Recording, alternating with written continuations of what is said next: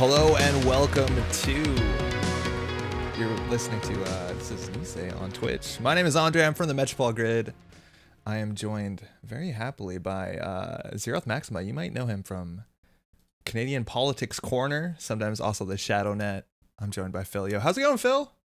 Hey, it's going well. Welcome. Beautiful day for some netrunning. What a day for some netrunner. We have a huge day today. If you're just tuning in, if you don't know, it is the America Continental Championship. It's going on today. We have some Swiss rounds. We have about 70 entrants. I think that's about 6 rounds of netrunner today. We're going to have a cut to a top, I think it's top 8, if I'm not mistaken, tomorrow. That sounds right to me. Yeah, that sounds about right. So we got a lot of netrunner today. A lot of people have registered for this event. If you don't know much about this, welcome to the Nisei channel. Welcome to Twitch. If you want to give them a follow or subscribe, if you have that Amazon Prime, I have no doubt that they very much appreciate it. So probably help them out a little bit. Definitely helps them out a little bit. Helps, right? So this is our final Continental. If you're not following, there's been 2 previous Continentals this month. We've been looking at the APAC Continental Championship 2 weekends ago. Just last weekend was European and African Continental Championship. It is definitely worth knowing for the American Continental Championship, you don't have to be in that region to participate. Anybody can enter. You're only allowed to enter into one of these championships, and America's, that is, I feel like this is a problem where if you say America Continental Championships, people think it's just the United States of America because they have a monopoly on that word. You know what I mean? Yeah. Yeah. No. We gotta rep both continents. Yep. To start off with, and all the countries we're in. Still waiting. Therein? Yeah. Something like that. Still waiting on the Continental Breakfast here. I'm going to jump over. We have a Cobra link that's up right now. So I'm not entirely sure. We'll be getting this down throughout the day. But we'll have links to the Cobra. This is Cobra.ai. It's a place that you can follow and organize tournaments. So you'll be able to see all the entrants, the standings, the pairings, all that sort of stuff. And we'll be talking a bit about that. We're starting really soon. I think we have 12 minutes before the top. We also have some raffles going on today in the chat. So even if you're just watching on Twitch and you don't have a Twitch account, I highly recommend just signing up. I don't even think it needs email authentication, so just make an account. You can enter into some raffles. I feel like you're suggesting a way to game the raffle system here. No, you don't want to do that. No. How many? Good faith only. Yeah, good faith only. Let's go back to the Cobra AI. So Cobra's up. American 2021 Nisei Continentals. We have 70 active players right now. That's good to have always an even number. I have a list of names. 71. You've seen 71? Okay. I see one dropped right now. Maybe I just need a refresh. Oh, okay. Yeah, I'm just going to give that a refresh. I might be wrong. I don't know. I don't know how these things work. So we're going to scroll through a list of players here. There's a lot of names that you might recognize. A lot of some very competitive players. Also, this is a big year for new players in Netrunner. A lot of people are getting into the game with the release of absolutely of System Gateway. So maybe for some of y'all, this is either the first tournament or first month of tournaments you've been watching. Maybe even the first tournament that you've entered in. If that's the case, so that's really good on you that you're getting involved in organized play, throwing your proverbial hat into the ring. That is absolutely fantastic. So we have a big one to start off on. Like, hats off if this is your actual first one. No, yeah, it's really big, and I know this can be intimidating. I say this all the time on when we're talking about organized play, even if you don't fancy yourself a competitive player. And we'll be seeing some of the top caliber Netrunner this afternoon. Even if you don't fancy yourself to be in that circle, there's still a lot of fun to be had. You get paired against somebody with your own score as the rounds go on. So no reason not to jump in, huh? Absolutely. I've always had a blast playing in these online events, even though I prefer like the in-person stuff, obviously. Mm-hmm. Still a ton of fun to be had. That stuff is coming back soon. Talking about actually online tournaments, Phil, you played at the APAC tournament, which was 2 weeks ago. Do you want to maybe give a bit of a explanation of what that looked like? I think we're going to see the evolving meta. We're going to look at some of the identity distributions that are showing up this weekend. I think it might be pretty similar to your Africa. Maybe we're going to be a bit surprised, but how was your experience? Yeah, so it was a lot of HB overall, which is not surprising. No, not really. Did I play against a non-HB player? I don't think I did. Really? I don't think I did. How many rounds was it? Was it still 6 rounds? It was. Okay. I ID'd the last one against Morgan. Right. What's their name? Anzuke? Yeah. Correct. So I only had to play 5, which was a merciful thing on their part because it was like 3 or 4 a.m. here. Oh, yeah. So I really appreciated that. Yeah. You know what? Actually, if I'm not mistaken, do you have the Google Drive link open? Because I think Rotage has been like very, very. They've been gathering these stats. Yeah, they're gathering these stats, and we can see there's a lot of numbers on the screen right now. A lot of like pretty deep decimal points. Some significant figures there. But we're looking right now. This gives you a distribution of who is playing what today. Now, I think we'll have these numbers on Cobra sooner in a much more cleaner format. But if you want to see like distribution change over time, this is a really good place to start. So yeah, if we're looking right now, this is give me 1 second to orient myself. I think this is just corporation I'm looking at right now. And we're looking at American players 17 today on Sports Medal. Go big, go home. Definitely something that's been performing really well. It won the first APAC tournament, almost took second place, or it did take second place if I'm not mistaken, as of last week. We have a lot more precision followed design. By precision design here. Yeah, that's honestly, I think, which not surprising. Is that? Yeah, maybe you're right. Yeah, because there was a lot of PD also last week. I there's a swing between both, right? Because you can tech pretty hard against the fast advance of sports metal. With Clot, we've seen double Clot decks. Yeah, we might even see triple Clot today. Who Last, knows? yeah. So precision design is a good way to get around that in a lot of ways, because you're not relying on that fast advance to build that tempo.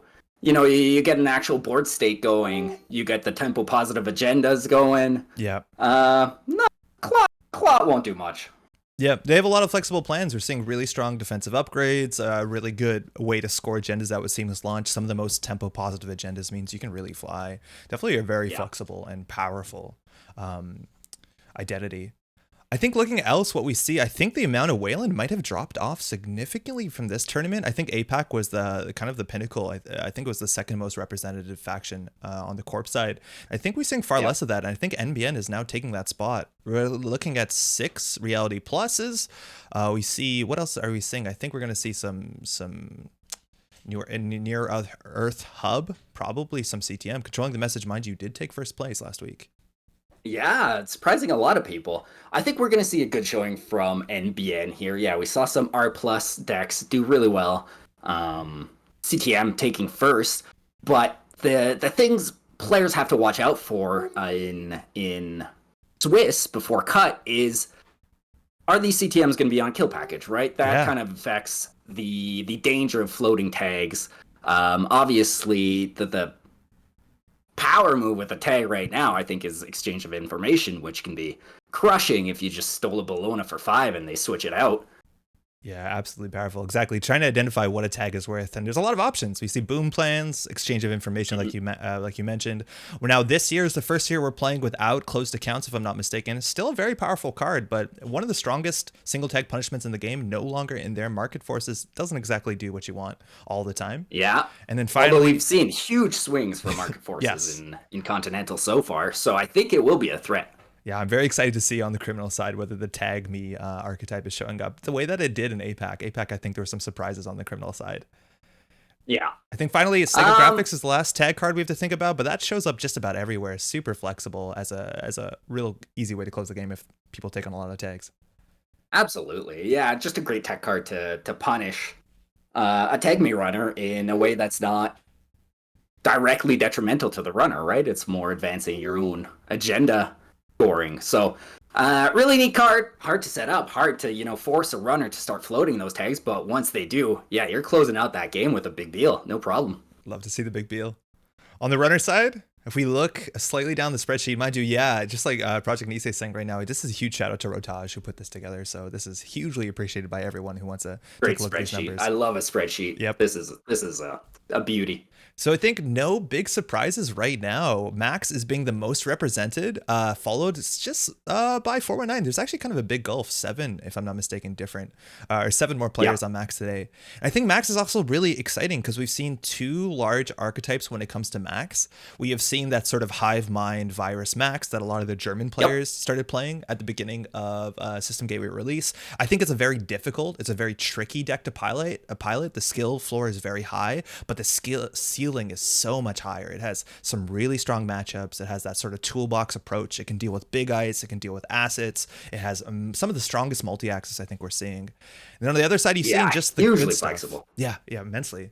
And on the other side, the other Max list we're seeing is just good stuff, the regular APOC Max. And that also has, I think we saw a fair bit of that in the last 2 weeks, maybe even more in Euro Africas. Yeah, this is something that Sokka won the APAC tournament with, I think, which put it into the limelight more than the virus one that was favored before Continental season. So I think a lot of people have pivoted, have seen the strength of Apocalypse. Not that they didn't know it, but it's still good. Shockingly, huge surprise. Who would have known? Yeah. So yeah, that again, very flexible. You're just trying to dump your cards. You're just trying to get an Apoc off and just trying to keep the corp down as much as you can. You got a Stargate, which is super good against PD. Trashing those agendas. If you manage to grab a Vacheron, put it in the bin, actually steal it without them spin doctoring it, I mean, you're looking golden. And looking at the meta right now, Sports Metal, you're going to have to play against it today, probably multiple times. And you've seen Sports Yeah. Metal making up the majority of some of the top cuts.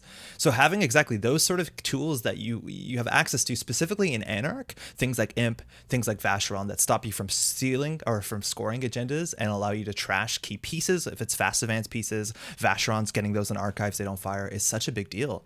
We've seen success with 419, and that Sports Metal deck, from my understanding, was created as a really good matchup against the inevitable 419, just the good stuff 419 right now. So that's a kind of an exciting matchup, because 419 I don't think has any very good obvious tools besides that their ability to get a lot of accesses, and then hopefully those accesses really matter. The money down, but that's less of Yeah. that's less powerful versus the With Audacity, right? Sportsman. Yeah, exactly. Audacity, you can tech with a subliminal messaging. You could start your turn at 0, pop the subliminal messaging, be at 1, Yes. put the agenda down, advance, Audacity, you just scored a 3-2, It's really hard to keep them down on economy. They are playing, I think, modernly less economic assets. We saw Nico campaigns. We used to see Maryland campaigns, some of the older lists. I think those have been optimized out. At this point in time, it might just be Rashida and Jeeves. And I do love the Jeeves list, but it's not showing up across the board. I do like the flexibility. We've also seen... I'm interested in seeing these Hoshiko and Lu decks. Yeah, big showing Just today. go back to Anarch for a second here. Yeah, so I think we might see some alternate trashing here. With Lu, are we going to see the console Carnivore come into play? You could trash anything with that, including agendas, which is great versus Sports Metal. Hoshiko, maybe we could see something like a Bagat, or some other weirder Anarch trashing tools make an appearance, just to throw a wrench in that Sports Metal train. Yeah, disruption seems very powerful right now. I was thinking maybe we'd be lucky enough to see some Freedom. Freedom has always been popular or competitive for the last couple of years in competitive Netrunner, and I feel like right now it maybe struggles a bit with the PD matchup if it can't deal with too much ice too quickly, but I totally agree. Having that aggression of Hoshiko, the trashing of Lu, is exactly what you need right now. Absolutely. Captain Nice. Wanton Destruction. Great shout. Yeah, no. We could see that, I guess. I don't know in who, but he puts the Swift, you play it in anywhere, get all those clicks. With Swift, that's a deck.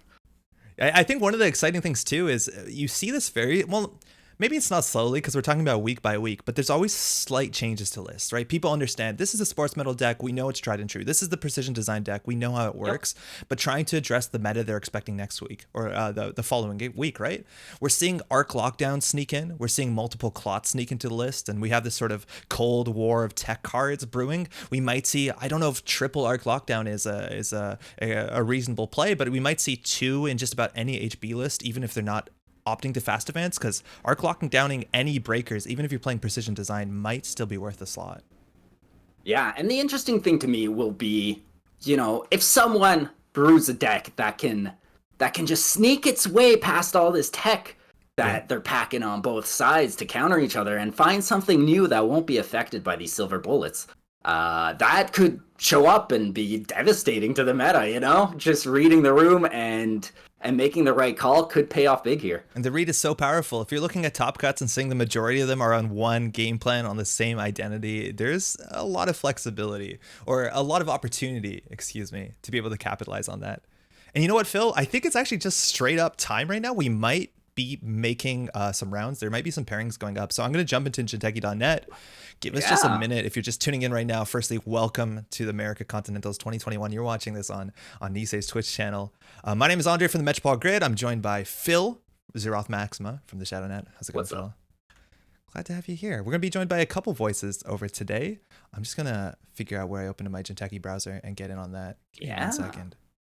I don't see anything popping up now, so I think we got a couple minutes. We might just be a bit ahead. Okay. I'm just going to keep up that I'm going to keep up that competitive lobby, the tournament lobby, so there's no surprises here. What were you playing when you're playing in APAC, man? I was playing Wu. I cleverly decided, there's 2 schools of Wu right now. Okay. There's Apak Wu. That's great. Apak, always good. And there's one with just like mayflies, where you have a limited number of mayflies and you just kind of remote camp with those. Mm-hmm. I thought, best of both worlds. Why don't I mash this up? 49 cards in a deck? No problem. Let's do it. Yeah, it won at least one game. So happy with that. Heck Happy yeah, with that. that'll count. It's the middle of the morning too, And right? It's like really early. yeah, it started at like 10:30 p.m. here. So I had the strategy going in. Offer a 2-for-1 off the bat. No Oh matter. Round no. one, hey, you want a 2-for-1? No, no, no, no, no, Take the no, no, extra no, no, time. no, Phil. This Power is, nap. if anybody's Power listening, this nap. is a terrible Power nap. idea. Okay. It was a terrible idea, but it was good enough to come in like right around the middle of the pack, so I'm happy with that. Just good enough. Yeah, I'm looking right now at the corpse on the corpse side here, and I think the faction that has very clearly been underrepresented, specifically in the top cuts right now, is Jinteki. So if we're looking We're today, seeing not a lot, yeah. yeah, I think it's still going to be the smallest. But what are we seeing today? Because I think right now there's two schools of camp when it comes to building a Jinteki deck. There's the damage camp. And I think the damage camp honestly has some cool options right now, right? If you're seeing so many max matchups, those matchups are very contingent on holding key recursion pieces in your hand at the end of Yeah. the game, and also trying to interact at the mid game once you've run out of a deck with a very limited bevy of cards. So if they're Oh, accessing snares on absolutely. centrals, it can be so devastating. It's an Yeah, interesting you plan. lose just randomly lose a couple of your labor rights to your max trash and then lose the last one to a Jinteki PE trash, like Yeah. you're done. You're done. You better It's hope you have a somewhat of a board state to contest anything, but you it's got no more gas. It's quite difficult. I think today we see only 3 PEs showing up, so I'm hoping that we can see some of that. Otherwise, on the Jiteki side, you still have access to things like Paulina and Eigenfusion, classically some of the best identities when it comes to building up big remote servers. Mind you, Anoetic Void, I think it's a 4 influence defensive upgrade, came out in System Gateway. One of the strongest defensive upgrades to put behind even mediocre ice can sometimes buy you with that scoring window. And Absolutely. while that I think The is, one problem with these Jintekis, though, yeah, is they really rely on building a solid board state, which, with the epoch that we're seeing, even with defensive upgrades like Anoetic Void, you spend half your game building a board state and it gets blown up. Yeah, you're not recovering from that with Jinteki, unfortunately. yeah, it can be quite difficult. And I think they were hit pretty hard with the changes in the standard ban list recently, losing some of the best Hmm. ice, like 6 ice, or I mean, 2 of 3 copies that was showing up in just Yeah, about all of yeah. these decks. So I think there's a lot of, I think there's hope that something shows up there, but I imagine we'll see more PD decks playing with Anoetic than we will see Jinteki today. Yeah, and I'm hoping we'll see Jinteki more in the future. Hmm. Once they get new cars that do new weird things. I don't know what's coming down the pipeline from Nisei, but hey, I'm excited to see it, and I hope it's competitive. Always excited. All right, if we jump over to, oh, we don't have pairings up yet. So if you're just tuning in and you're antsy for things to start, actually, I think pairings just showed up. So we should be showing up pretty soon. Now, we have to decide where to go, what table to go to right now. Table 2 right now. I don't know if I can make a call here, but we have Limes versus Big Unit. So Limes is a former world champion, the reigning world champion right now. Big Unit 3000. If you watch Fight Night this year, just an absolute demonstrative performance. Does that sound like Yeah, a place we want to incredible go? player in his own right. So I think let's start off with that one. Why That not? is such a table. Oh my! You like know when you show to a tournament and round one is a world champ, you're feeling good, right? Yeah, that happened to me at the throwback tournament. Oh no! First round paired with limes. I'm like, oh man. It's So okay. We split. We did. I did all right. I love events where they have where the bounty sort of system where there's certain players that are highlighted as you beat them, you've done really well. But I think no matter what, this is going to be a very interesting thing to watch. We're not sure what they're playing yet. If you're just tuning in maybe to a Netrunner tournament, it's important to know that a round is about 65 minutes, 70 minutes. I might have to be corrected on that in the near future. But both players will be playing each side of the matchup. So right now, Limes will start as runner. Units can play Corp. After that match is finished, they will flip to the other side.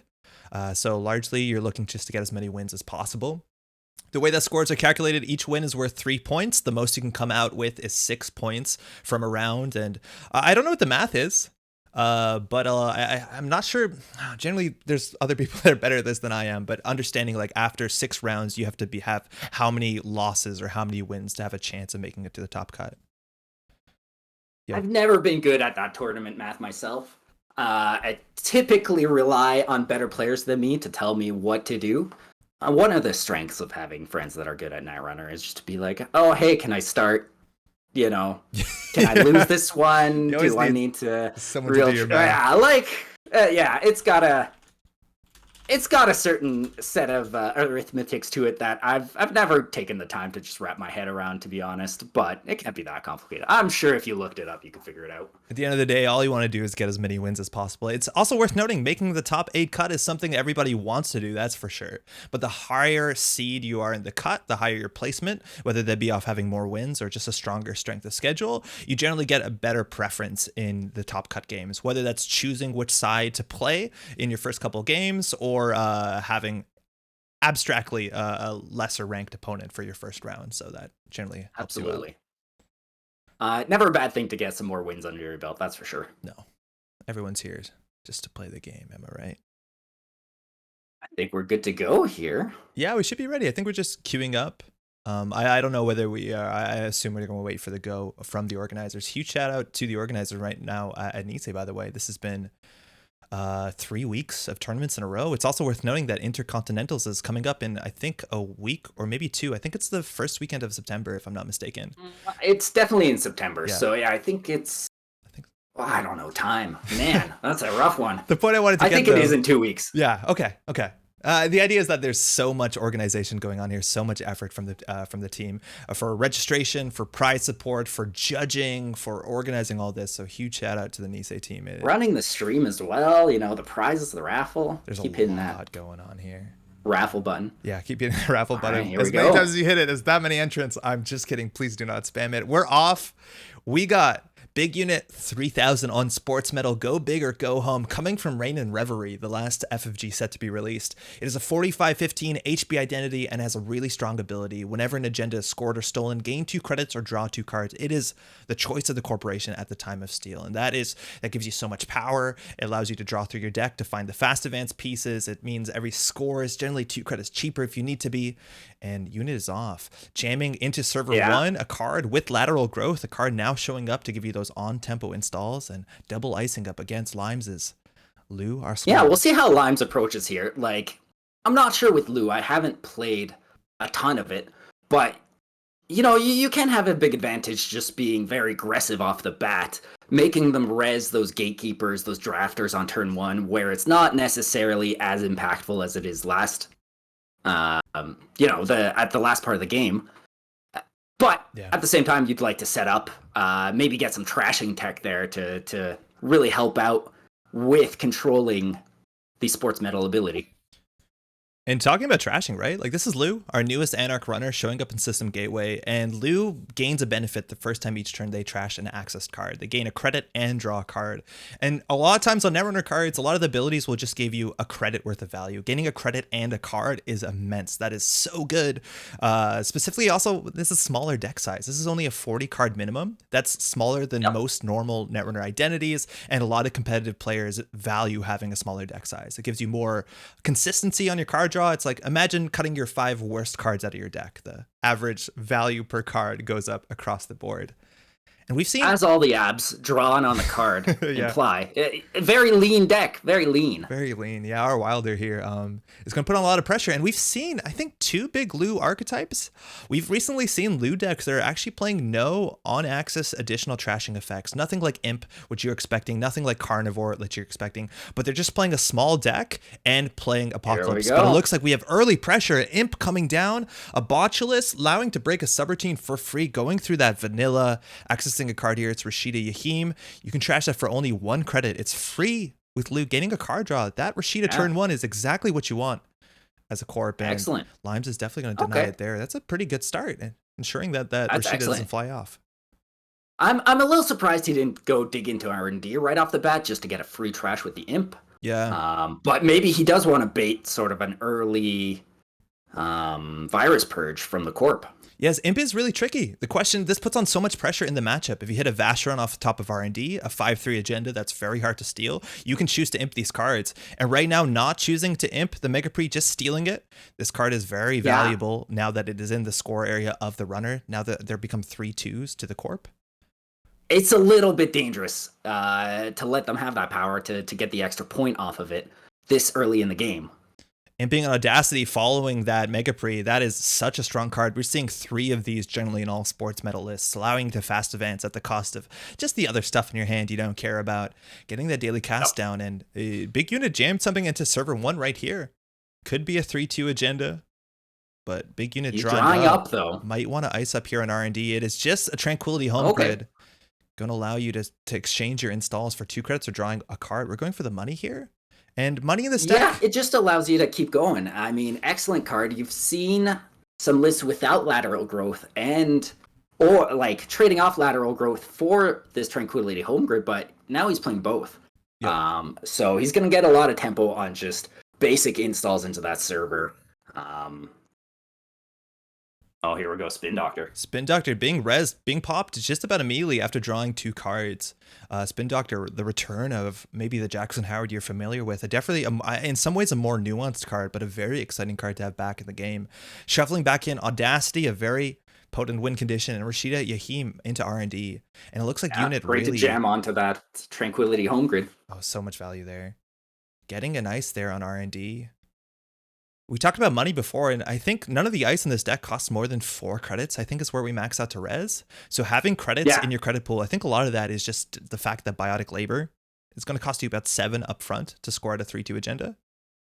Absolutely. And with the Tranquility home grid, with these lateral growths, you're not really sacrificing your setup to make money with sports medal. And that's the big strength, right? You're just right off the ground. You're not Wayland where you have to sit around and wait for a money card.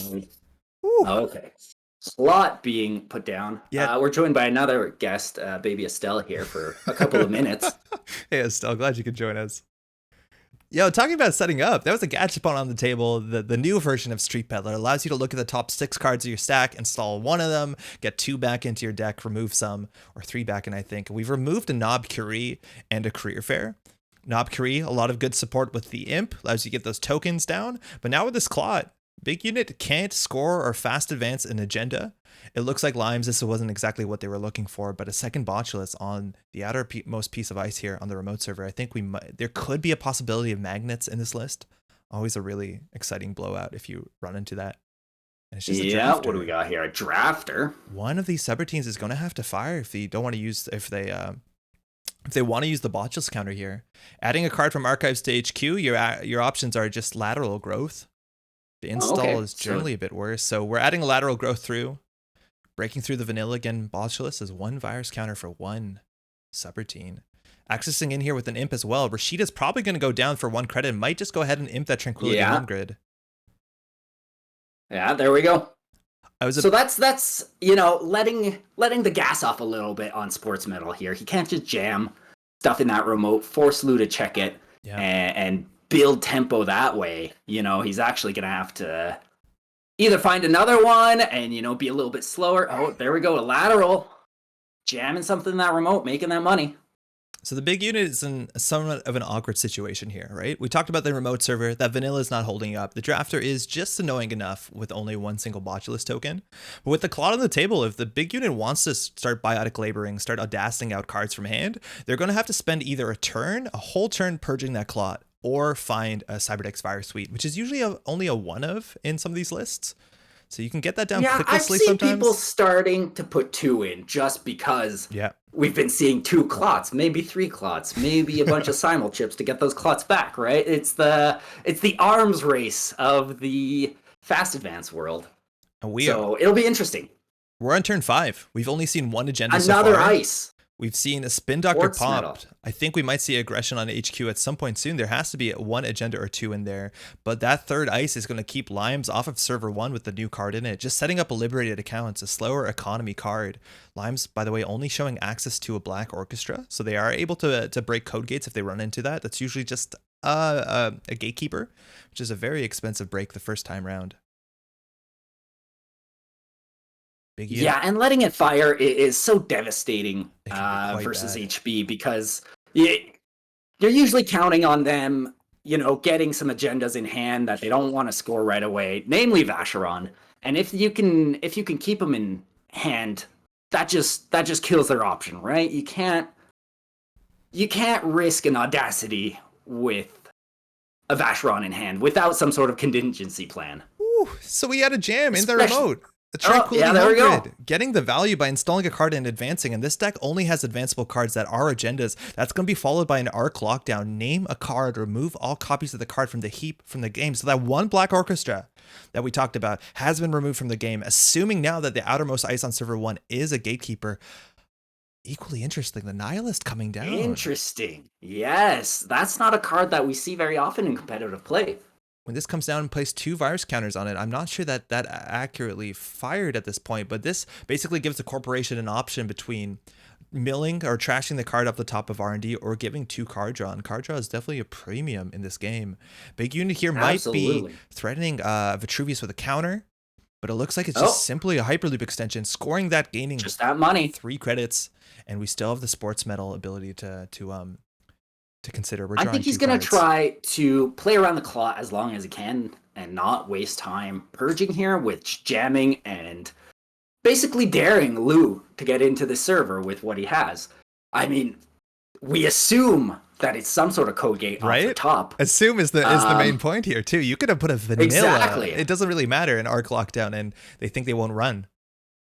The question is it a Gatekeeper or is it a Magnet? They're both bad in different ways, right? The Magnet, yeah. If you face check the Gatekeeper, that can be crushing the amount of card draw you're giving the Corp, and then just planting and ending the run.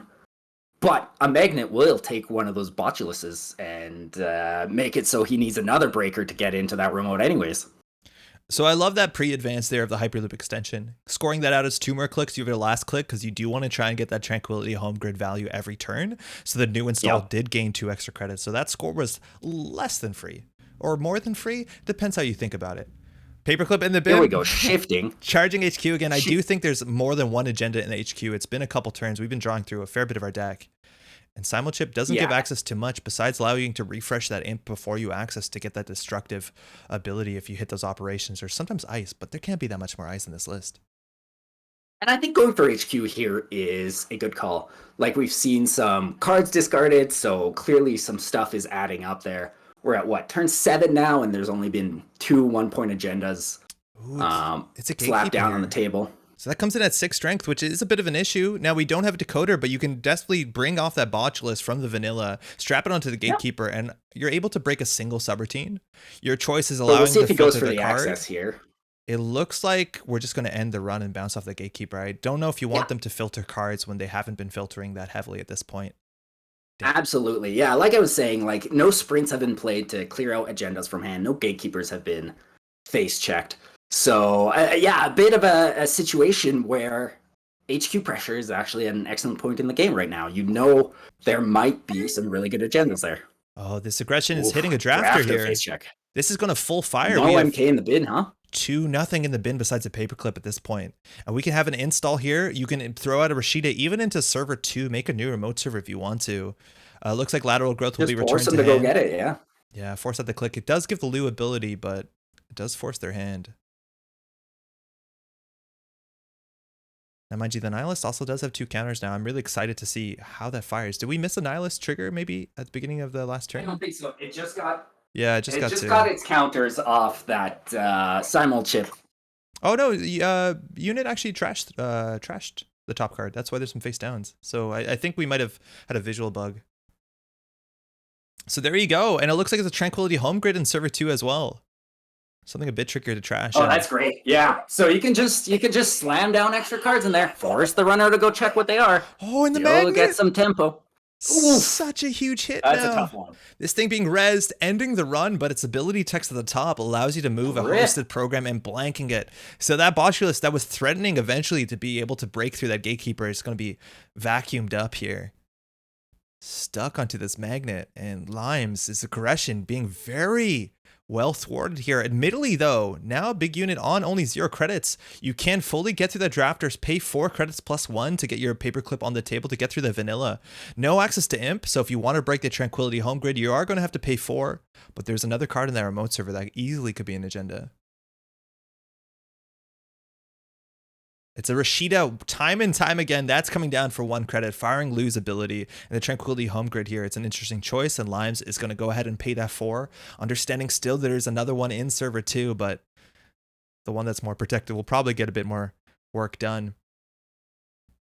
Yeah, there's no reason you wouldn't res it just to even force the runner to go deal with it. So Jonas starting only on 1 credit here, or big unit, excuse me, clicking for a credit, figuring out what the rest of their turn. We know they have a lateral growth in hand, so if they can get up to 2nd credit, they can always install something to get more value. Resing the Tranquility home grid. Interesting point at the game here for Sports Metal. You know, you're on turn 8. Yes. You've only got the 1 point scored. The runner's getting more and more set up. It's a little bit scary, right? That clot's still on the table, still preventing any fast advance from happening. So, like... Yeah, this is... he's a bit of a... It's surprisingly slow for right now. But there is still a lot of tricks that Sports Metal has access to with cards like Audacity when they're on low credit pools. And I've no doubt, well, it's not no doubt, but it's likely that Audacity is in hand at this point. And I don't know if the big unit wants to play it. Maybe there's too many agendas in hand. Maybe they're waiting for a Spin Doctor. It's definitely a bit tricky. Spin Doctor is sprint. Okay, here we go. New Imp.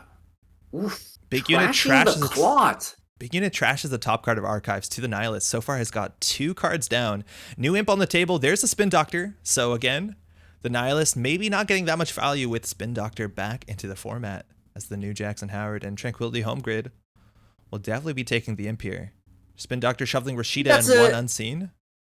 There's still a lot of value for the runner there, because you do not want to have the Spin Doctor on the table after the Audacity. Then they can get those agendas that are slowly flooding into the hand back out of the Archives, and that's just a key part of the control we're seeing on the runner side here, is denying the fast advance in so many ways here with the clot, with that control over what's in HQ.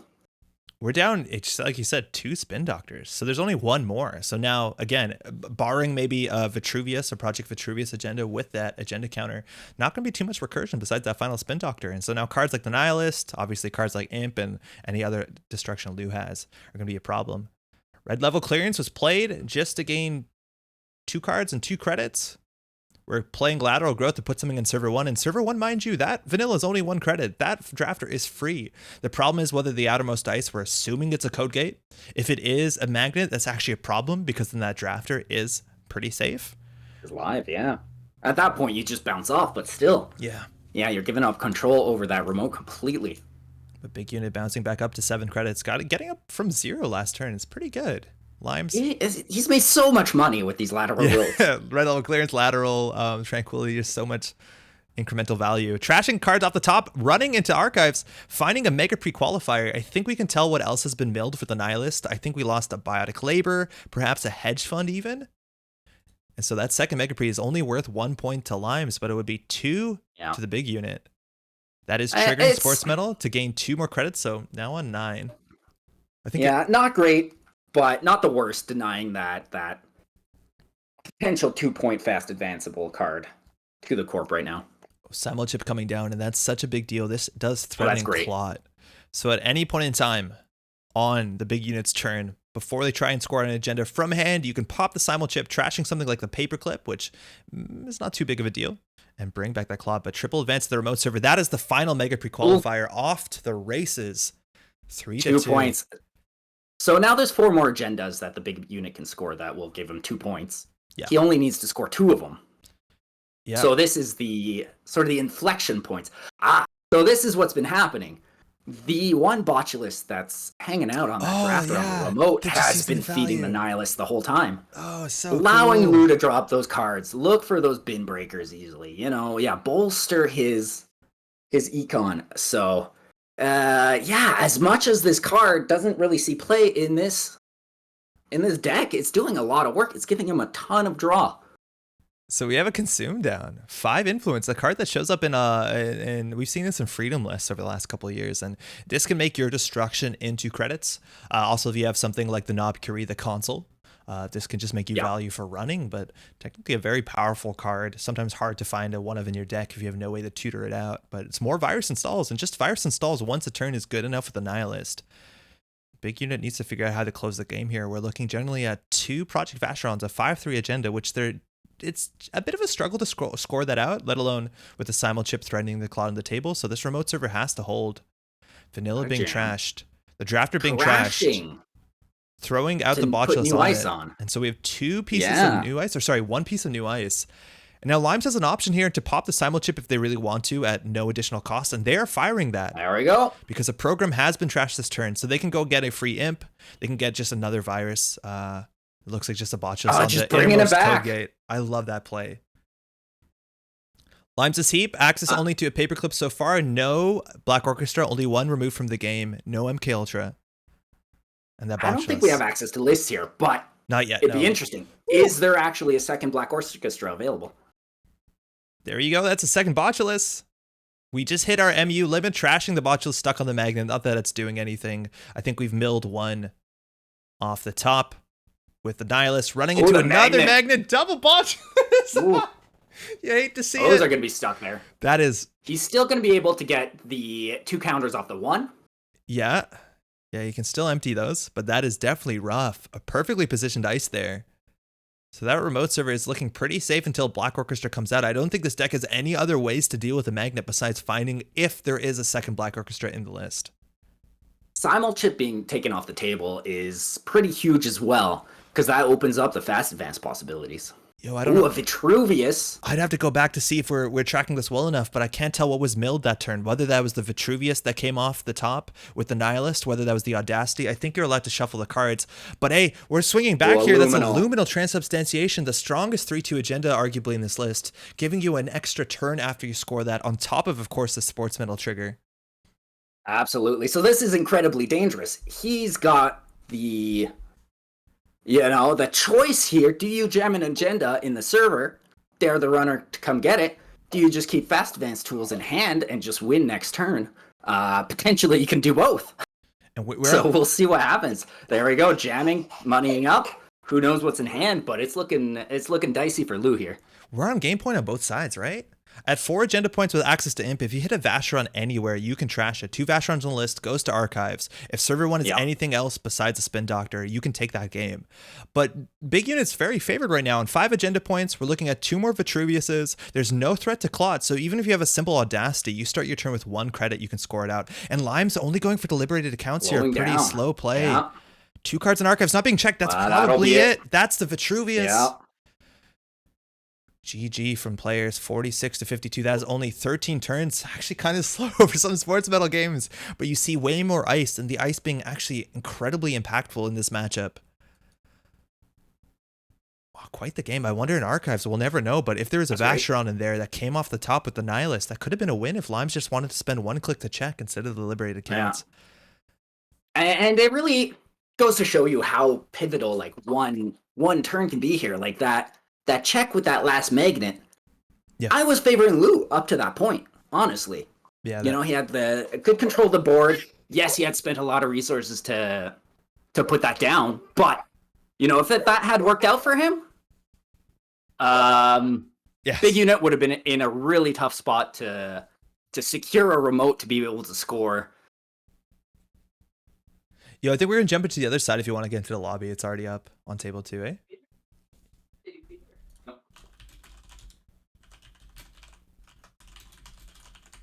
Which game are we going to? Table 2, just so we'll do the other side of it. Fantastic. Yeah, they just started. So we're looking at some interesting identities here. We have big unit playing 419, a criminal runner that forces. Generally, I think there's no reason not to hit that button, put it on auto resolve. But the first card that's installed, the corp either pays 1 credit or reveals it to or exposes it, to the runner, and that is a lot of information, let alone Amakua, an AI breaker that gains strength based off of how many cards have been exposed. So very powerful, but I think that the Amakua might actually be an issue in this matchup. This is Acme Consulting. The runner is considered to have an additional tag even during encounters with the outermost piece of ice protecting any server. So this deck is definitely playing 3 copies of IP block, which is a card you don't really want to run your Amakua into. And there's actually a lot of really strong NBN ice that you can afford to res relatively cheaply that might be an issue for aggressive criminal. We're looking at cards like Hydra, cards like Data Ward. The IP blocks are still a problem. I'm not sure if there's any other relevant tagging ice that. Yeah, there used to be Pachinko. Yeah, right. What's the big one that has like strength 8? That's the 6 Data Ward. Subroutines. Data Ward, yeah. A really strong barrier. So Yeah, really good matchup, I think, on the Corp side. What's going to be the determining factor, I think, is if 419 can actually keep that economy in check as the game goes on. Because, yes, the ice is crushing. Amakua won't be as reliable as we've seen before. Yeah. But if the Corp can't get that economy rolling in this deck, they're going to struggle to res the ice. They're going to struggle to score the points. They're going to struggle to do everything, right? So this is a really interesting matchup, right? NBN decks generally they're attached to additional punishment when it comes to things like hard-hitting news. Now we have Public Trail as well, but there's a chance we saw. I think it was Bridgman's list that they played at the last tournament, the last Continentals, was an Acme list with the good ice, but they weren't running any inherent tag punishment. They were running cards like Anoetic Void, playing this as like a defensive NBN pseudo Glacier deck.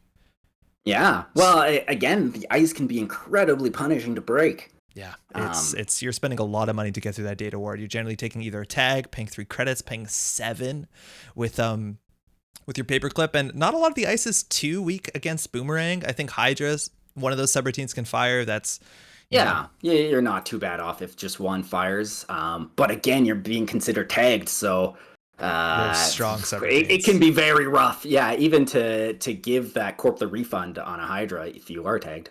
It looks like we might have a weird pause here. It's always worth remembering when you're following this to see which cards that the corporation is spending extra credits to prevent expose. Also, one thing you really want to do against 419 is if you want to install multiple cards, try and do that on the same turn, because 419 only threatens the expose on the first card you install every turn. So getting 2 cards down generally saves you credit if you're paying for it. So we saw a hedge fund into double install. That server 1 a lot of times means that there's something in hand they want to push out early, whether it's something like a daily quest, a Rashida, all that sort of stuff is really good, but sometimes hard to protect against the identity that has access to cards like Boomerang or Inside Job. For sure, yeah, and those tricks will definitely come into play here. It's just 419 has to be very cognizant about the right time to use them, right? Yeah. PSK is joining. It looks like there's a weird lull here. I think both of these players are in voice comms, so they might have a bit more better communication going on than we're going to experience. But yeah, there might be a Jaina issue here or something like that PSK is trying to resolve. Shout out to PSK, who's been organizing and running and I think doing judge calls too for most of this tournament and making sure everything runs smoothly. It's this tournament, I think Euros as well. Yeah. So this will get back rolling soon. We'll figure out what's going on. Otherwise, yeah. Should be there. So you think no tag punishment in this Acme list? It's a possibility, and also that's a possibility of something to play off of with the expectation, like to goof with the expectation of the runner. Because again, I think the top performing Acme list last week had no punishment. It just had very good ice, decent economy, maybe even good economy, especially if you stick one of those daily quests, and then had some of the best ice with the best defensive upgrades. I think they were playing 2, maybe even 3 Anoetic Voids. Absolutely, and one of these decks that is a bit sidestepping all that clot and counter clot tech. Yeah, exactly. You know? Yeah. They're not going to rely on that fast advance. They're just going to rely on big ice, big money. I haven't yet seen anyone try and botch us the data ward, but it's going to be a heck of a lot of effort. If you're patient, you'll get through it eventually. Yeah. And you know what? Big unit here, waiting for their corp to take their turn after installing the class act, drawing up and ending their turn on 9 cards at hand. So many options. That's sometimes a bit intimidating on 4 credits. You know, there's only so many things you can play, but they have a huge turn to plant ahead of them, so they can maybe take their time to figure out what this is. Lime's appearing to have connection issues, so I think we're going to hold out for maybe another minute or 2 before we decide maybe to bounce to another table. Absolutely. But I'm really excited for this matchup because this one's always really, really fun to watch. Typically I don't super enjoy playing 419, but I think in this matchup, yeah, particularly exciting with that anti-Amakua tech in the IP block, and just the amount of deception the Corp can have, right? Like forcing you through this big ice. Who's going to set up first here? You know, is 419 going to try to be aggressive early, or is he going to try to build a late game state and really pressure that Corp on the upgrades or the reses before they're financially secure? You know, that's the question. And honestly, I haven't played this matchup. I have no idea which way it will go or which way is the correct way to do it. So one card that's actually dropped a fair bit out of the competitive meta right now are cards like NGO Front. things that you want to install advanced events in a remote server. It looks like an agenda. It is an agenda. It is not an agenda, excuse me. And if the runner spends their money, spends their resources getting through ice, paying to break ice, you pop that, getting your 8 credits off the NGO front, and it's a huge credit swing. It's a huge turning point in some games. And this is one of the few lists that is probably running NGO front because it can and will want to bait you into that remote, which again is interesting because out of all of the Netrunner cards right now into standard format, if I'm not mistaken, exposing cards in a remote server only exists on maybe 1, maybe 2 criminal cards, but falsified credentials is the one that you have to play around. So criminal tricks the strongest of the exposed cards. Yeah. Maybe historically even, but definitely in the current card pool. And yeah, it can just lead to huge swings if you do make the right call. And NGO can be a great way to bait those out and have them just fizzle. Yeah, no, it can be such a big deal. So we'll see how you play around the exposed, whether you pre-res the NGO fronts. Unfortunately, looks like the Limes might have to concede this match. But the lower was started for fun, so I think we're just gonna bid adieu and go and find another match. Yeah, we'll go find another match. Phil, is there anything that you want to see particularly? Let's see if I recognize any of the names here. At Shoe Flowers, Hoshiko, I think, is a pretty interesting deck. I wouldn't mind looking at that one. Do you know the table number? That is table number 21. Yeah, sure. Let's do it. We could do that.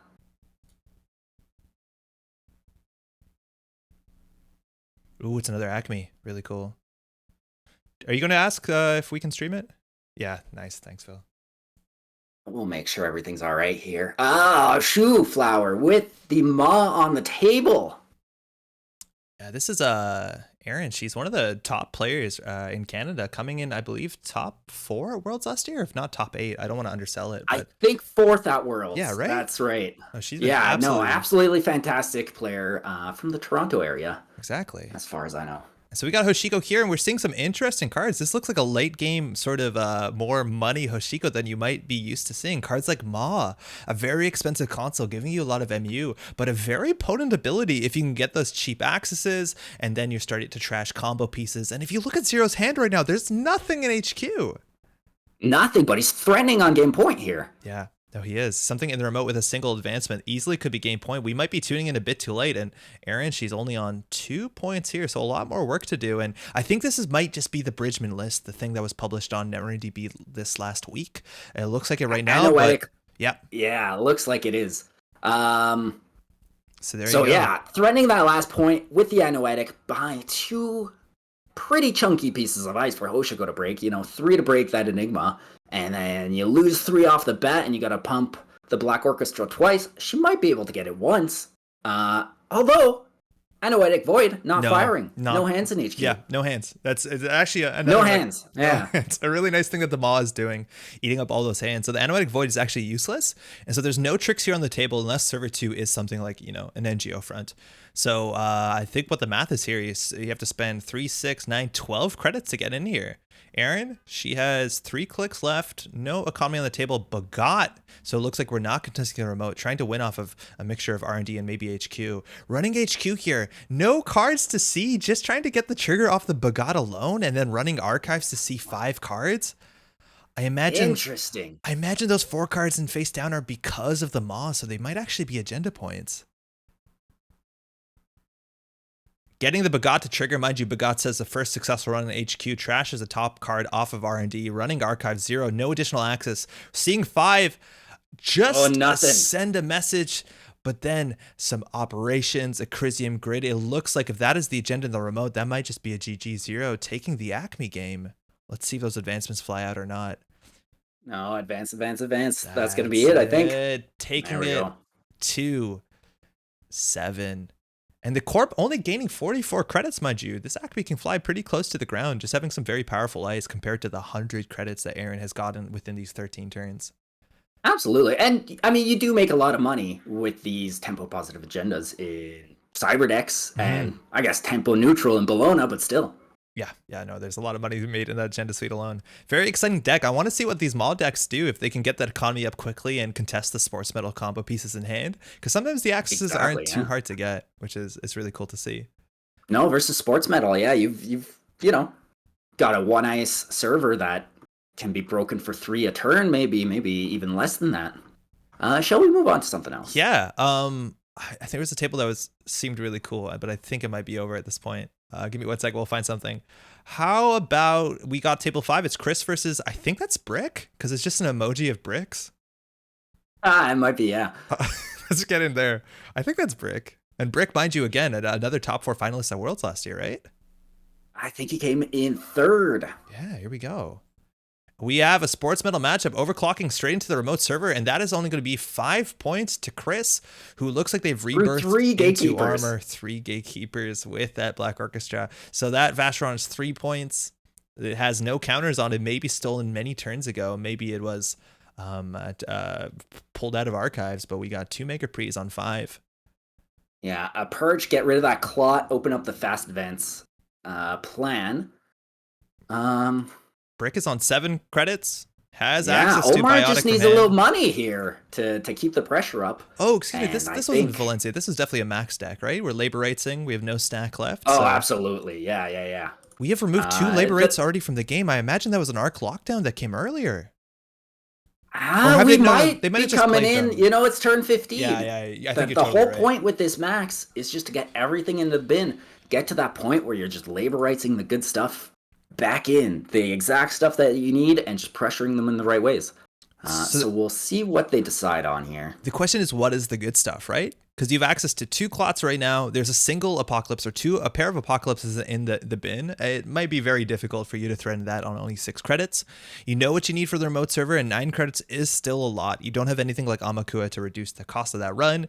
So at this point, I think you want to get some sort of clot threats, and then things like overclock or maybe a liberated accounts, some way to get money down.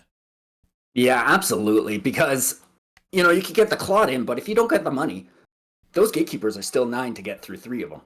Yeah, and 5 not cheap. 5 agenda points is you know, I don't think that many more 1-pointers in the list. I think there might be another hyperloop. There's definitely 1 more Mega Pre, but we're still looking at 3 Vacherons, or sorry, 1 Vacheron and 3 Project Vitruviuses.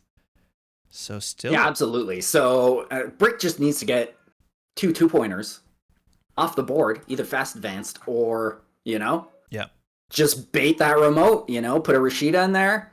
If he goes through, he won't have any more money. And you could just slow roll him in there.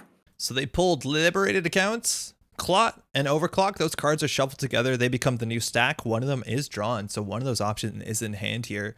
I think Chris would love to grab the liberated accounts right now because playing any of the other cards makes it a bit harder to play that liberated accounts. But even getting the clot on the table, if you want to draw right now for 1, hit the clot, but it looks like they did rip the clot right off the top. So Chris, hitting that down, drawing up. So there's a 50-50 of what's in hand. So Brick is going to have to deal with that. And by deal with that, I mean purge. Spend 3 clicks to purge all virus counters. So we can count influence. We're looking at 4 right now in simulchips in the bin. Another 6 on Apocalypse. We see 1 on Rebirth. So that is 3, 6, 7, 8, 9, 10, 11. There might be 1 more Apocalypse in the list. I don't know what we'd be missing out on. Maybe. It's going to be...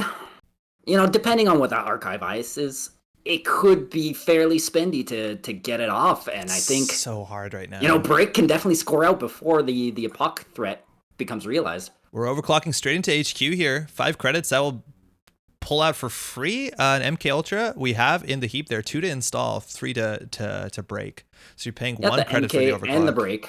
Credit perfect on that. So it just costs 1 to go in, and you get that install for further accesses. Oh, there's winning accesses here, but the audacity is not what you want to see at this point. So with no more threat for Claude, Chris understands they just have to go as aggressive as possible. Could run back in on HQ here, get 1 more access. We know 1 card right now on HQ. It might be a bit more, mind you. We did tune in a bit later into the matchup. Yeah.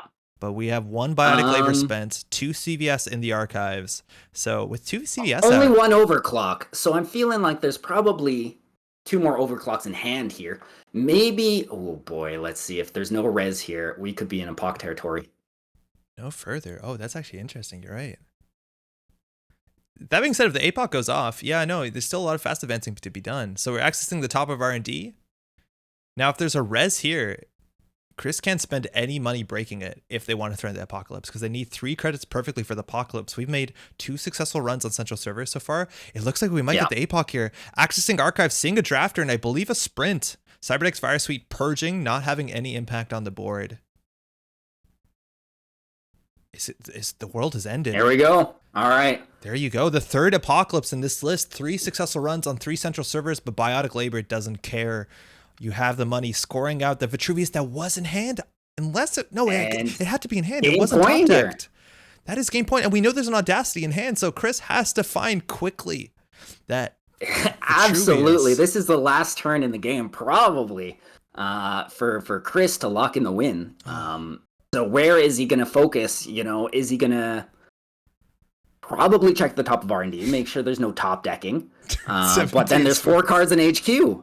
Yeah, we know. And if he accesses a 1-pointer, I mean, that just gives extra draw to the corp. Oh, that's a rough place to be in. It can be pretty rough. And at this point, Brick, well, they don't have a turn left, but you could probably, surmise what the last cards are. We know the bottom card of the stack is the Liberated Accounts. That's largely useless on this board state. Well, we don't know. I think we think it is. So we're just poking HQ here. We know 1 card in there with Audacity. We also knew the top card that they drew. See it again. The runner knows what that is, so that's a whiff there. Hitting R&D.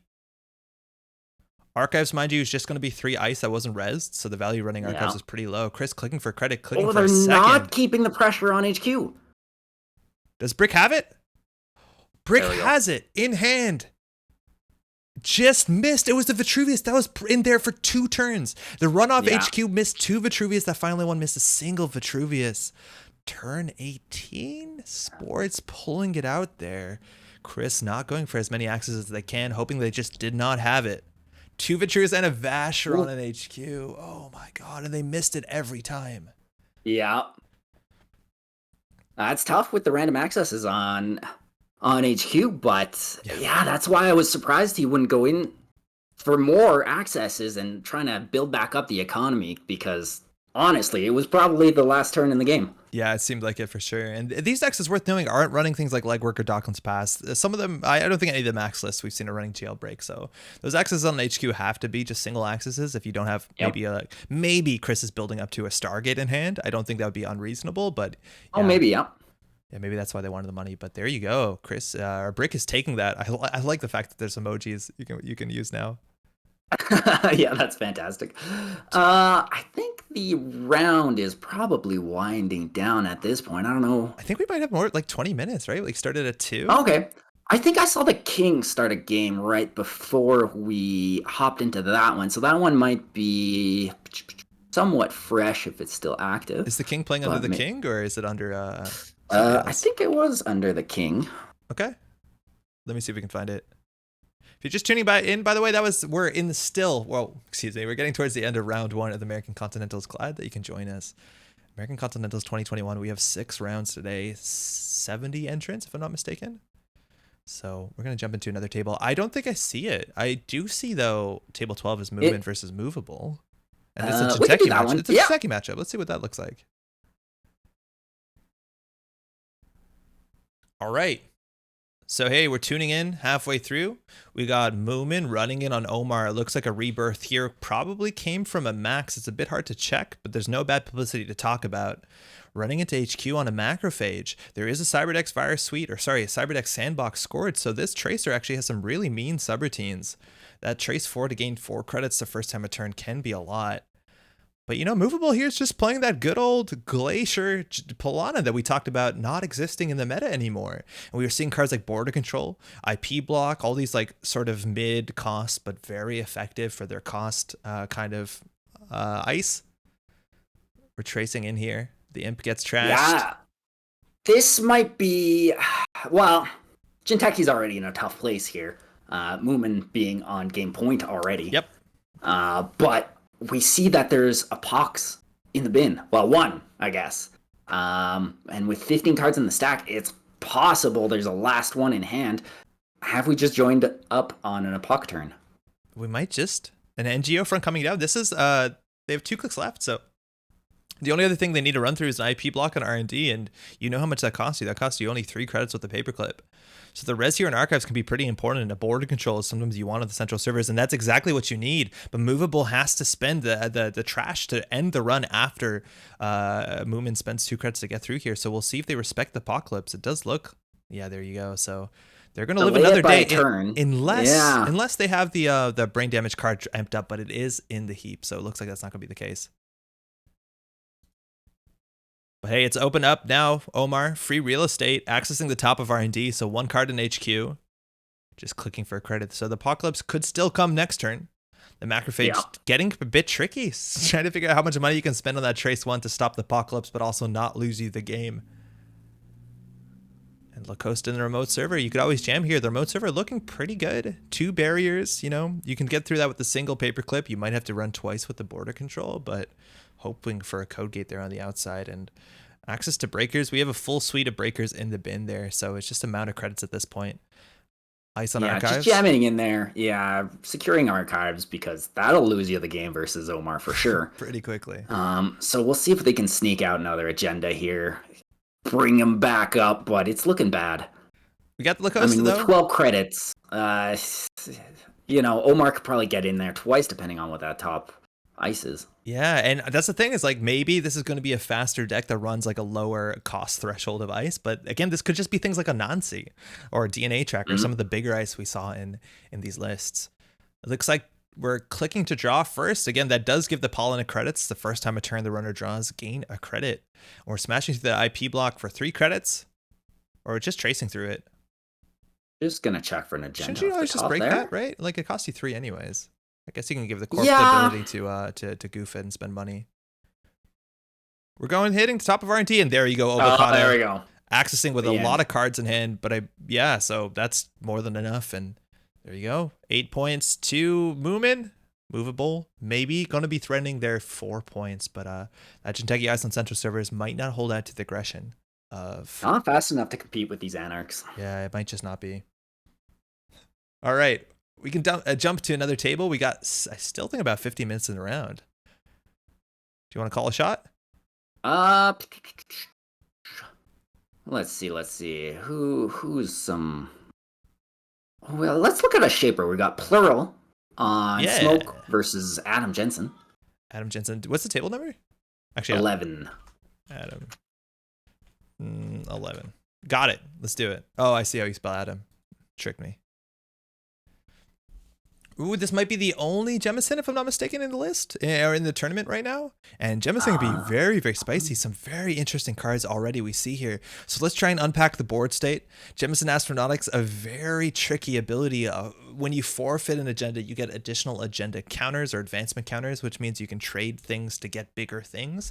And talk about trading your way up and getting better agendas. We have an agenda worth 0 points in the corp score area. So that's something you want to trade up. And we're looking at Atlases, 2 scored, one of them with 2 counters. That can be a huge threat for combo decks. Sometimes these decks are actually trying to kill you with things like Neurospike. That can be a real problem. But, talking about like finding your combo pieces, this Shaper's coming in with an equivocation on the table, and they're running through what is a Fairchild 2.0. So interesting use of your influence there. You've got some strong code gates like Mausolus. Yeah. Or, Whoredom is all right as well. But going for that splash of the Fairchild 2, I don't know if there's a specific combo other than that maybe 1 brain damage that might hit one time. It can be fairly valuable versus the Jemison to get that 1 brain damage on the board and make that kill just that much easier. And I think you nailed it right there, talking about the kill, because that 1 brain damage might be very relevant when the armed intimidation can be fast advanced out from hand. This one scored 5 meat damage or take 2 tags. And if you only have 4 hand size, that 5 meat damage is usually going to find its way to be a flat line.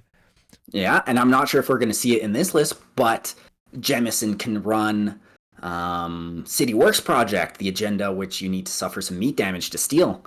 And then by sacrificing some of the agendas that they've already scored, bolster it up even more before the access and just force a flatline.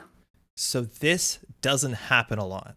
But an Atlas token was pulled to show an SDS drone deployment. We're assuming that's been put in server 1, but an Oberth protocol has been res and is staying on the table. This card, you could just pull a Atlas and just fast advance out, right? Because this allows you to score 3 2s from hand. It is basically build your own San City grid. I'm a little bit shocked. Yeah, we don't see the 3rd Atlas just being slammed down. There may be pausing here. I think we're waiting for a clot. A clot, yeah, we'll see.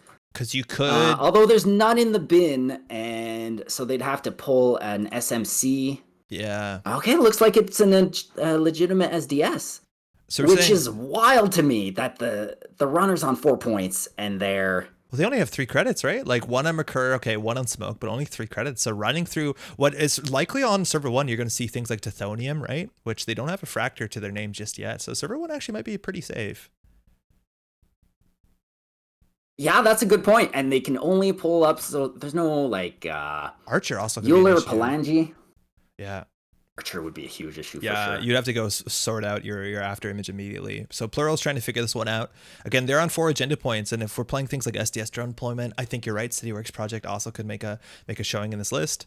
That is something that you could win off of top of R&D with a mixture of imping cards, equivocating cards. You can see pretty deep, but again, credits are limited, and stealth credits are, I don't know if they're necessary. They actually are necessary. 3 strength on the Fairchild means that you have to spend at least 1 stealth credit. You do have Penrose, yeah. Yeah, you do have the mantle, you do have the Netmercur and the smoke. So I don't think it's going to be too big of a deal this turn, but Plural has to figure out whether they want to run the remote or what they want Yeah, to can they pull out some sort of trick? You know, maybe run HQ, slap down that penumbral toolkit, and then yeah. overclock the remote, maybe. But even then, it's not looking great. There's also some interesting plays too where you could choose to trash your own Penrose and reinstall it with Simulchip to make it a fractor if you ever run into something like a Tithonium. Right. So there are like a bunch of tricks that might be hard for the corporation to tell. But we got a sure gamble triggering that Onacom, my new favorite shaper console. Let's get that card draw going, and we are jailbreaking R&D. All right. Let's go. So if they res something here like like a Tithonium, even an Archer, while it might not fire, and it looks like it is one of those two, it does get counters on the jailbreak. So you get or not on the jailbreak, on the SDS drone deployment, so you can score that out a bit faster. Yeah. And one of the scariest or just for less dice, credits, right? Yeah, exactly. Yeah, cheaper too is a big deal. This is one of the meanest dice in the game, but assuming most stealth lists are running after image, this is only a 2 credit bypass, which is, I think the thing that you're least excited to play against if you're playing Archer is that after image. That cat comes down. It's only 2 stealth credits to bypass this. You don't have to break any of this. You don't have to boost the strength. You don't have to pay for any of the subroutines. 2 credits will get you However, that is all the stealth credits on the board. Is that right? Oh, no. You got 2 more. Get an extra one from Merker. Yeah. So they'll be fine for passing that Fairchild too, but unless we see 2 different agendas right off the top, it's not looking great. I'm curious to see if the last Atlas token will be used to pull the last Atlas or something like that. Yeah, I think you'd be right? Because like if Plural doesn't win here, they have the win in the remote server, so they can always use that Atlas token to either pull an agenda to hand to put safer there. I think that's dilute a fair play. the density in ID. Yep. So we'll see what it is here, because we're only going to see 2 cards, 3 cards with equivocation. So Jensen's going to act here. So they're pulling the an SDS drone deployment to the deck. Right now, there's not that many more agendas in the list, right? 3, 6, 7, 8, 9, 10, 11, 12, 13, 14. So there's only probably 6 more points in the deck. Digital rights management being drawn. It's a Rashida into Spin Doctor. Nothing. Both being trashed, but Plural not thinking they can run the remote server. So that is going to be a good game. Just 2 more advancements there. And Jemison does it. There we go. Scoring out that drone deployment doesn't matter. The effect, doesn't matter. You can trash whatever you want because the game is now over on 7 points. But that is an exciting game. Let's go. Let's go to space. I love Atlas counters. Hey, we might have missed a couple Atlas counters. Yeah. Yeah, they might have got a fair bit. Maybe it was just those 2, but man, Atlas counters are such a big deal for a deck like this that can be like pretty combo oriented. And we saw the armed intimidation. To have a stack of them for sure. Yeah, you feel unbeatable. And you saw there's actually a boom there in server 1 on top of a Hagen, in archives, not on server 1. So like that looks like the plan was an armed intimidation forked into the boom. Maybe they also have hard hitting news, but the credit differential at this point, maybe you can land that. Yeah, interesting deck as well. You're pressuring on trashing programs with the SDS and maybe the Hagen, as well as sort of that brain damage, meat damage mix. So a lot of threats that we don't see in any other style of deck right now. So I could see this being quite effective.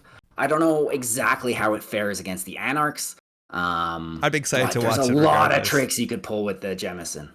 Yeah, do you want to jump maybe to table 19? We have Chuchin versus Mendax. Let's do it. Heck yeah. All right, so we have another Jinteki. And it looks like it's another Polana Foods, and this board state looks favorable for the Polana. We have an Anansi on the remote server, some of the biggest ice, also in the game, a Chiashi at 12 credits guarding R&D, and Chuchin is on a 419 list, and some of the 419 lists have actually dropped off playing Amina, one of the most expensive breakers seeing competitive play right now, and are playing something like Unity, something cheaper. That Amina is actually going to line up favorably against cards like Aiki. Absolutely, yeah. And the credit drain as well. Not that huge versus Polana, but if you're consistently breaking one code gate a turn with it, that adds up to be so huge in my experience. It's a little bit less bad now that the currents are banned and we don't see corporate grant in the lists either, draining that one credit, but it's still quite significant over, a number of turns. Draining that one credit because you're stopping the expose of 419, and then on 419's turn, you're using that Amino to break, basically being credit neutral now that there's a Penny Shaver and a Rezeki, just pumping credits consistently. I mean, great setup here on the Crim side. The Penny Shaver coming down on top of it. So we do have an Amakua. We're not showing any other breakers. If we check the heap, sometimes you lose breakers a bit early in the game to net damage if you're not careful. But it looks like it's just a paperclip in the bin. I do want to give a huge shout out to some interesting cards we're seeing here. We're seeing a CBI raid, which is potentially, I think, meant to be a threat to Sports Metal, but also a black file, which I'm a big fan of for any really fast advanced base deck that might not have the strongest defenses. Yeah, the black file is one of the counters you can use versus Vacheron. Just to make that game last a little bit longer so you could take down those counters and go for the win. Or you can go for a tie, right? Yeah, or even a tie. Yeah, it's better than a win or a lose. Let's reach for those ties. We have a Deuces Wild here exposing. I'm pretty sure it's a Chiashi now on server 2. So that remote server is Chiashi into Anansi. Not that Mendax can now afford massive. It after resing that Anansi. That is going to trigger, and this is going to do. Anansi's going to hurt for sure. 4 net damage, which if you hit like a killer here, could be a big issue because a lot of these lists are only running a singleton of each breaker, probably a Bugalter, right? It's bad, but at the same time, this brings them down to 4 credits on the Jinteki side, which is really tough, unless that's an NGO in there that they're we don't know how long that's back up on credits. Yeah, if they're gonna try to score that back out, they're gonna be hurting for credits here, and the Crim might be able to capitalize on that.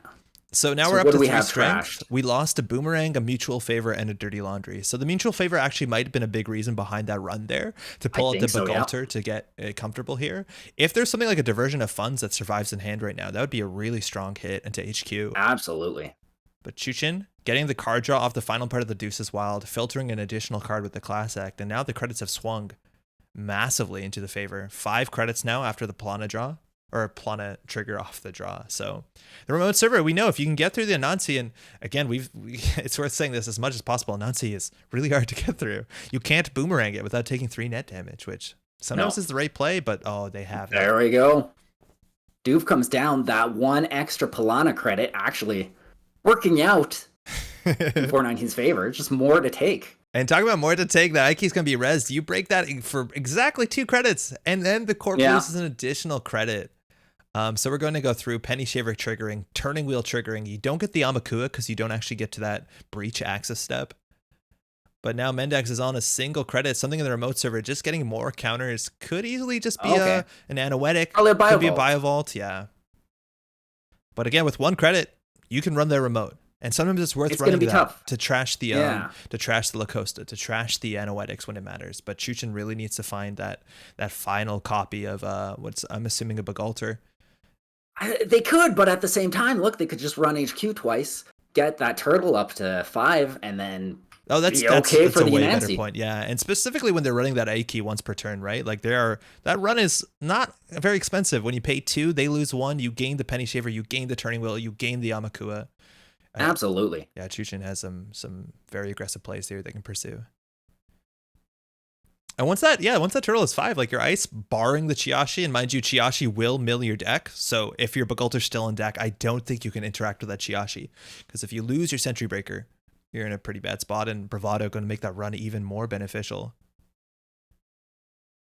Okay, using the Turning Wheel counters here, maybe looking for... Punitive in hand. Obokata. Yeah, we don't see anything though. So this punitive Neurospike means and punitive. the punitive neurospike means that there is a small chance that server 2 is just an agenda brewing, and this list could be on what, 6 3-pointers. So we're looking right now at Obokata, and then I don't know, send a message. What's the other 5-3? Oh, bacterial reprogramming, and then punitive, right? Okay, so here a little bit of protection versus the punitive with the Citadel. Citadel, it's a big deal. It says prevent all meat damage. All right, getting rid of those turtle counters. Chuchin A purging. little bit of breathing room, but still low on the credits. Not a lot of options. That agenda brewing in there. Maybe an agenda. Maybe just a spicier trap out of this Jinteki list. Who knows? Yeah, you could see things like Gene Splicer.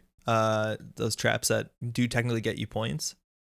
But Chuchin is getting still 2 credits a turn with the Rozeki, so going that slow and just purging, while you are getting that benefit of the Locosta in the remote server, this might not be too great for you. You have to do something here. Just digging for that killer. Yeah. And they'll get there eventually, probably before the corp recovers economically. Deuces Wild coming down. I believe that might just be the third one there. Yeah, that's the third Dan we're seeing. So you got some modal options. We're drawing 2 cards. I think we've already drawn this turn.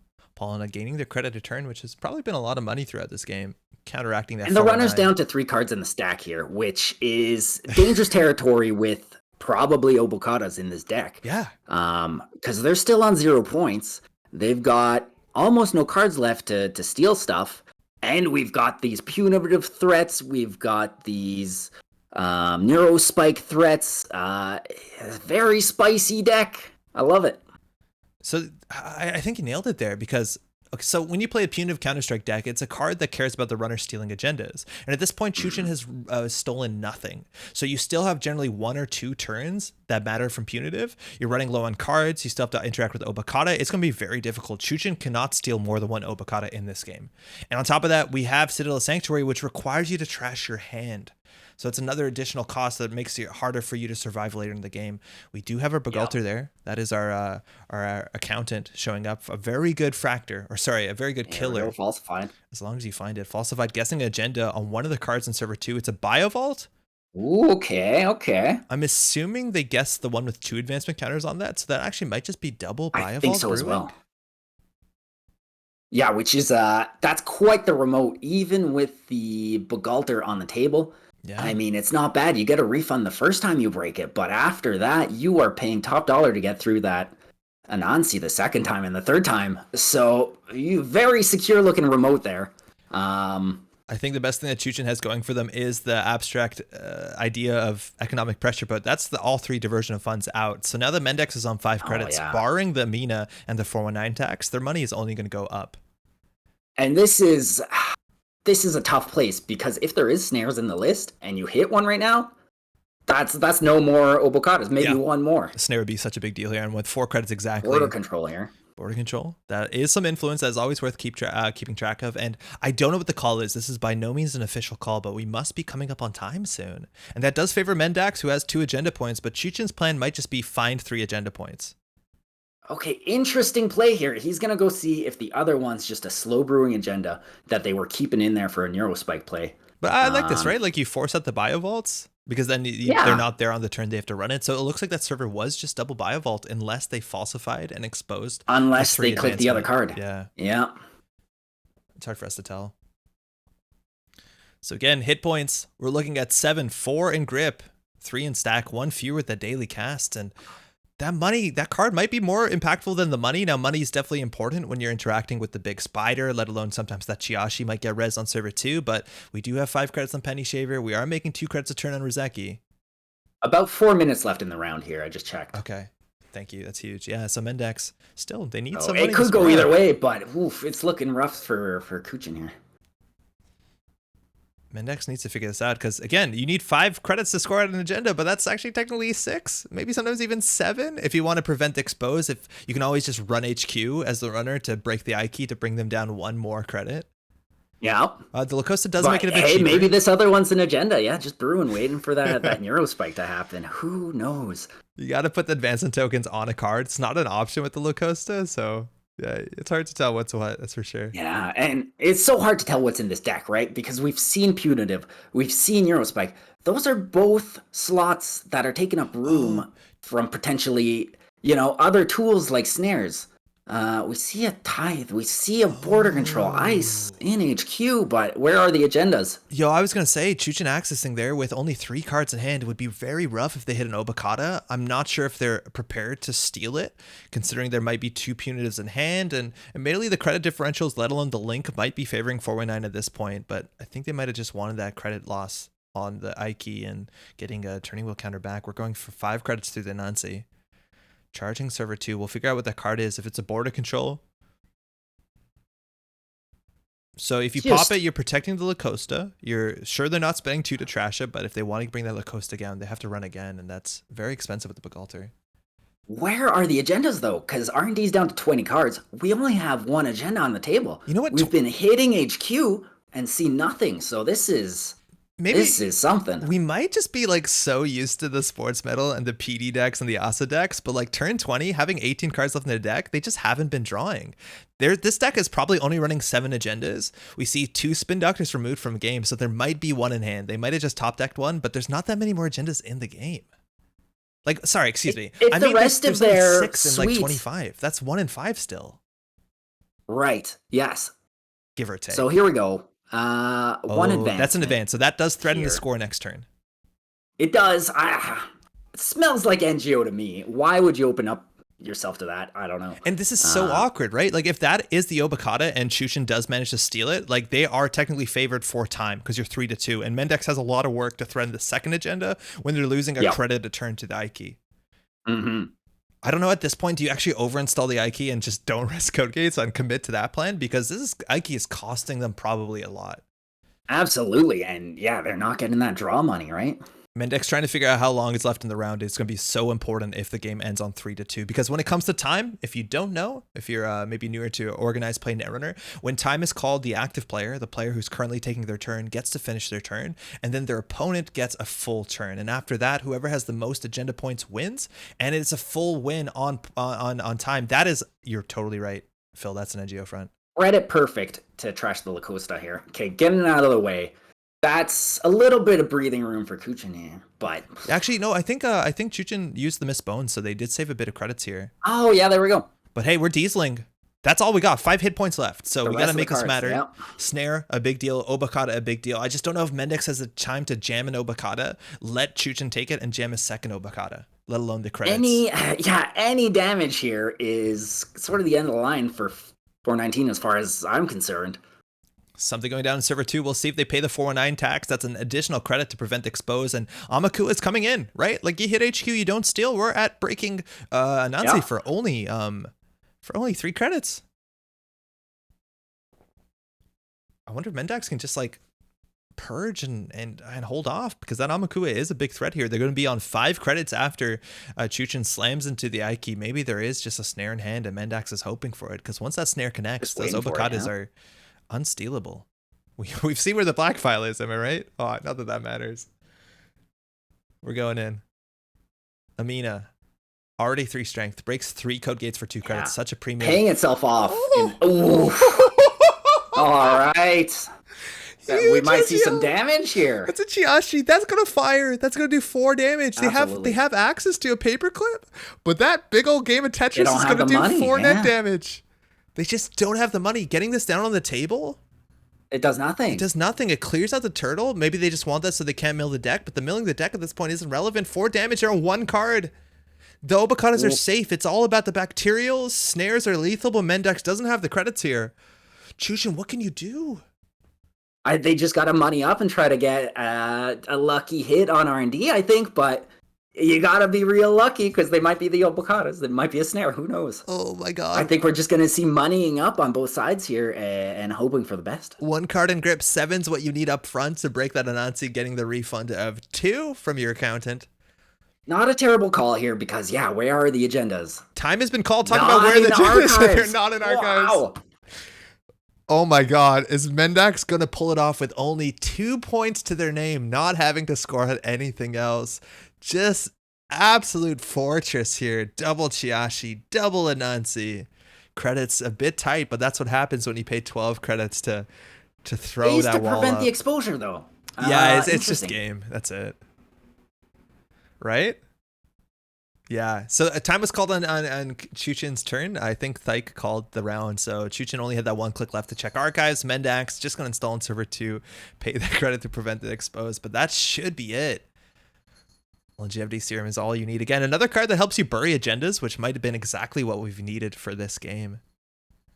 And yeah, Mendex is asking, timed wins are technically full wins. They count the same as full wins. Yep. The only way to get reduced wins is having a timed draw, which would be a timed game ending with both players on the same agenda points. So a win is a win. That was a good game. All right. We see that the first Shinteki victory today. That is exciting. Fantastic. So we just have a couple tables that have to close down. Actually, I think that might have been the last table as well. So we should be on to the second round relatively soon. I'm going to pull up the Cobra link. Just you want to take some time? Maybe, Phil, you want to introduce yourself? Maybe give a shout out while we have the mic? Sure, yeah. I'm Phil, aka Zeroth Maxima. You may or may not be aware of my podcast, The ShadowNet. Usually with Whiteblade, Eric Keelback. He's a good one. Not playing today, I guess. Oh, he played APAC. He did quite well. Yeah.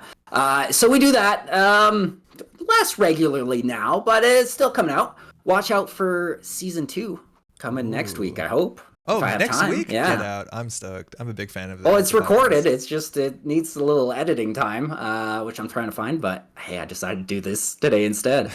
Glad to have you, though. No doubt. So that's kind of my whole deal. I don't know. I'm around all the time. Heck yeah. Oh, you also did some art. We see some of your art on some of the cards that came out in System Update. So yeah. They were gracious enough to let me do the art for a card I never play, Reversed Accounts. I like which is doubly galling every time it's used against me. Yeah, but that's a personal problem. So we have our I think all our results in. And again, if there's certain names that you're following along, I believe you can request. I don't know if there's a command in it, but if you're watching on Twitch chat, there is a Cobra.ai link you can get access to. I'm not sure if that's kosher. Sometimes you don't want too many people logging into this page so it doesn't break. But looking right now, if there's certain names that you care about, right? What we're looking at, we saw Big Unit take that sweep off of Limes, our standing world champion. Brick again taking that sweep from Chris, getting those 2 games as well. There's so many people that I'm gonna feel bad not mentioning. I think Cody is another competitor to watch out, taking that. Very strong player from the West Coast. Yeah, looks like we got Groenkopf from the New York area, splitting with Code Marvelous. That's a corp split there. Oh, Sanjay's playing today. Good luck, Sanjay, out there taking. Best of luck to Sanjay. So we saw Aaron split against that was the what matchup was Zero on? Zero's on Acme, if I'm not mistaken. Yeah, it was the Hoshiko with the Ma versus that was the super Acme. Cool. Otherwise, yeah, Armin's doing well. A lot of splits, a lot of strong players. King is taking the sweep there. Sengren, damn it. Yeah, how's the Sengren doing? Heck yeah. Yo, huge shout outs. I think we're all rooting for you, Sengren, too. But no, I'm a commentator. I meant to be impartial. Excuse me. Everyone's doing just as well. We have no favorites. I'm sorry. Excuse me. We love all the players. But no, this is awesome. So round 1, I think that should be going through. We're going to keep track to this page once round 2 has come out. And it looks like our round 2 standings are up. If you look at the standings right now, it's not too much to talk about. There's only 1 of 3 camps you could be in. I don't think we had any draws that round. So either 1, 0, 3, or 6 points. And again, the more points you have, the more wins you have, the more likely to make it to the top cut. There's some people say at a certain amount of wins, once you get to the later rounds, you're generally secured into the cut if you play very conservatively. So the players at the bottom, they still have a chance. I don't think anyone at this point is considered out of the top cut. You can win all of your games from this point forward and still have a very good chance. If not, I think it might be guaranteed if you win all your games. So we did see that in APAC. Knuckle guy, Lori from Nisei, got swept first round, got a bye the second round, free 6 points, and then shot back up to cut territory. He couldn't make the second day, so we didn't see him in the finals, but that is I think he got up to 5th place or something like that. They call that the submarine. That is super impressive. The submarine. Yeah. Which game do you want to jump in? I'm kind of in onto table 10. It's a 0 hour versus Isengren. Sure. Let's do it.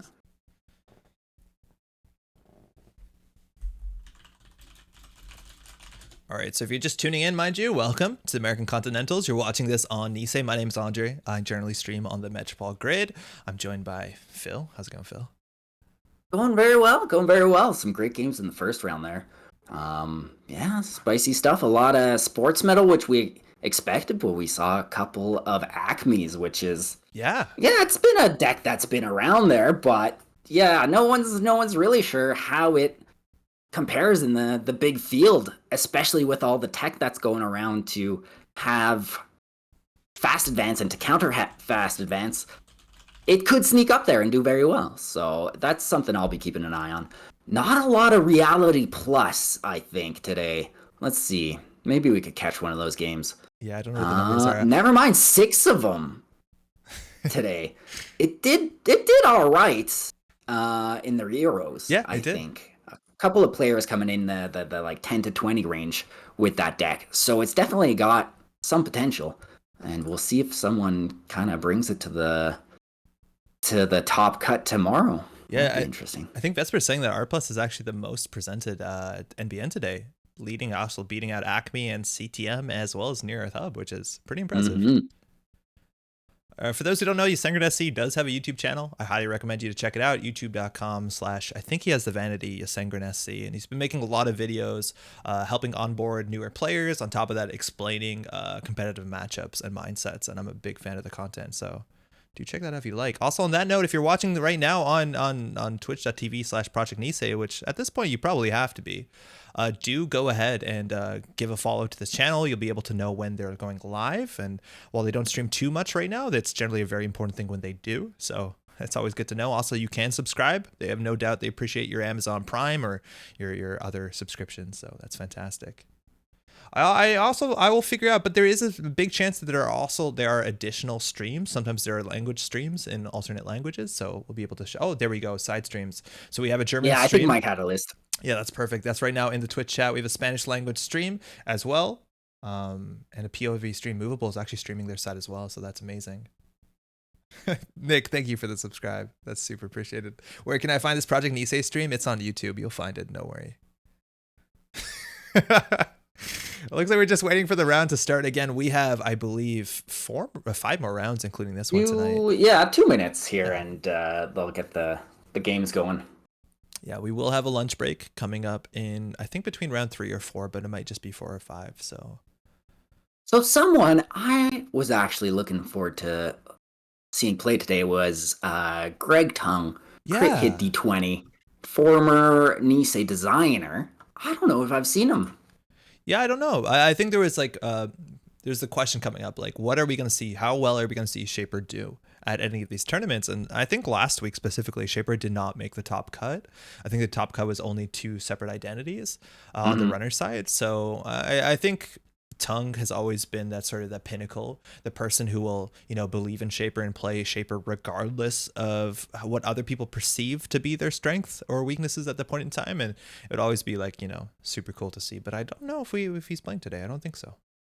I don't see his name. I was under the impression he was playing, so maybe we got a Smurf situation on our hands. Maybe not. Maybe not. Maybe he just slept in. Who knows? Yeah, I think that I need to check the numbers, but I think the most represented Shaper we have at this moment would be Smoke, if I'm not mistaken.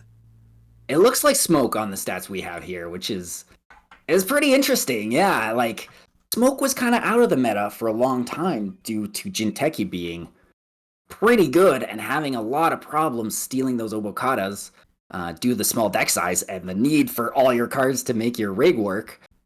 But now that Jinteki kind of sucks, maybe Smoke can do some stuff. You can pack the Clot, you can have that recursion through the Simul chips. It's a decent choice, I think. Not as fast as a max deck. Yeah. For sure. But once you are set up, you are good to go. You are pressuring them every turn. Yeah, I'm not sure the name, and maybe chat can help me out, but I think a big deal was the deck list that was published a couple weeks ago, deck list of the week Stealth Punk, which people have been enjoying immensely, and that has breathed a lot of life into to Smoke modernly. But hey, we're off. We have Yasengrin here playing Precision Design. This is our new identity from System Gateway. It's a 40 minimum, like they are in there, and it says +1 maximum hand size, and whenever you score an agenda, you may add a card from archives to HQ. That allowing you a lot of recursions, whether that's on your fast advance pieces, on cards like Seamless Launch to score out those generally very tempo positive agendas. And Yeah. 0 Hour here is on Hoshiko. hitting the top of So I think, R&D. yeah, we're seeing a little more precision design just because it's harder to counter them with those fast advanced tools. Seamless launch, letting you put down 2 advancement counters on a already installed card. So getting around that clot restriction, Oh, if you can sneak that agenda down. I Great move love here. Do you this. want to explain this one? Yeah, so Advanced Assembly Lines has been a card that's been sneaking into some of the PD lists, also some of the ASA lists. It's very powerful, but this card has been showing up. It is good tempo. Technically, it's a 2-credit install after your res, allows you to install a card from HQ. And so this is something you can put into a remote server and before the end of the runner's turn, replace it with something like a Rashida and basically get a safe Rashida score. On top of that, there's so much flexibility with the advanced assembly lines because it allows you to react to the runner. Maybe they run archives, maybe they run R&D. You're pretty sure an Apocalypse is going to come out, and so you can install a Crisium grid on HQ. You can install a border control before they initiate the run, and that gives you a lot of flexibility to answer certain board states. If 0 Hour like throws down a Stargate, perhaps Ysengram can say, okay, hold off, and then puts an ice on R&D. There's some really good plays here. We got a Wildcat Strike coming down. Best guess that we're going to get 6 credits there instead of the card draw, and that's what it looks like. Yeah. 0 Hour playing a Sure Gamble, a Wildcat Strike, getting that flip. No one console ever in gives me Hashiko. the cards either. No, they generally shouldn't. There's very narrow in which that's a thing that seems like a good idea. We have the money I always orb. hope for it though. Yeah, it always would be good. We're checking R&D here, and sometimes the single axis is a really big deal. Again, a lot of tempo positive agendas. You want to make sure the corp isn't scoring them. You also do want to keep your Hoshiko on her flip side. And hey, Exactly. PD doing its thing. Seamless launch, 2 advancement counters. 4 advancements Yeah. is going to be a sandbox. Purging for 4. Precision design. Getting some money. Using its ability to return, I'm assuming, the seamless launch back to hand. So any Yeah. card in a server with no advancements threatens to be any agenda with 1 or 2 seamless launches. And this is the name of the game with precision design. Is just jam in the remote, and then hey, if they check it, hopefully it wasn't an agenda, they lose some money. Jam something else. If it's an agenda, you score it out with seamless launch, get those seamless launches back. Still going for that open RT, looking for those singles. This isn't sports metal. When you steal agendas, you don't give tempo back to the corporation, so those singles are still pretty good. 0 Hour They're on good. 21 credits, and I don't know if a Rozeki means an APOC list. I'm pretty sure that would mean no. You might have one, yeah, just to slam down early game, just to get that economy rolling, and then we might not see 3 epochs in this list. We might see 1 or 2. Yeah, sometimes at least one can get in just as a Yeah. flexible solution to certain matchups. You kind of get that mid to late game threat of the epoch to kind of reset the board. Oh, okay. I don't think we might see APOC in this list because Angola's coming down, a very Angola's a expensive big one, card yeah. on influence and credits. But Dirty Laundry, this Angola allows you to kick through any type of ice, but a magnet, that's actually a really awkward, that's 3 credits for a 3-credit ice. Not too bad. That's pretty average to break for Magnet. Not the sweet spot for Angelo for sure, but not terrible either. Paperclip in the bin, which is great. May be dangerous with Arc Lockdown being everywhere. Yep. Yeah, you might be able to rely on your Angola for a bit, but yeah, you're right. If stacking 2 barriers or a barrier into something else could be a problem. Ysengram getting off their second Rashida, and I was just going to ask at the turn before, Phil, what do you think is in the remote server? Because if you ask me, and for the turn before where the Cyberdeck sandbox was scored, it wasn't rezzed. It looked like a Managarm. It looked like an Anoetic Void, any defensive upgrade. And you know what? You don't have to show what it is, and now it's rezzed. You know that server is only ice, something in server 1 with the seamless launch in hand. Precision Design is threatening to score out another 4-2, even sometimes a 5-3 from the remote. And 0 Hour has good money. And talking about good money, they're going to use that to start carving through this ice with Spoon. Such a nice... Spooning it out. This Angola, mind you, can pay 2 credits to make any ice a code gate. So Spoon will ensure a trash of un-ice as long as Ysengram wants to res something here. Otherwise, might we're just be a free run for Hoshiko. Yeah, there we go. Just a spin doctor. Ah. One of the big differences between this card and the old Jackson Howard is that you can pop this and res it and still gain value all on the runner's turn. So not too much lost here besides maybe the Tranquility home grid. We'll see. I think 0 Hour might want to pay 4 to bring down the grid. Oh. Yeah, it's expensive, but it gives the corp so much tempo and oh wow, look at that. So not too many Doesn't options. trash the spin doctor. Sometimes keeping the Rashidas in archives is actually an okay idea, so your drafters get a bit more powerful. Not opting to trash that spin doctor, understanding that Ysengram going to have to pop it anyways before they put something else in the remote server. Second Slams Rozeki. down the Rozeki. Gives us a little eyes and a nose there with the Angelo. The Gachapon. Possibly very powerful. You could, you could pop a clot there if you smell some fast advance coming. There's a lot of stuff you can get out with that Gachapon, but it's the luck of the draw, right? Yep. Sengren shuffling in Rashida and a second Rashida, so not opting to keep some into archives there. 2 cards. Wow, 3 cards coming into server 3 1. cards in the same remote. Okay, So getting crowded. what are we looking at? Tranquility, Anoetic, Managarm, Agendas, some combination there of Cyberdeck's Fire Suite also is not too bad when a Cyberdeck Sandbox is scored. But we see a lot of cards. Oh, actually, I was going to say a lot of cards, but the Gachapon only showed, I think, 3 different cards. Spooned, Gachapon, and I've Had Worse. We're charging the remote. DreamNet on the table as a virtual will give you a card and a credit on successful run, because if you are flipped into the Maho Shouju side of Hoshiko, you are considered digital. Border control there on the outside. Do want to get that spooned. And this is such a strong card against the Engoldo. You have to kick through this, but the paperclip is coming out from the heap. And squeeze the MU there. Probably going to let a Rozeki go. Yeah. Fat Engolo, That Engolo taking up room. So that orb, toss it to the bin. Maybe we're just going to be on 3 credits here after this breaks. This is a little bit dangerous. A drafter here would fire if 0 Hour doesn't want to jack out. And it's an on-sell, an even bigger Sentry. They do have 3 clicks, though. But with 3 click sprints, the Managarm is going to be a problem. So 3 Subroutines, trashing an installed runner card, install a card from HQ Archives, and the runner cannot steal a Trash Corp card. So it looks like we're going to be able to install 1 card from HQ or Archives this turn. Oh no, sorry, we broke everything. And there we go, exactly, the Managarm. Perfectly synergizing with these Biroids. You don't have clicks or you don't have money. Low credits, though, on the Corp side. Doesn't matter. Seamless. Doesn't matter. Double seamless. Correct. Yeah. Seamless advance into Illuminal. Illuminal. You want the rest of your turn back? Here's 4 clicks. Gonna be able to slam something else. Yeah, you can. Or just the Purge. You can install Purge. Yeah, there you go. Amazing. So 4 clicks off the Luminal, only scored for 2 clicks with the Seamless launch that has since returned to hand with the Precision Design ability. We're now technically on game point, and if Sengren has double Seamless in their hand, which honestly we already know they have 1, they could run out a 5-3 in quite possible. Trying to pressure on the low credits here. Yeah, 0 going HQ. Again, getting those runs are very valuable. DreamNet triggering, flipping Hoshiko. She did not access a card last turn, so she returns to her non-digital form. Hagen Rez, that is a pretty big ice. Has some to break, so it's not the end of the world. In the early game, and there's the Seamless launch, the 1 card that they had perfect information on, but Sengren is down at 0 credits. We'd love to see the Rashidas in the remote server. It's always Rashida. Oh boy. It's always a Rashida. That's what's in server 1. Absolute perfect timing on those. How often do the PD decks run Biotic? I think some of them run 1. Not that it's that important here. Yeah, I think historically, you had 1 just to finish up the game.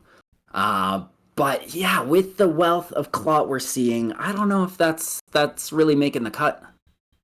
So we have double install again. Cyberdeck's Fire Suite still is a credit positive res here, let alone a 4 credit access. I think there's another Anoetic Void in the remote server. Like, I think the remote server is absolutely locked off behind the Managarm, the border control, the Anoetic. The timings of those are a bit more nuanced. You can't get too much value at the border control, but Anoetic into Managarm, those 2 do work in the best way possible for the Corp.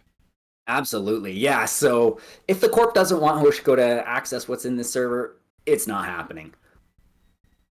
So 0, 4 clicks there. Going to spend their first click and all their money on the Liberated. And we've seen this so many times where the aggression needs to come down. It's hard with the Liberate count. It's taking up so much of your turn, but we do have a click run here on HQ. And Hoshiko gets so much value on just this run. Yeah. So it's not necessarily for the access, but you're just trying to pressure a little bit. This could be it. Could be double Seamless here. First Seamless is coming down. Let's see if they have a second one. It does. They do. Another advance. There you go. Oh, there we go. The GF5 for the win. Whew. Precision Design and specifically Seamless launch entirely changing that sort of a mentality that people are used to with Netrunner. A card in a remote server needs to be advanced for it to be a 4-2 or 5-3 agenda before their turn, but Seamless launch, anything needs to be ran, and that'll take it. Absolutely showing its power here. Only making half the credit to the runner, but Sengren getting there with what they need. 1 credit left. Technically as efficient as possible, but that remote server is probably a total nightmare to run on. Oh, it's just unbeatable at this point. You know, you'd have to spend multiple turns to really be able to get there, trash those agendas. A lot of money too. Like, it's not happening at this point in the game, right? Yeah. We've bounced off to the other side now. I think the table is open right now. So it looks like we're having another precision design. So 0 Hour getting a masterclass, maybe some inspiration how to play it. I have no doubt that they know what they're doing here. And Yasengren is playing a max. And I think one of the big questions is, what kind of max are you sitting down against? We've seen What flavor are we going to see? Yeah. We should be able to tell pretty soon, you know, if they start slapping down some viruses. We know it's the virus one. If we don't, then it's probably the other one. So how do you think, Phil, how would you play against the two different options? Say you could figure out on turn one. Would it change how you start the game? I think you get a little bit more of the pressure off the top with the virus one. Just with those botulises being able to be slapped down on your ice and disrupt your hand or your game plan, I guess I should say. So we see one virus here, so I think we're looking at a virus list, although... You see actually the first two mills off of Max is a Hive Mind and a Chisel, so I think, there we go. I think we're deep in virus territory. And the Chisel's interesting. It's not a card that shows up in like the classic NWE lists. This is Ice Destruction. This is the closest thing we really have to the Parasite of Yore and can deal with some pretty high strength ice if you have a Hive Mind rolling. Okay, Progenitor, real important here to slam at. Hive Mind, there we go, the classic combo. Not a lot of 5 influence Anar cards going on in this game, and this one makes the virus counters on here considered to be virus counters everywhere else, and there's so much value with that when it comes to things like Fermenter that could be cracked here for 8 credits. On top of that, cards like Tranquilizer pulling down ice. The Knob Conduit. Perfect. There you go. It's going to start pumping counters onto that Hive Mind, just making that Fermenter that much bigger, making all the threats that much better. And, you know, slapping down one of those chisels with this, it counts the counters from Hive Mind. So a lot of ice, instant destruction from that chisel. So 0 Hour has been pretty industrious building their remote server. They have the Tranquility home grid, using it to draw cards. Advanced assembly line is going to continue to accelerate if they need to. But they have a remote server, and it looks like there's a defensive upgrade in it. All their their 2 main central servers are iced up. So Yasengren isn't too well situated to charge that remote server and deal with defensive upgrades. But one of the big problems with this Anarch deck is that if they get that, they can run archives, get more Hive Mind counters with Nobkuri, and then just dunk down a conduit and start seeing 4, 5, 6 cards and locking the top of R&D unless the corp manages to shuffle. And unlike with Sports Metal, you're in trouble if you're Precision Design, right? You're not able to draw extra or get money back from those card steals. So... But hey, we're off. Seamless launch. If we see a purge here, is that sandbox? It's the sandbox. You hate to see it playing a virus deck, and it's so wild to me that a virus deck can be so strong in a meta where sandbox is probably the most common neutral agenda. But 0 Hour having a click. Huge swing there for 0 Hour here because we were getting worried for him right here. But just having that Cyberdex scored, it gives him so much breathing room. Now, mind you, the Hive Mind does keep a virus counter on a purge. That's the effect of the hosted, the Progenitor it's hosted upon, preventing all but 1 virus counters from this hosted card clearing on a virus purge. And Yasengren has some work to do here again. While the Hive Mind has been reduced down to 1, that Nobkuri means it's always going to be 2 before you access. But card in server 1, we know there's a seamless launch in hand, and we're going to start charging there. Probably want to imp down that seamless launch to prevent a score here if that's a 4-2 agenda. Charging getting those in the bin will be critical to slowing down the PD. You love to see a PD advance a card in a remote server. It gives you so much of a read. Not that that remote server is still probably really hard to run. Magnet. Ooh. Not imping that. Might go back just to find it. Yeah, there we go. Got a 50-50. So it looks like it's a magnet into Gonna use that Hive Mind token, I think, to get that's interesting. I mean, Magnet can really mess with your plans. When you're relying on these botulises. So, not imping it is interesting. We didn't mention this too much, but I think we saw Magnet be just an absolute menace in the first game, in the first round, if I'm not mistaken. But that card didn't show up. It wasn't as prevalent as what we've seen today in Euro Africa's in the top lists. There was a lot of HB decks that weren't running Magnet. And today it's been... I mean, that's a risk, right? That's a meta call. Are you going to see Virus Max or are you going to see Apocalypse Max? We have another card in server 1 after the Rashida Fire. Again, Tranquility Home Grid, one of the newer Nisei cards, and this is getting so much value here in this remote server. 4 to trash is a lot. Double Ice Zero Out. One of those can be a magnet. too. Yeah, 18. Very, wow. very commanding. Yeah, Max has some catching up to do, but look, R&D is still 1 ice. You know, a good turn with. Oh, okay. If we're tracking the heap as well, Cookbook. Max is trashed only in MK Ultra. A lot of times these decks do have one of most of all the other heap breakers, so we can break a drafter. We have a cookbook on the table. Finally, we're popping the Gachapon, installing. What do we install with it? Nothing? Or is that where the cookbook came from? Might not have found. Yeah, I think it came from the cookbook, yeah. There we go, Conduit. And we're off here. Simulchip coming down. Conduit technically has 3 virus counters on it. 4 or 5 actually before Axis because of the Conduit, or absolutely with the Conduit and its own ability. That's a drafter. Along with the Knobkree. You have the MK Ultra for that. Drafter's not bad. Yeah. We break that for 3. We're going to see a lot of cards here. We have the trigger on the Knobkree, the Conduit, mind you, the new medium. We're going to see a couple cards here. We can still imp one of these. While the imp doesn't have counters, you can always use the counters off of the Hive Mind. And Isenka can run back one more time. Yeah, seamless launch. Assembly Crashed. line. Food being stolen. Again, this is a deck in which the runner needs to steal 4 agendas with the Global Food Initiative, so you do need to get a fair few accesses. We might see a Simulchip here just to get a Fermenter going and pop it for 8 credits just to secure that money. It's tricky too also when you're just accessing super deep, right? Because with a deck that has Sandbox, it's kind of likely to run at least a single Cyberdex Virus Suite. So like you don't want to pull a Fermenter and crack it. You'd have to crack it right away, right?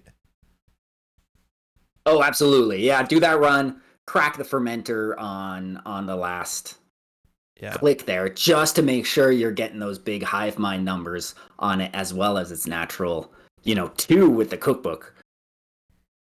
So 0 hours, some options here. Again, purging is really good on tempo, abstractly, because the Sandbox, it does give you 4 credits, but they do have a remote server. Opening yourself up. Okay, this is very good. A defensive upgrade. Whoa. From where Sangren is sitting on credits is going to be tough. So we're looking at Mana Garm, maybe even the CVS. I don't know whether you can afford Anoetic to protect R&D, but there's a lot of cards they see off the top. And there you go. They're trashing, using their Simulchip to trash their MK Ultra. To install a Fermenter, you can crack this for 10 credits. Yeah, maybe even 12 if he does a cheeky run on archives here. Turtle coming down with the cookbook, having technically 3 counters on it because of the Hive Mind. Yeah, showing off that power of Hive Mind plus Knobkree. So Sengren here running archives, going to get the Knobkree token, allowing you to crack the Fermenter first. I think if your hour did have a CVS, they might have rezzed it there. It would be so detrimental. But they could also wait until they run into the drafter and get surprised by being unable to break any of those subroutines. Possibly, yeah, I get that. Although, I mean, you could just... Yeah, at this point, it's moot because you have the get money. the MK back out. Sengren, if they're running into this right now, they will have to pay 5 credits, which I don't think they'll mind to be able to see as many cards as they can. But 5 credits if it's a Mana Garm, forcing 0 to res it. The Anoetic is also pretty difficult because it forces them to throw out the seamless launch they have in hand. Mm-hmm. Corp is acting here. He's Sengren counting the drafter, installing the MK Ultra. Just for safety. Probably as a backup. It does give you some flexibility as well if you have another Simulchip coming up.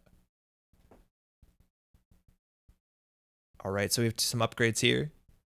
A Chrysium Grid also shows up in the PD decks, and that's actually a really big deal. Into the Cyber deck. Okay, there we go. So the Chrysium Grid preventing all successful run effects. So you can't see extra cards with the Conduit. You won't get counters from the Conduit as well, or the Amakua, I think, as well. Amakua is just on a card access. Just access, excuse me. Amakua will get one still, but I think Knobkree is also successful run as well. So that's pretty crushing.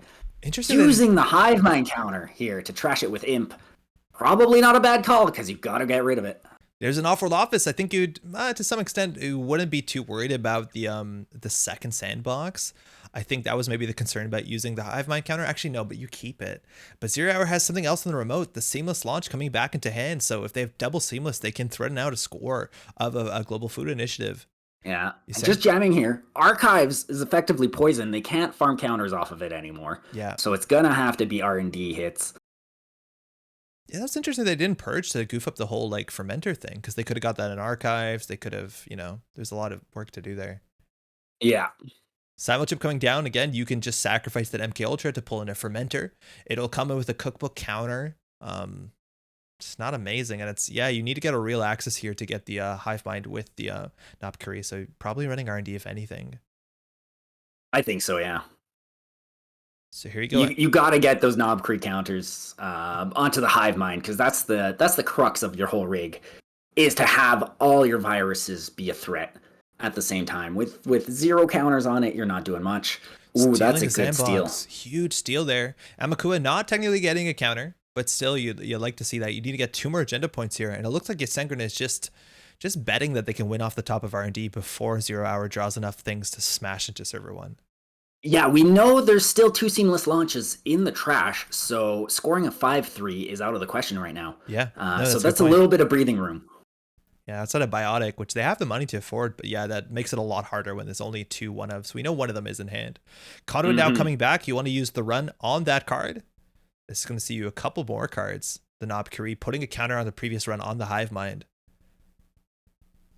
See 3 cards here. No Nothing agendas yet. Building up the conduit tokens and the Amakua again. The Amakua, if you get 1 more counter, you can only pay 2 cards for the drafter instead of 3. That's value. At this point, Yasengrin could. Yeah, we'll see if they'll hang back. Could we see a rebirth into Omar here? Maybe. Is it in the trash? It's not in the trash yet. Yeah. So that stack's getting really low. It'll be empty next turn. Seamless launch, advance. So this is actually going to get a purge, which is huge right now, let alone the 8 credits. Now, 0 Hour is going to have to score another agenda, pulling the seamless launch back in hand, but they're not jamming something this turn. So Yasengrin knows they have at least 2 more turns left. Finishing the rest of their stack, finding their paperclip, finally, the bottom card. There's the rebirth. And they have the rebirth here into Omar, which does give you those accesses and the counters on Knob Curie. I think they'll just try to trash the seamless in hand. You think they? Yeah. That's a lot of PD's power is to be able to. Okay, border control. Border control might be worth an imp trap. Could consider imping that. Not going to. Probably wanted to go for the seamless. Now I was thinking that they might just swing R&D because they get the conduit token. They also. Oh, maybe. Yeah. It is totally worth knowing they have access to chisels. So if they want to just like remove the drafter, they have the window there. They can always install this on the end of the corpse turn. That gets a counter. Then on cookbook gets a counter. Yep. Saying removing labor rights, playing a labor rights to shuffle back in double simul chip and a fermenter hitting the table as well. So 0 Hour needs to have the agenda in hand. I think we know the next card on R&D. I don't think we know 2 down. I'm not sure with that previous dig either. I do think you're right. And you know what? Tranquility at home grid speeds that up. You can break lock a bit faster than it might look. But he's got to slam cards down there, and he's also got to defend against these mounting virus counters. And maybe shore up R&D. There's a lot of stuff to do. Okay, wow. So that is very likely to be border control. The card in server 1, mind you, this deck does not run 3-2 agendas. It does not run Vitruvius's. I think it runs. Oh no, it runs the Luminal definitely. But that would be the only 3-2 in the deck itself. That would be the only card here that would win. So if you can contest the Seamless in hand, which is a 1 and 2, there's a chance that you buy yourself an additional turn. Maybe, yeah, and that's I think what we're gonna see here. Yasengrin popping the fermenter to gain 10 credits, resing a crit grid on R&D, slowing down the virus accumulation. But you have to res that before they make the decision of Omer, I'm pretty sure. So accessing a Rashida from HQ, you can trash that for a credit. Yeah. Now it's going to be hard to get back in to get the seamless launch. So what's in server 1 if it's not a Rashida? Like that's probably the Luminal. If not the Luminal, yeah, just hedging your bets. Or they've got a big stack of ice and 13 credits, a 5 counter turtle. Yeah, you might be able to get in once, but can you get in twice when they pop that border control? I don't know. You're right. So 5 counters, the magic number is technically 6 because of Gatekeeper. But you're right, with a single border control, you'd have to be able to run twice, and Amakua just doesn't have enough counters on it. I don't think there's any way to cheat out counters. Now, you could, in theory, I think, chisel the Gatekeeper to lower its strength to 5, and then be able to contest it with the Amakua. But you're sacrificing one of your installed cards, You're getting rid of either your MK, probably, maybe your Imp. Your Well, Imp offers you a lot of flexibility in this matchup. I think you could burn the Botulus just on HQ, right? Oh, that's right. Yeah, that's just been hanging out there doing pretty much nothing. You also do have access to Botulus if you don't want to do the chisel route, but it looks like we're just running R&D with the conduit. And whilst you won't get an additional conduit counter, oh, there you go. The chisel's finally coming down. Right. So coming in at -1 strength on encounter, this drafter's going to get blown up. So Sengrid can run here. Oh, I think they goofed the order. I think they just missed their window here, so they're redoing it. You need to do it on approach, right, instead of an on encounter? Yeah, absolutely.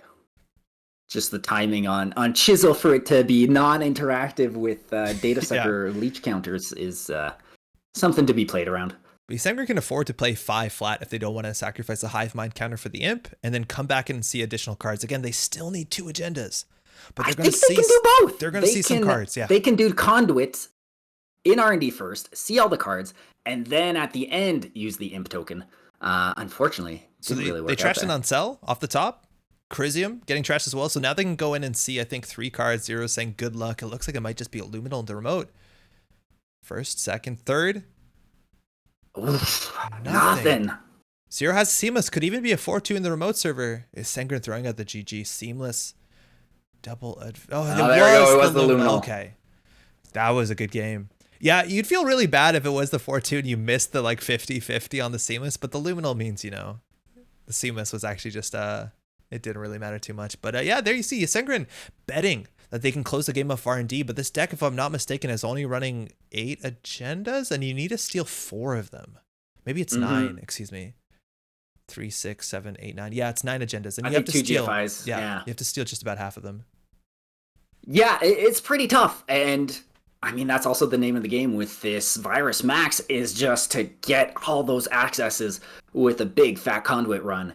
And just secure it before the Corp can win. Because once you kind of run out of steam and those servers get locked up a little bit, you don't have a lot of options. So it's really a race in both these decks. Yeah, and some of these agendas, like I don't know how they snuck through. I think we might have to pay attention to the replay, whether there was drawing happening, whether these are just in HQ at the beginning of the game. But Sengrid had some good R&D pressure, and these agendas, I'm surprised that many snuck through. But good absolutely, game regardless. But the timing on those cyber dexes were impeccable. Yeah, like the first one coming down after the hive mind was slapped down, and the second one when they were all rigged up with their Amakua and their conduit, just wiping the board. I mean, those were critical because the next turns after those scores, we would have seen massive damage from the runner. Do you want to jump to maybe table 3? It's Zach versus the King? Let's do it. Heck yeah.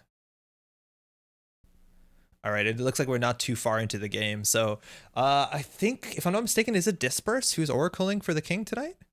I think that's who's running the oracling, yeah. Awesome. So if you haven't seen the King play so far, so the King is visually impaired. They cannot see a lot. So it's hard for them to interact with Jiteki.net. So how the King generally plays in competitive tournaments is somebody is their oracle. They basically operate Jiteki.net, and they're responsible to basically disclose all the information that's going on. They're not allowed to give any strategy, but they explain like the runners installed this, they're running on this, and then Brandon calls all the shots, and he's an absolutely incredibly competitive player, generally valuing a lot of like really not trap based, sometimes trap based, but a lot of like lethal and decks with multiple win conditions, which is really fun to watch. So absolutely, yeah, I oracle for him from time to time, and yeah, just a great guy, absolute blast to play with. Yes. I don't know if I'm a great oracle because I tend to argue with him, which I don't think is in the spirit of oracling. Yeah. But we have a good time. So Zach, not bad here with the early Vacheron. That's huge in the matchup. For 419, that's such a big deal to get that out so early because you have no tools to deal with this card. And it looks like, hey, Brandon is just going to be jamming down on Audacity, scoring out of Vitruvius, getting that 2-card draw off of the Sports Medal, refilling their hand a wee bit. So now it's 4 to what's going to be 4 in just one turn. So we have a pretty even matchup to this point. A single drafter on HQ lining up poorly against an Amakua with 3 counters, 1 diversion in the bin so far. We're poking R&D here. So Amaku is a bit tricky on face checks. The math, I never get it too well, but I think Hagen is the one ice you're scared of because it allows you to trash a program that is neither typed decoder Fractor or Killer, which Amakua doesn't have those types. So I think you need to get Correct, to like yeah. 5 strength, if I'm not mistaken, to avoid the 5, yes, because it starts at 6, Yeah. and it goes down for each icebreaker. Amakua is an icebreaker, so it will trigger that. And here we're going running HQ. It's only 2 credits to break, which is what Zach has to their name. Access is here again. These are cards that were drawn at the end of the turn, so it's not that Brandon understood what was in hand and played around that. So these could, in theory, be both agendas. Looks like one of them is just a magnet. Not a lovely card in this matchup. Paying 3 for a card they break for 1 with Amakua feels pretty bad. Yeah. But, so Zach, 0 credits here, but he'll get a little econ going with his daily casts. Miss Bones also offers a lot of flexibility on his part. So if Brandon does start slamming down those Tranquility home grids, that's not a problem at all to clear with the Miss Bones. Yeah, Miss Bones does a fair bit in this matchup. We saw some of the older lists. Again, Jeeves sometimes shows up. We saw a bunch of assets, but Miss Bones is a lot of value for just 2 credits, especially if you get it down this early in the game. Mm-hmm. So what was not checked is the archives here. We got 3 cards that were thrown out, tossed out with the Audacity. So there's a CVS in there, which... Maybe. Oh, yeah, okay. Well, that's why you're not checking it. So exactly, that's a big detriment when you have that Amakua on 5, which basically gets you through just about everything. 6, again, also does Gatekeeper. You're a bit hesitant to run archives to get your Amakua back down to 1 strength, but you do see what's in there. It also does, when they're on only, 0 credits, sometimes running archives and giving them money when you steal their agendas with the sports metal ability, let alone that 3-1. That name escapes me right now. The Hyperloop extension. That's the one, yeah. That is just 5 money off swing. the steal, 3, and then you get the sports trigger. You bounce back so hard. Like, it's not a bad move at all to just chuck one out empty with sports metal off the bat and seeing if the runner will check it. Because if they steal it, it's 1 point. It's not a big deal. But you get 3 credits. You get 2 cards. Yeah, it's basically like a free Rashida that the runner spent a click to give you. Yeah, not too bad at all. It does put you on game point, which again, there is still 2 Vitruvius left in the list. Both players are technically on game point with, I believe, only a single Vacheron left.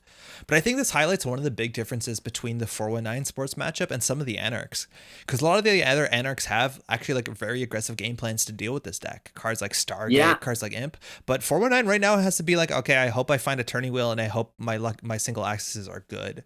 Because you're not disruptive. You're not destructive. You're not gonna trash those Vacherons. Yeah. And that's like, that's a lot of points.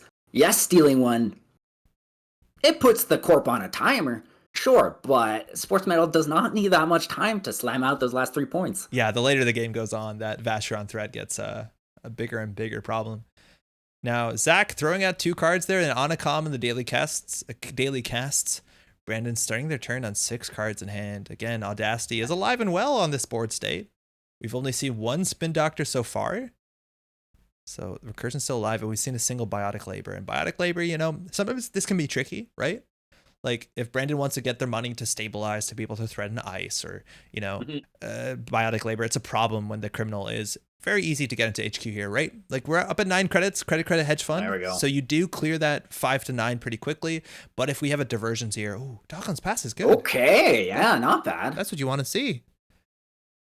So I was talking about the diversion of funds being a good punish, but the Docklands Pass does give you some very valuable doubling, if not more than doubling their accesses on HQ.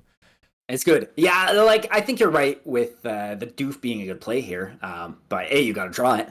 But yeah, bringing them under the level where they can biotic out another couple of points is huge here because they're going to finish off with an Audacity.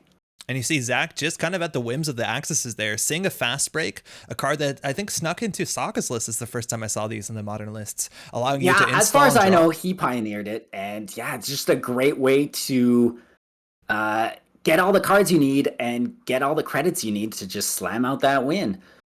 Yeah. And again, top of R&D, nothing there. We saw 2 cards in hand, nothing there as well. Brandon giving it a think here. This is the problem, right? Like abstractly, you would like to purge the Amakua, but you don't really have the time in this matchup. On top of that, with R&D open, let alone archives open, it's not a great use of your time. They can get those counters up pretty easily. So Brandon's options here, the remote server 3 is largely useless. There's no ice that Zach can't get through for only maybe 2 credits at most. So Brandon, it's not going to do anything. Yeah. At best, he puts a Rashida down and like baits a run, but that's not really stopping the runner. Basically, what Brandon has to do is just get all his pieces in a row and hope he doesn't get doofed. Yep. So I think he's there's a gamble here because I'm sure he has some red level clearances. Yeah, we saw one. Although there's two in the bin. We saw one in hand, though, Do I you think. draw two and take a click back, hoping you get the pieces you need to put out another agenda? Do you wait another turn here? Do you maybe put some more ice on HQ just to make it a little bit more expensive? Okay. Yeah, there's a chance that like you go RNG. Mega Pre? I think we're audacitying this. Yeah. Audacity. Gonna just chuck a bunch of cards down there. It is the Mega Pre, which is worth 2 agenda points. So now Brandon is on game point.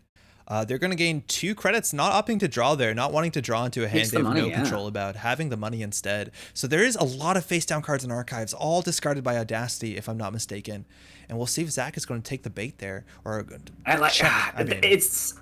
Spin I think the bet here is there is probably a lot of Hyperloop extensions in the archives right now. Yep. And stealing those at this point would be disastrous for the runner. Yeah, because Brandon would just use that to draw cards, look for those combo pieces, look for that last agenda to slam out. There's also a chance that like there's an what's it called? Vacheron in hand, and Brandon's making the decision if I throw this into our. Oh no, because it doesn't do anything in archives. Never mind. No, exactly. That would lose him the game instantly. Yeah. So seems bad. Maybe a big bluff. Maybe. Yeah. Who's to say? No, because I was thinking like maybe there's a gamble here. Like I can close the game off faster than the Vacheron ticks down. But yeah, it's very important to know that Vacheron does not trigger if stolen from archives, which is a huge strength of the Imps and the Stargates of Anarchs. Zach's got to get a couple more points here and then go check archives, I think. Yeah, Zach might just want to take it. I think you might want to check archives first before hitting R&D, because then it allows you to rebuild those turtle counters if that's what you're committing to. Point. With Zach pinging there off the top of R&D, seeing nothing. It might be a good idea. Yeah. You can see half of HQ. An HQ run. There's a lot of draws He might check archives, steal an agenda, and then check R&D again. It's a possibility. Just because he'll have a fresh card. Sprint and Drafter. Sprint and Drafter. Nothing really gained there. I think we know that one of the cards in archives is a fast break. We know one is a red level clearance, so the value is a bit smaller, and just throwing down a class act here, I'm not sure what you're drawing into besides a diversion. But again, this deck can score out on 1 credit with Audacity. 1 left in the deck. Yeah, there's 1 left. So, I mean, I think there is value in Doof. Just it lowers on the them options. Not finding that third. Yeah, for sure. But you're gonna have to double Doof basically to really secure that. Even that, like, I don't know if Subliminal is as many lists as it was at some point, but sometimes Subliminal, as you said before, you start your turn on 0 credits. It's okay. I have this fast events out with Audacity. Mm-hmm. Zach has 1 more click here. Again, if you check archives, we know the purge will happen. And checking archives last click, I think, Phil, as you said, is the worst time to do it. That's the worst possible call. Absolutely. You're just giving Brandon money, you're giving Brandon cards, and he's going to close out the game for sure. He just needs basically any agenda. Possibly he could score out a Vacheron with enough pieces in hand. Yeah. And this is worth knowing. We don't see what the accesses Zach gets off the top of R&D, but if Zach sees something like a Biotic Labor off the top of the deck, it changes how he has to play this turn.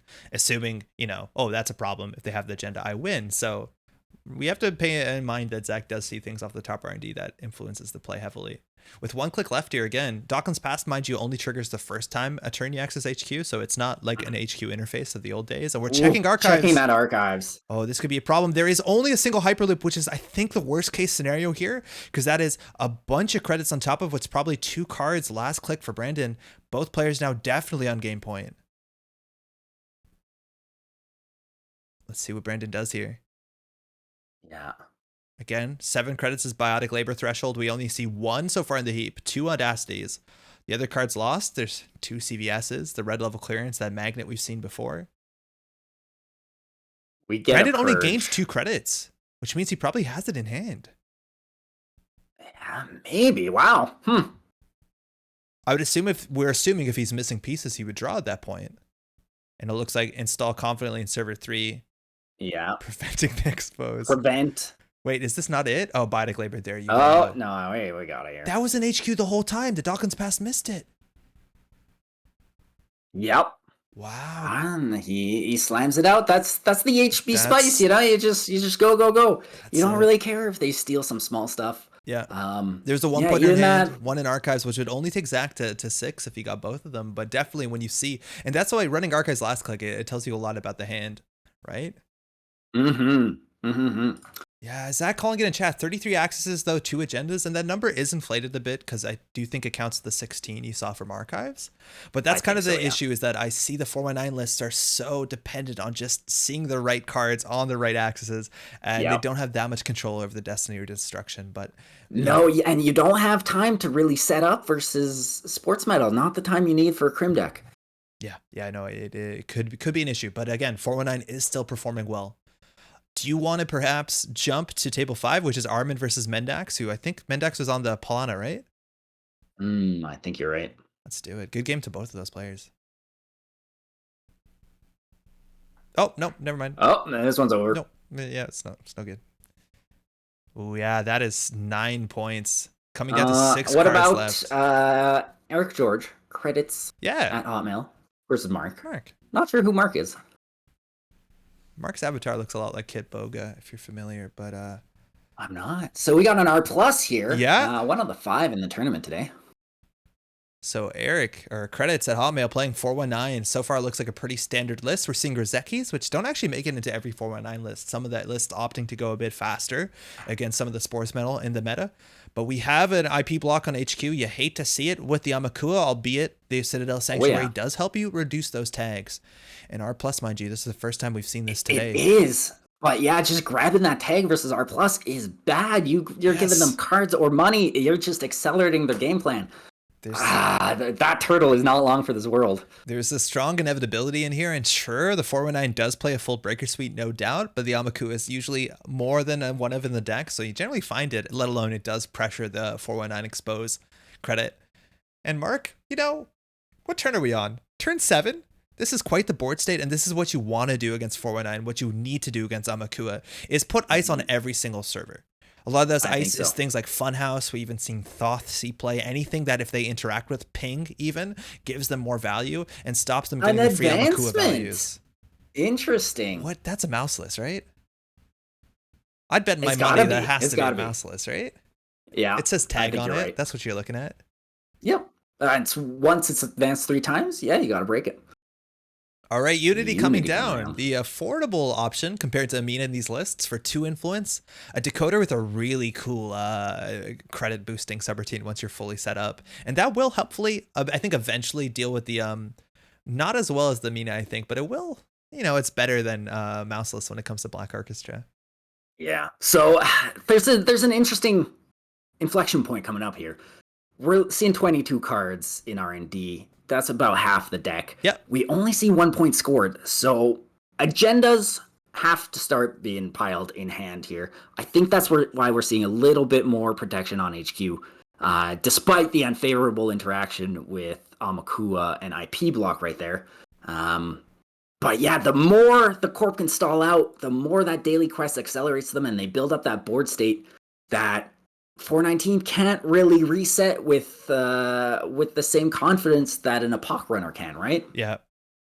And you know what? Okay, I don't want to say this as in this might be Mark's, original brew, but there was a decklist of the week a couple weeks ago that could be this decklist or an inspiration. That was that Tilt Rope Reality Plus deck, the Asmari Tightrope build in the Reality Plus shell, and I've had the pleasure of playing this deck, and right now that deck played the Mouseless, so it looks like we're on brand for that one. But it's important to understand about this deck is that deck was pretty good at getting to the mid to late game and then having incredible swings with cards like Public Trail, forcing the runner to lose 8 credits into hard-hitting news, and then the deck runs Exchange of Information, which pairs really well with the quantum predictive models that the deck runs, and 15 minutes, and then you bring in the Bolognas or the Global Food Initiatives or your 5-3 du jour. So right now, the money matters, but the money does disappear relatively quickly once you start breaking some of the most efficient ice, and let alone those tag trades favoring Reality Plus on the 2 credits. Absolutely. Yeah. But yeah, both just stacking money here, waiting for something to happen. Because, like you said, yeah, like we could do a single access on R&D, but they're just going to spend money. It's not really going to advance the game for the runner to do that. So he's probably just waiting to see what's going to happen with this remote server. Mark, yeah, maybe waiting for an upgrade. I don't know if we're going to see a Sansan City grid here, just be able to slam out agendas real quick, or if we're going to, try to build up sort of an impenetrable remote and just force him to run it over and over. So the list that was the deck list of the week a couple of weeks ago, if I'm not mistaken, it was running like a single Prisec. It was running a seamless launch. It has some very interesting things to do with the remote server. Again, we don't And know what this naked deck is. install, Naked install, prevent another ice. another remote. Yeah, kind of a rarity these days outside of Not ASA to have more than one remote with ice on it. I assumed that it was going to be res into a daily quest, but a falsified will give us an idea. It's resing. It's exposing. Yeah, server 3 was a daily quest. So Mark either didn't res that to play around the falsified or play around a bait here on a boomerang or inside job, or forgot to res it with a daily quest because it does have an interesting condition. But a lot of times you see this where server 1 is probably an agenda and server 3 is where you want to jam, where you want to keep the daily quest triggering. Get that daily quest money coming in for sure. Runner just building up the board state. 30 credits, more than Orbs. enough to do anything, but got to get more breakers out. Orbs on orbs on orbs. 2 credits a turn. 4 more credits with the daily cast. Paperclip in the bin though. Server 1, double advance, triple advance. Might it be a quantum? It's a tomorrow's headline, and Mark is not going to be able to capitalize on that. I think he would love to trash the Citadel if you double advance that and wait. Now you do gain 2 credits or 2 cards, with NBN Reality Plus's ability, but tomorrow's headline. But he's not confident in that remote to be able to secure it for an extra turn. And so the basic idea of this deck is that anything you install advance in server 1 can be a huge threat. Tomorrow's headline, it's a threat. Bologna can be difficult. But one of the best plays that this deck plays is double advancing quantum predictive models behind fun houses, or even just 15 minutes and say, go ahead and run it. It's fine. You'll only have 15 minutes in the limelight before I take that back. Now that the daily quest sort of faucet has been turned off for a little bit, and they're pressuring on ice reses here. Bravado. Gonna make extra money on that Bravado run. Such a strong run event. Again, the daily quest still not res in server 3. I'm not sure if that's playing around something. Sometimes you want to, make sure you can protect that so you don't leave that pseudo magnum opus. But on 20 credits, I think Mark should be able to res the ice in front of server 3. The worst case scenario here, you can't actually break an IP block. It is the mouseless at 5 strength. Mouseless, you're gonna eat that in the face. Yeah. Oh, there is a paperclip in the bin. Excuse me. So pink. Like a Hydra or something. I'm not sure what this. Okay, here we go. Turnpike, 3 strength. You lose 1, pay 1, so only 2 credits lost. We're gonna see a card here off the top. I think this might be the first access for a long time that we've seen in this game. And credits hasn't shown a turning wheel yet, which is what you'd expect from multi-access here. Yeah, and he's down to 12 in the stack, so he'll be getting it soon. So 31 credits, still spending a bit on that run. Mark down to 14 credits, still a fair bit. Charting server 3 here. Gonna pay for the daily quests if we want to bring it down. And again, that something was trash, so Amakua is only 3 strength here. Yeah, I do wonder if this is another IP block. I think that would have been an instant res. Ooh, okay. Sync BRE. Well, this is a really interesting piece of ice. 6 strength is a lot for a 4 sentry. Now, the traces aren't amazing against 419 because you do have 1 link to start.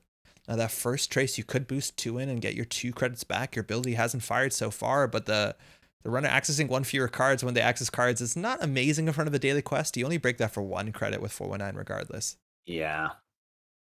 So that's coming down, and I think Mark is going to struggle here. 10 credits isn't a lot for the remote server. No, absolutely not. I think the best they have is Quantum Predictive into a funhouse, which, barring an inside job, which is pretty common in these criminal decks, there's no way for credits to interact with that. Daily quest coming down for 3. Real quick, it's worth knowing about this last quick. Yeah. Okay, there we go. There's the turning wheel you'd want. Yeah, it is worth knowing that Sync BRE has since been. Is this the eroded version? Yeah. It says, oh no, it's not eroded. Well, it's not an errata, but as written, you access 1 fewer card whenever he or she accesses cards. Which is that for the rest of the turn, the rest of the game, the rest of your life? It's unspecified. Yeah, so that has been corrected. It is for the rest of this run, which is it's really funny how powerful this card is, unassumingly. Yeah. Turning wheel coming down, that is going to get you some pressure here off of R&D. Again, I think you're pretty sure that HQ is a mouseless. There's no other real advanceable ice you'd expect, but 3 advancements doesn't change how much it costs you to break it. It just changes how likely you are to break all the subroutines. And Unity is a bit different. It's not like Black Orchestra where saving 1 subroutine saves you 3 credits. So I don't think it's going to change much right now in this matchup. No, yeah, and that Unity's, it's a little bit expensive right now, yeah, just to be doing bounces with the turning wheel on these two Mausolus is like, Mhm. it's not happening. So I think we're going to go back to both players kind of hunkering down and building up their board state until there's maybe an agenda put in that big remote and contesting that game. Time in the round Oh, would be never mind. favoring Never Mark. mind. Oh man, bravado for value. You just love this. You force them to res the rice, otherwise you're gonna get Yeah. through. The successful run gives you an Amakua counter even if you access nothing in the remote server. Bravado gets more money the deeper you go, triggers Onicom. A lot of good reasons why you want to do this. And we can't see right behind the bravado, but sorry, there is a Bugalter down, so we do have access to all of our breakers, a paperclip in the bin. An IP block would be a decent res here, I think. But yeah, on 10 credits, you can't play that fast and loose with those remaining 10 credits because you need that money to be flexible, and you want to stay well above the 5 credit mark because you're gonna get doofed. Yo, talk about doof. Looking in the bin, we see 3 falsified, no doof. So the question is, are 3 doofs in the bottom 13 cards, mind you, diversion of funds, a card that swings 5 credits each direction on an HQ run? Or is this deck not running diversion? Maybe, yeah. Expecting a lot of sports. Yeah. They just cut those because it doesn't do that much versus sports. So I think here dodging the tag. Well, they did it wrong. This is a goof to some extent. This gives a tag on encounter, but in theory there's a window. It's very awkward on Jinteki.net because if you hit continue and then you mash enter, you get to this point. But in theory you can because you have to encounter to install the paperclip. I don't know. I think because it's the same window, the credit or the runner goes first. So it does actually work. So it should be on your turn. The runner will encounter first, replace that Amakua. When the IP block goes to check the condition, the Amakua is gone, no tag. Yeah. So we'll see. We'll see if they fix that. Yeah. Because they're not contesting it. Yeah. So Chad is also very much agreeing, but the basic idea is on your turn, if there are 2 things that have the same trigger, your things have to go first. So the runner has to do their on encounters before the corp has their on encounters. So in theory, credits shouldn't have that tag, which means Mark should not gain 2 credits or draw 2 cards. I don't know what they did that turn. I'm not sure. I don't think it says here. Oh, did he even get a tag? Yeah, he got a tag. Yeah. Weird. This does not tell us in there's a lot of thinking here. Regardless, this is just this is a bit of a chat or something. There's a chance here too that you could just bounce off of this. It's 3 for you to go through, and then if you break another ice, I guess it's kind of worth going through. You don't have the Amakua anymore, but you're basically paying a premium of 1 to go through to gain another with a bravado. Now, sure, you might get another if you go deeper into the server. Yes, you also might get more information, but sometimes you can just save a credit and end the run here. Yeah, without getting that extra Amakua counter, it's probably not. Okay, I think we might have had a judge call here because credits is decrementing their tags. Yeah, judge showed up. It's like shows up. Yeah. All right, we're gonna keep going through though. So again, bravado gets 1 more credit every time you go 1 deeper into a server, and there's no res here. There's no Amakua to get a counter, but okay, gaining 9 from a run event feels good. Judge call confirmed. All right, we're back on track. 22 credits. Mark down to 8. The board state looks so much different when we just tuned into this game, but Mark is going to have to struggle when the remote server is it's just simply an IP block at this point. I have no doubt there's a funhouse there. Yeah, so again, the centrals, very safe behind those Mausolus to just little pokes. Yeah. Even just farming turning wheel counters off of that is not really possible. So he's going to just sit back, I think, and wait and maybe look for some doofs, put pressure on that way. It's also like turn 12, right? We've seen 1 spin doctor. We've seen 2 agendas out. So the chance of there being an agenda in hand, I'd say quite likely. So at this point, an access on HQ, turning wheel counters, whether we see a legwork, whether we see something like a Docklands Pass, I think that has a chance of converting into agenda points because this game is not advancing too quickly. I can misclick on that install. All right. Oh man, I love double server plays. Double server plays are so fun. They don't happen a lot. It's good. It's one of those. Yeah, you don't see it a lot. Ooh, it's outside of Asa again. But yeah, it's just 2 servers to bluff stuff in. It's twice as good. So it's a ping on server 3, and if you're not familiar, that's a new piece of ice that says on the turn that it's rezzed or the run that it's rezzed on, you give the runner a tag. It's a simple 1 credit to break this with paperclip, but the tag is really important. Now this actually could be a goof here, because if that's a ping into what's it called, into a quantum predictive model, yeah, the right play is to run, force him to res, jack out, clear the tag, go back. And the inside job is not, it doesn't bypass the ping. It'll still get the tag. Yeah, Because that's tag on res, not on encounter. Exactly. It does bypass it, but yeah, it's not when you break the subroutines. So credits is tagged here. There's a chance that this is just going to convert straight into a quantum predictive model. Yeah. Again, maybe some sort of big bluff, but probably not. So we're paying 5 credits to break the Sync BRE, same as a Nazi at this point. I think tracing through it might actually be a bit cheaper on 4, and it is a QPM. There you go. Getting that playoff. Mark seeing the ping into QPM, and again, if time is coming up, credits needs some more points at this point. What are we looking at timers here? Okay, there's still like 10 minutes left. Okay. So lovely. Yeah, it's not, the pressure's not that high on the point count right away. But it'll get there. But again, like we're seeing 15 cards left in R&D. Where are the points? There's a lot of 3-pointers. At this point I forget what this list is on, a mixture of foods and bolognas. I think there is a chance that it might be a single bologna, 3 foods. Yeah. So the bolognas, if you steal a food, you're still 3-3. And Mark just clicking for credits here. I think PSK is saying that Mark is actually a Spanish player, which that's really cool. Okay. They're playing in the Americans. Hey, diversion funds. There we go. First of, and it comes at a really good res price. on the Mausolus. Yeah, well, you go down to 0 credits at that point, or 1 credit, right? I guess so, yeah. So swinging 5 credits over, credits at 27, and it's also a nice way to build those turning wheel counters. Whether you want to convert them, whether you want to, and that's exactly what you need. Boom, there we go. So many turns in, an agenda was just pushed out, but the bologna, you can steal it. The food, you can steal it. You're not going to have the tag for the last quantum predictive. There's a seamless ping and the public trail. Nothing in hand. Another ping. Nothing. Gonna go back. If they're not resting the Mausolus, this is only 2 credits to break through if you want. I think it's actually real cheap. I think credits could just trace this, right, with the 1 link and save a credit per run. Yes, yeah, he's not going to boost the trace with being on 5 credits. Doesn't make a lot of sense. So you could save credits. Not if he's not resing that Mausolus. Mark clicking up to 3, then just recovering, and we still know there's probably 2 more doofs coming. And with the class there we go, another doof. Yeah, like this is going to be a problem. Keep him down.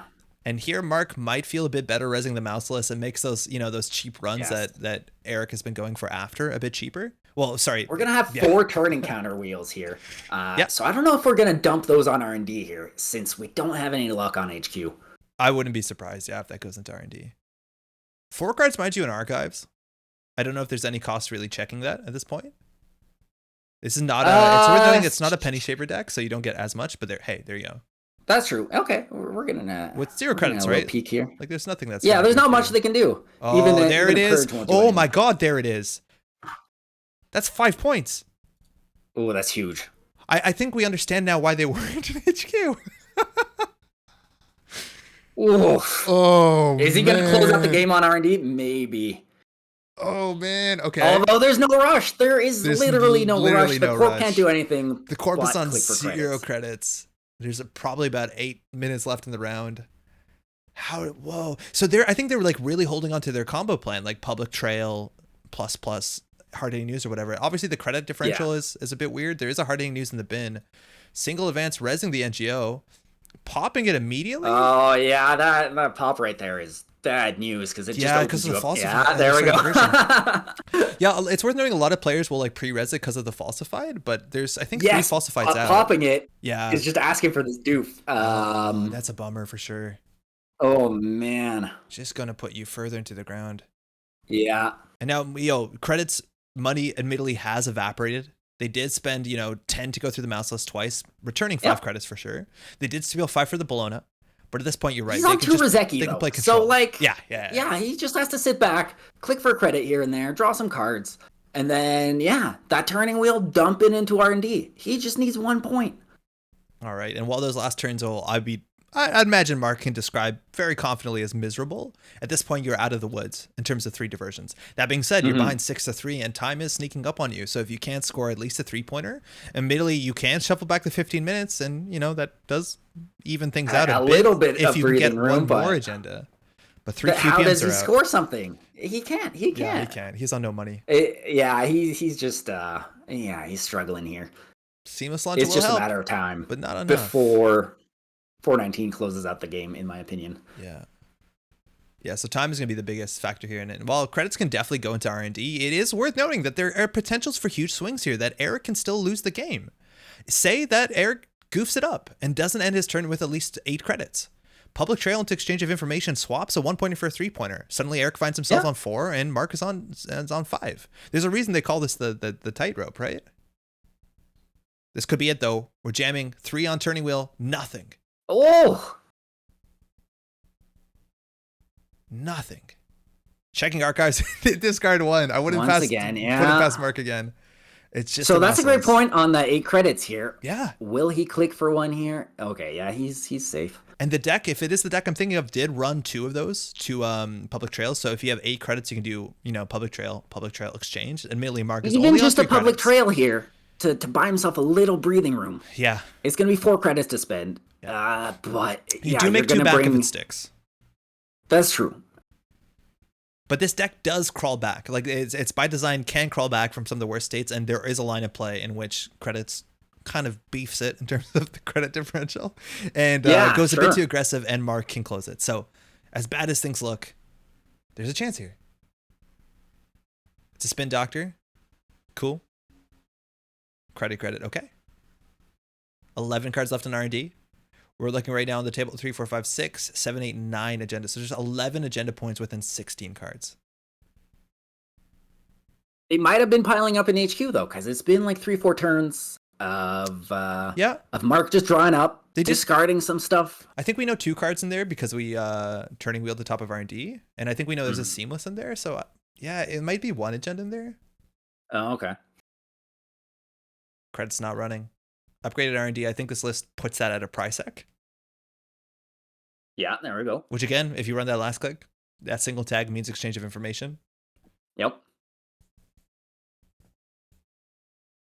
Rizeki, though, getting you that value when a game comes to turn 18. Oh, yeah, credits understands. I don't have to do anything. No rush here, yeah. I can't goof it up if I don't run. All those cards say only play on successful run or if they made a run on either public trail or hard-hitting news correspondingly. And we're down to 3 minutes here, so Mark... Ping on archives. Gotta get something going. Yeah. 2 cards a turn. Oh, Eric sees a line there. Click for 4. Yeah. It's on Mark to do something, whether he can put something in the remote server. Again, there's no more expose, but whether he can put something in the remote server to force a run. This list, we're looking at Rashida's. There's 1 left, 1 NGO left. Oh, we're going for it, but credits does have that credits lead. Bravado into HQ. Mouse list for 5 IP block. Again, you could trace. We're paying 3. Turning wheel, we're going to see 2 cards here. There's the EOI, and we're going to see a public trail. Oh, it's a Market Forces. Market Forces, all right. That one might be a bit greedy for this point in the game, but you see the punishment in his hand. So Credits understands now the value of public trail if he did not before. And it is worth noting that Credits classically as a player, I think they haven't been playing a lot for the last year, but they played a lot more in the prior years. So they might not be as familiar with cards like public trail as used to like C-Source, the card that it generally is replacing. Yeah, absolutely. There is a significant difference between those two, even though the effect you hope for is the same. We're going in R&D. They have a click left there, so the price tag is not going to stick horribly. And mind you, price tag is free with Reality Plus, which is pretty cute. Yeah, but the credit differential here is whittling down, right? Yeah. That is a little scary. And Mark has it. If they have, in theory, they could have public trail exchange. I don't think they do, but they could. Card from R&D, that's not it. That's a price tag. Going to pay 2. Trashing an inside job from hand. Reality Plus getting the 2 credits back. I don't know if Credits wants to trash that for 3 credits. They do. They're down to 15 clear tag. Oh boy. Yeah, 14. So Mark could have it. Double public trail into a hard hiding use here would be massive. Does he have it? Yeah, I don't know. Oh, have we seen any? Okay, oh, that's the first one. There's one. Poetry of the floor. Swinging 8 credits to the The guy has it. Mark. Oh boy. Oh my God. Oh, there we go. The dream. We are running the tightrope. We are literally running it. It's 5-4, and you can shuffle back for 15 minutes. Oh, there's always an option here. What's the time on the round? It's under a minute at this point. Oh God, credits. You gotta go. Who knows if he realizes though, right? Oh my God. You gotta do something. Inside job, R&D. Here we go. R&D, yeah. That seems good. That seems good. Will you have Bologna credits? I think you will. I think you'll have at least 7. Time has been called. All right. The 15 minutes could be a huge deal back. They didn't have a click to shuffle it. If they hit a Bologna here. Okay, we're seeing 2 cards. Oh! Okay. Food? Wait, this can be a draw if he doesn't see another one. Because the 15 minutes get shuffled back. Doesn't... R Plus has another turn after this, right? It was definitely called on the run turn. Well, we have to wait for someone to call bring it. back that 15 minutes. If he brings it back, he's just on 5 points. Yeah, but the 15 minutes drops credits to 5, right? Yes, correct. So I think we're seeing a draw at best here for the Corp. I just don't. How's time called? Does someone show up into the match and call it, or are they watching? I think someone has to call Unless we got a second EOI, and they switch it for food. Oh my God! They upgrade their headline to a food. Mark gets to finish his turn. That's it. So, yeah. So we got. So it's just the EOI. Citadel's firing. That doesn't seem too impactful. Oh, it does. Yeah, no, the EOI won't happen because of the Citadel. Oh no, he has 2. What? Mark, shuffle it back. Yes. He was drawing for it. Yeah. That makes sense for the EOI. Oh, he paid into the trace. Okay, that makes sense. Yeah, so he stopped the tag. So he's drawing into what could have been the second EOI. This game went to a draw. They're rarely seen, but there we go. Absolute tight rope. So, okay, look at the points here, right? So 3, 6, 7, 8, 9, 10, 11. The deck runs only a single Bologna. All the other 3 points are foods. So... Oh, wow. Judge, I'm going to give the game to him. Whoa, I don't know Mark if he can. Conceding at the last second. Or in overtime, I guess. Yeah. Yeah, it's really awkward because like a draw, admittedly, is like, obviously it's less than a win, but it's very hard to make the top cut if you're trying to make a top cut on a draw. Now, Mark going for the concession, which... One draw is not bad because 1 point will put you over... Yeah. If you're everyone else, if right? You're X and... a second draw gives you absolutely nothing. Yeah. Erastus doesn't draw go to strength of schedule. Well, sort of. It means you only get 2 points if I'm not mistaken, or is it 1 point? So the idea is that you'd be better if you were X and 2 with a draw. You're better than X and 1 point 3. Each. Yeah. Yeah. Oh my God. Yeah, I think if Eric just did nothing, he would have been fine. I think the right move there on the runner side was just to do nothing. Just to do nothing, yeah. It doesn't give the Corp any options, but yeah, I don't think he saw that double public trail line. Before they lose 8. Okay, cool. Okay, no, it's a tie. Yeah, you're not allowed to throw the game or like concede the game after the game. I'm not even sure. You're allowed to concede the game mid-game, maybe? I probably shouldn't be asking so many rules questions while the judges are busy, but yeah.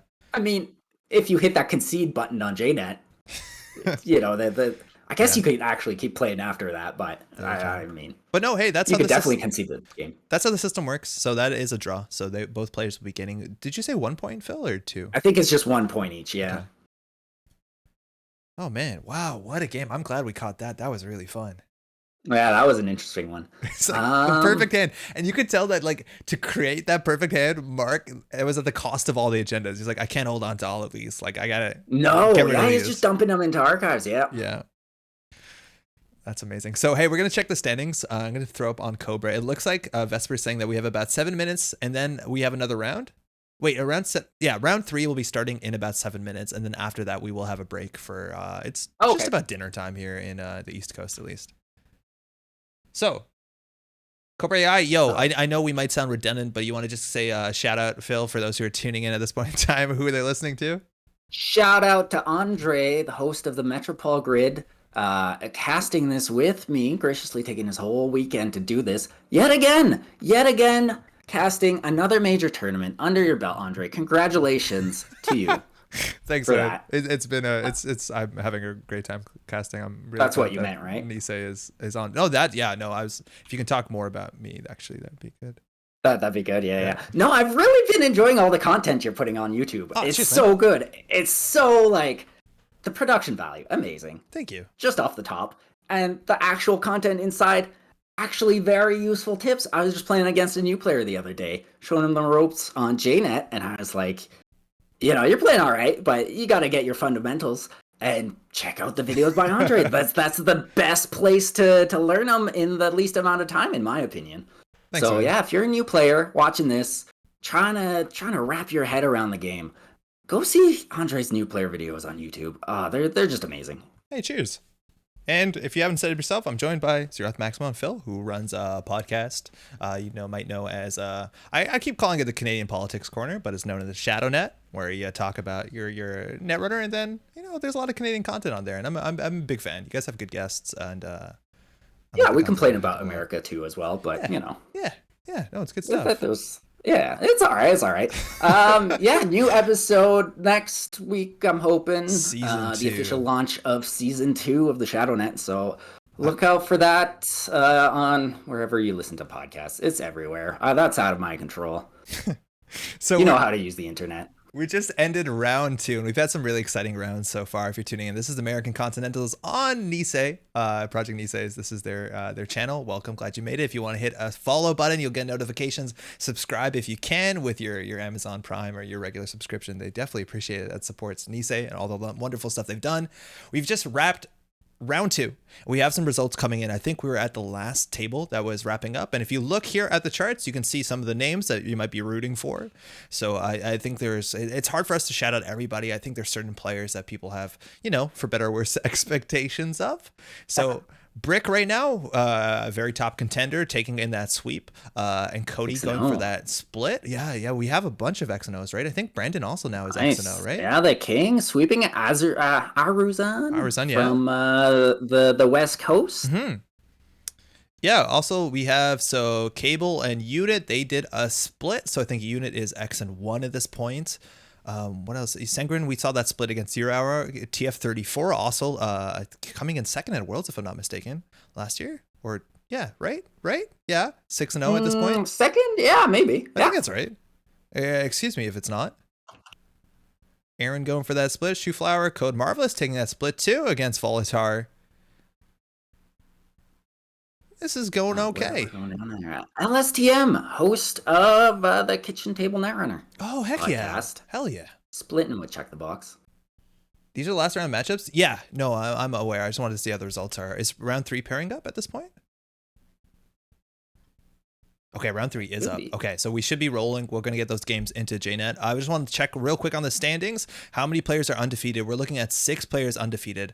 Janktivist, Brick, King, TF34, Arizan, and Cryptogram. At this point in the tournament, I'm not sure what the mathematical numbers are. You need to be like, I'm pretty sure I'm going to make it to the next day, which only 8 players will. So that's pretty competitive. We have tiebreakers today if we need them as well. So we should have a clean 8-player entrance. But none of these players that are 9 are out. They still have a very good chance. There's a lot of players at 9. I even think some of the 6s can be competitive if they, really put their Netrunner hats on and start winning every game. We're only 2 rounds in. Yeah. We're only 2 rounds in. Even if you only have 3 points at this Yeah, you're time, right. That might be possible. You just got to sweep everything. You just got to sweep the rest of your games, and yeah, you'll be up there. Just got to get to work there sweeping, but that's good. Also, again, we do focus, of course, on the top tables, but regardless, I hope everyone's having a good time playing on whatever table they are right now. And we watch Shu from Jessica. Shu, yeah. Probably. Yeah. Why not? Okay. What is Shu running? Oh, we saw it. It was the Mashiko. Yeah, okay. Not sure what her corp is. Awesome. Actually, I never know how to say this, but Kamanecroscope is a player from my meta. We regularly play Arkham Horror together weekly.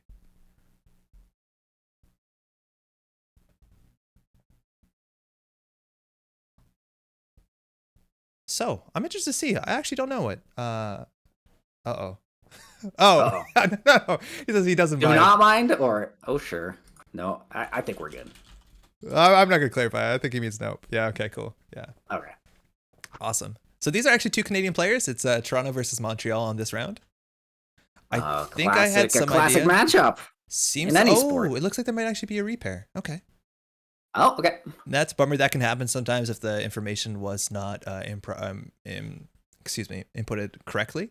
That can happen. Again, it's really important if you're at a tournament to make sure that you're checking your standings to make sure that it is accurate where it should be. Again, it's very easy for something to be goofed up. It's really good that it's caught at the beginning of the round, so you got to repair because you can't really do that halfway through a round, unfortunately.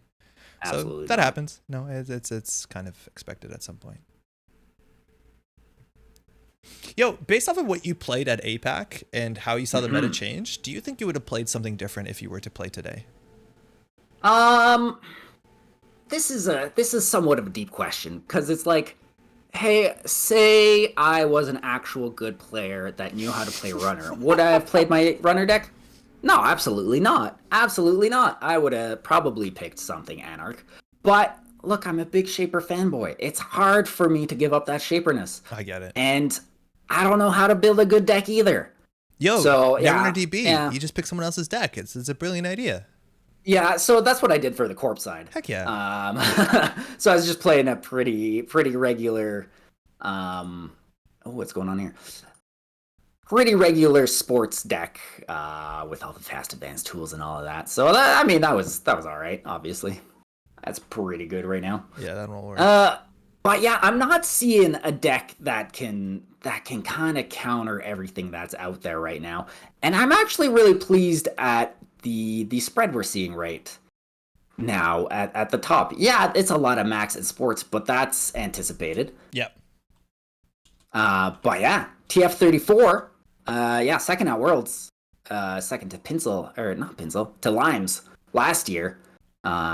They were on a homegrown NBN that was kind of coming from left field, as far as I remember. So still repping that CTM. Another CTM.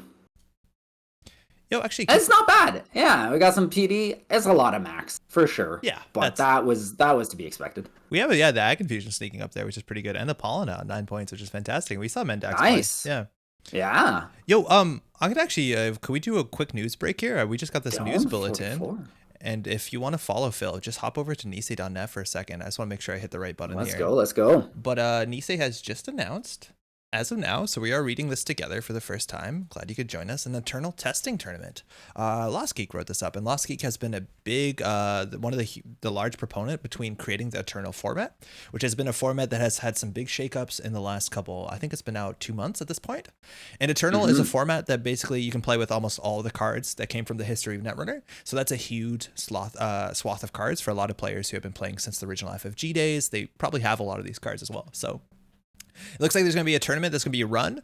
We're organizing an online tournament under the new list on Saturday, September 4th. And by the new list, there's been some changes that assign point values to certain cards. And every runner deck, every corp deck is allotted a certain amount of points that they can spend on these powerful tools. So you're still allowed to play most of all the powerful tools within the Eternal format, but you're not allowed to cram them all into a single deck, which is, from my understanding, been a pretty big success for the Eternal format. So it's a fun format. I played it a little bit. I think people kind of put it at the wayside as Continentals were creeping up and people were prepping for that. Yeah, but I could see a lot of people returning to it afterwards, especially now that there's an actual big old tournament with some cool prizes. Yeah, no, there's prize support here. We're looking at a noise playmat. There's some noise Caden and Andromeda alt arts, and everyone 3x crowdfunding. Heck yeah, crowdfunding is playable in this format, which is a fantastic card. Absolutely, yeah. And you see the list here. If you want to know more about it, dig deep into the Eternal article that was posted, I think, last month. You can find on Nisei.net. But I'm so excited for the tournament like this.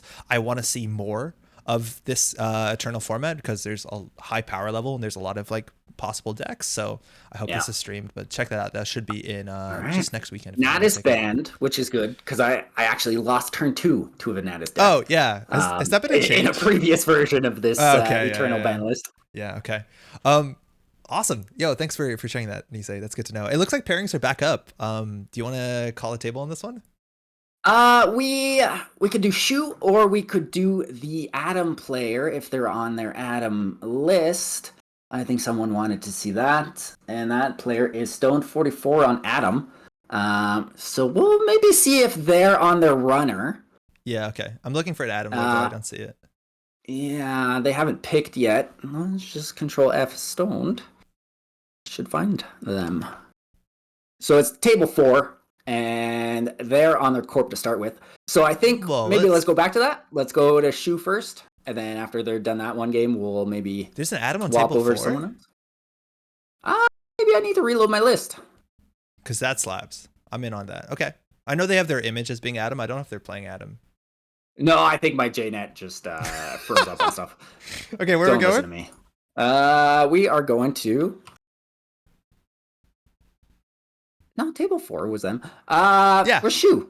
Shu's okay. 12. 12. Okay. So 12. 12. Let's do 12. Sorry, I'm not finding this, but I found it now. Thanks, Control F. I can't join any of these games. Is that on me? Yeah, refresh. Okay. I think there was some sort of mishap and JNet did a thing. Okay, that works. Thank you. All right, so we have round 3 just starting up again. 2 rounds under the belt. A couple players are still undefeated at this point. We're going 6 rounds today. We will have a break after this round, so if you're feeling a bit hungry, maybe just hold on a second, you know? The fangirls demand, of course, there's fangirls. All right, so we are zoomed in here. Chris, on the corp side, is playing NBN Reality Plus. 40 minimum deck size. This is the NBN identity that came out in System Gateway, and it gives you a nice choice. It's very similar to the sports medals we've been seeing so much of, but when the runner takes a tag, or the first time each turn, runner's turn and the corp's turn, you gain 2 credits or draw 2 cards. Why settle for real? And this has been a very powerful ID. Not only do people valuing having a smaller deck, because it means you're more consistent. Generally, you have to run less agendas. This deck can get away with running only 6 3-point agendas. That is a very powerful ability attached to a lot of ice, and then the threats of things like public trail, hard-hitting news. We saw just how those work in the last game we saw.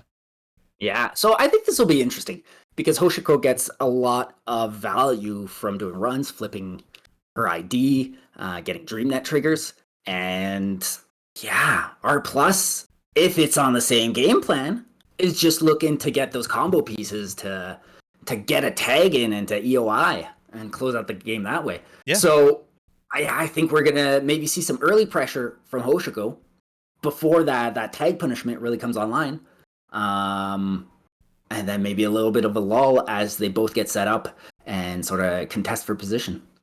So this is Hoshiko, and if you see this side of, she says when you access at least 1 card, gain 2 credits and flip this identity.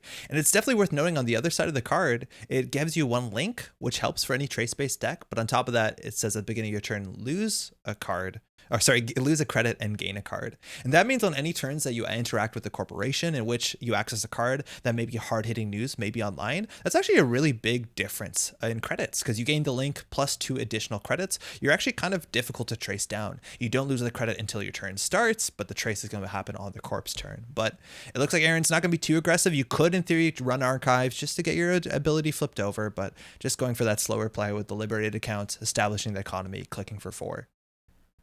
Sweet. Chris on the remote server, a single piece of ice. Again, IP block is something you can always trace through. It looks like we're going to find out sooner than later what this is. Generally, it's a Rashida. I don't think the Reality Plus deck wants to score out agendas too quickly, so maybe you forget to res a daily quest, but Funhouse introduces... Funhouse. Gonna get that credit value, or that tag value. Yeah, you bounce off of that just about always, and Erin is going to agree. She's going to run away again. Funhouse, the reimagining of the old Data Raven, now a code gate, and not based off of a trace, which honestly the trace would favor Hoshiko in her digital form, so technically a bit better, but paying 5 to end the run doesn't feel amazing until, you know, that Rashida fires behind it.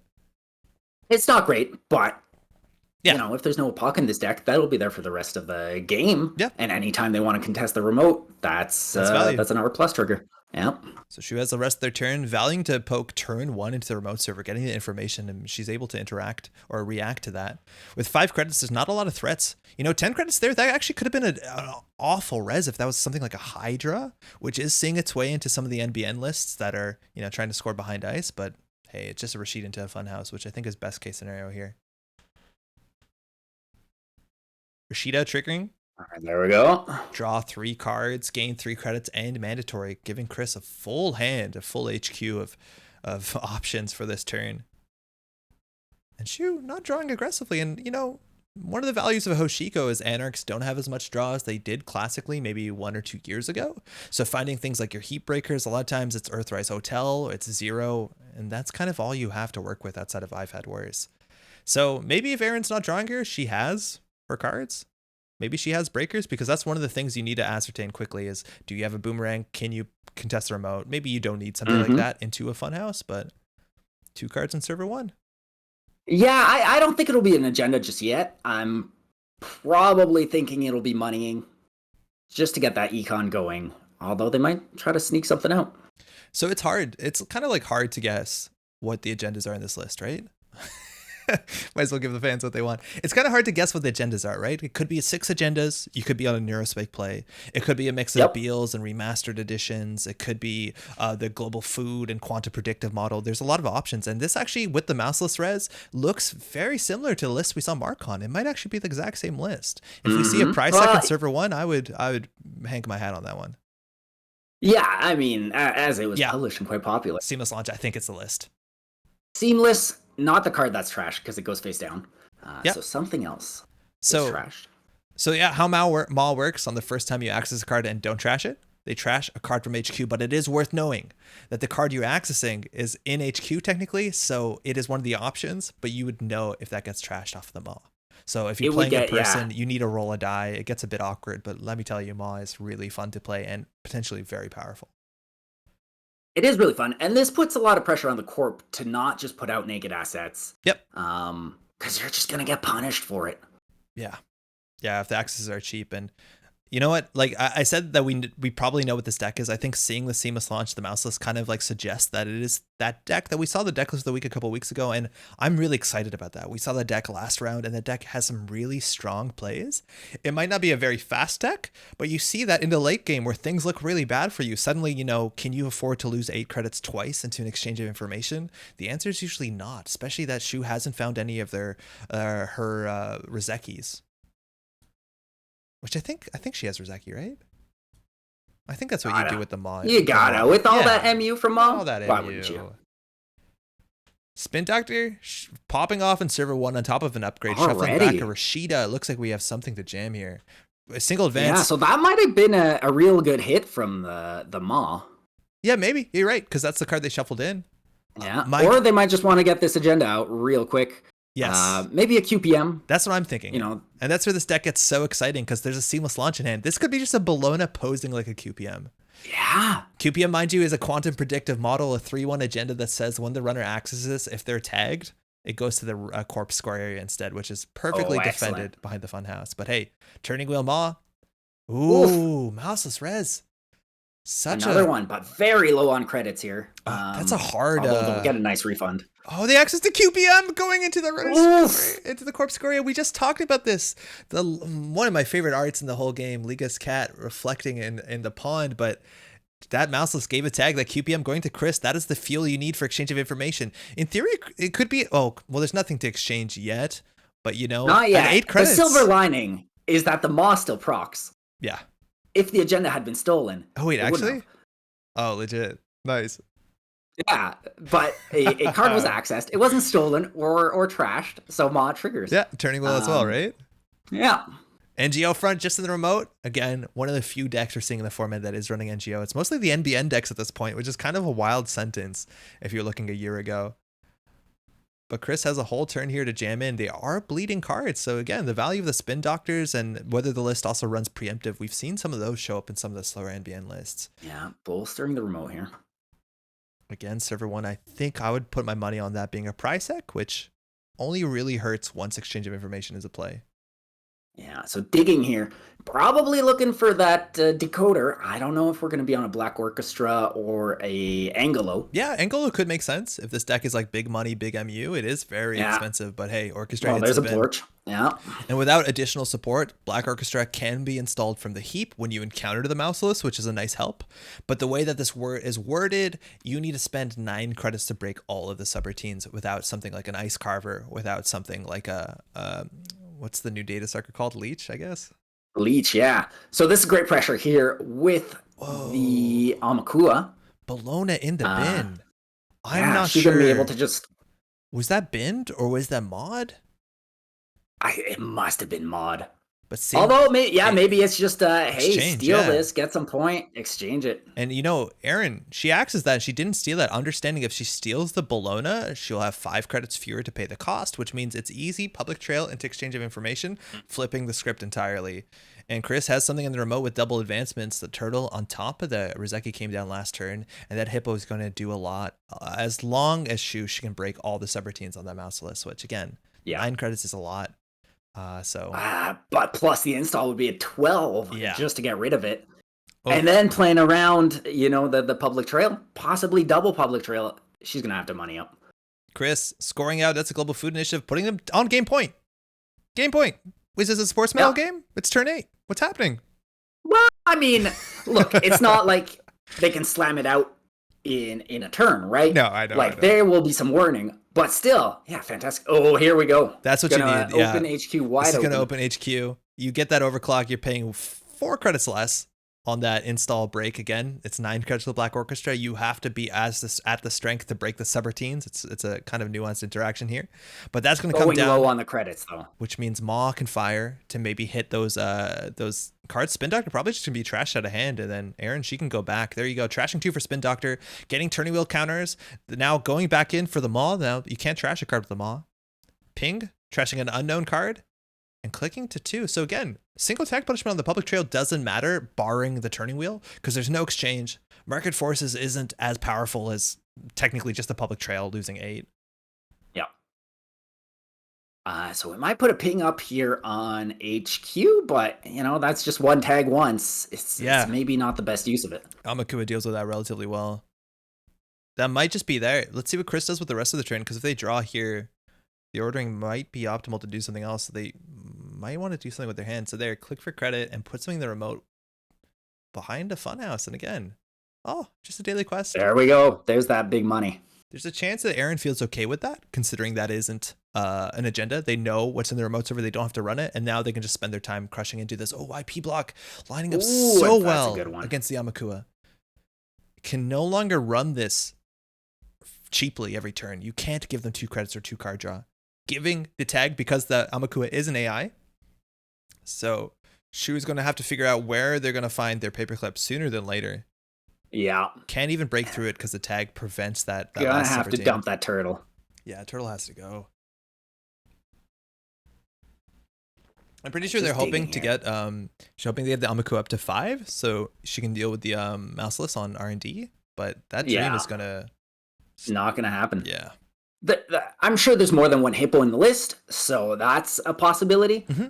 But I think opening up any server that's not archives is obviously the Maw plan, right? You just want to get those procs off every turn. Yeah, exactly. Disrupt them as much as possible. Get some agendas in the bin, and go with that. But she's so low on credits. This is 2 credits. It's just a Rizeki at this point. Yeah, if you top deck a liberated accounts, you're basically required to have Career Fair, another card in the same hand, which can be tricky.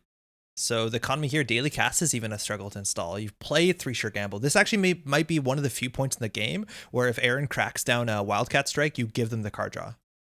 Yeah. You're not worried about the breakers going in. They're already in there. Ooh, Maw as well. Bagat as well. Another way to pressure HQ. That might be why she is pressuring HQ and favoring to trash HQ to get those Maw triggers as well. That's really cool. But Chris is stabilizing. Daily quest is given 6 credits, a card in remote server, 15 minutes scored. Now they're really on game point. Getting that little point, yeah. I think the only 2-point agenda in this list would be the tomorrow's headline, a 3-2 that says it gives out a tag when it's stolen or scored. Erin, she just has to click for credits here. Depending on the draw. I mean, it could be an easy win for Chris here. Yeah. 2 more quantum predictive models behind that funhouse is a guaranteed win. Yeah, we're not seeing as much hunting grounds as we did at metas a long time ago. I think a lot of the consensus is that Funhouse is just not a great card. So outside of IP block, and we don't have Kamainu in the meta anymore, there's not that many on-encounter abilities that you're worth slotting in that Funhouse. Or sorry, that hunting grounds, excuse me. Absolutely. Yeah, it's not the safe bet as a tech include as it once was, that's for sure. Second ice on R&D. So yeah, I think Chris can play it slow here a little bit. Yeah, and I think you're right. There's a big chance that server 1 right now is a quantum predictive model. If it's even just like tomorrow's headline, which mind you is only a one of in the deck, Chris will have what's referred to as the nuts. Okay. Okay, Hippo into Boomerang. There we go, opening up HQ.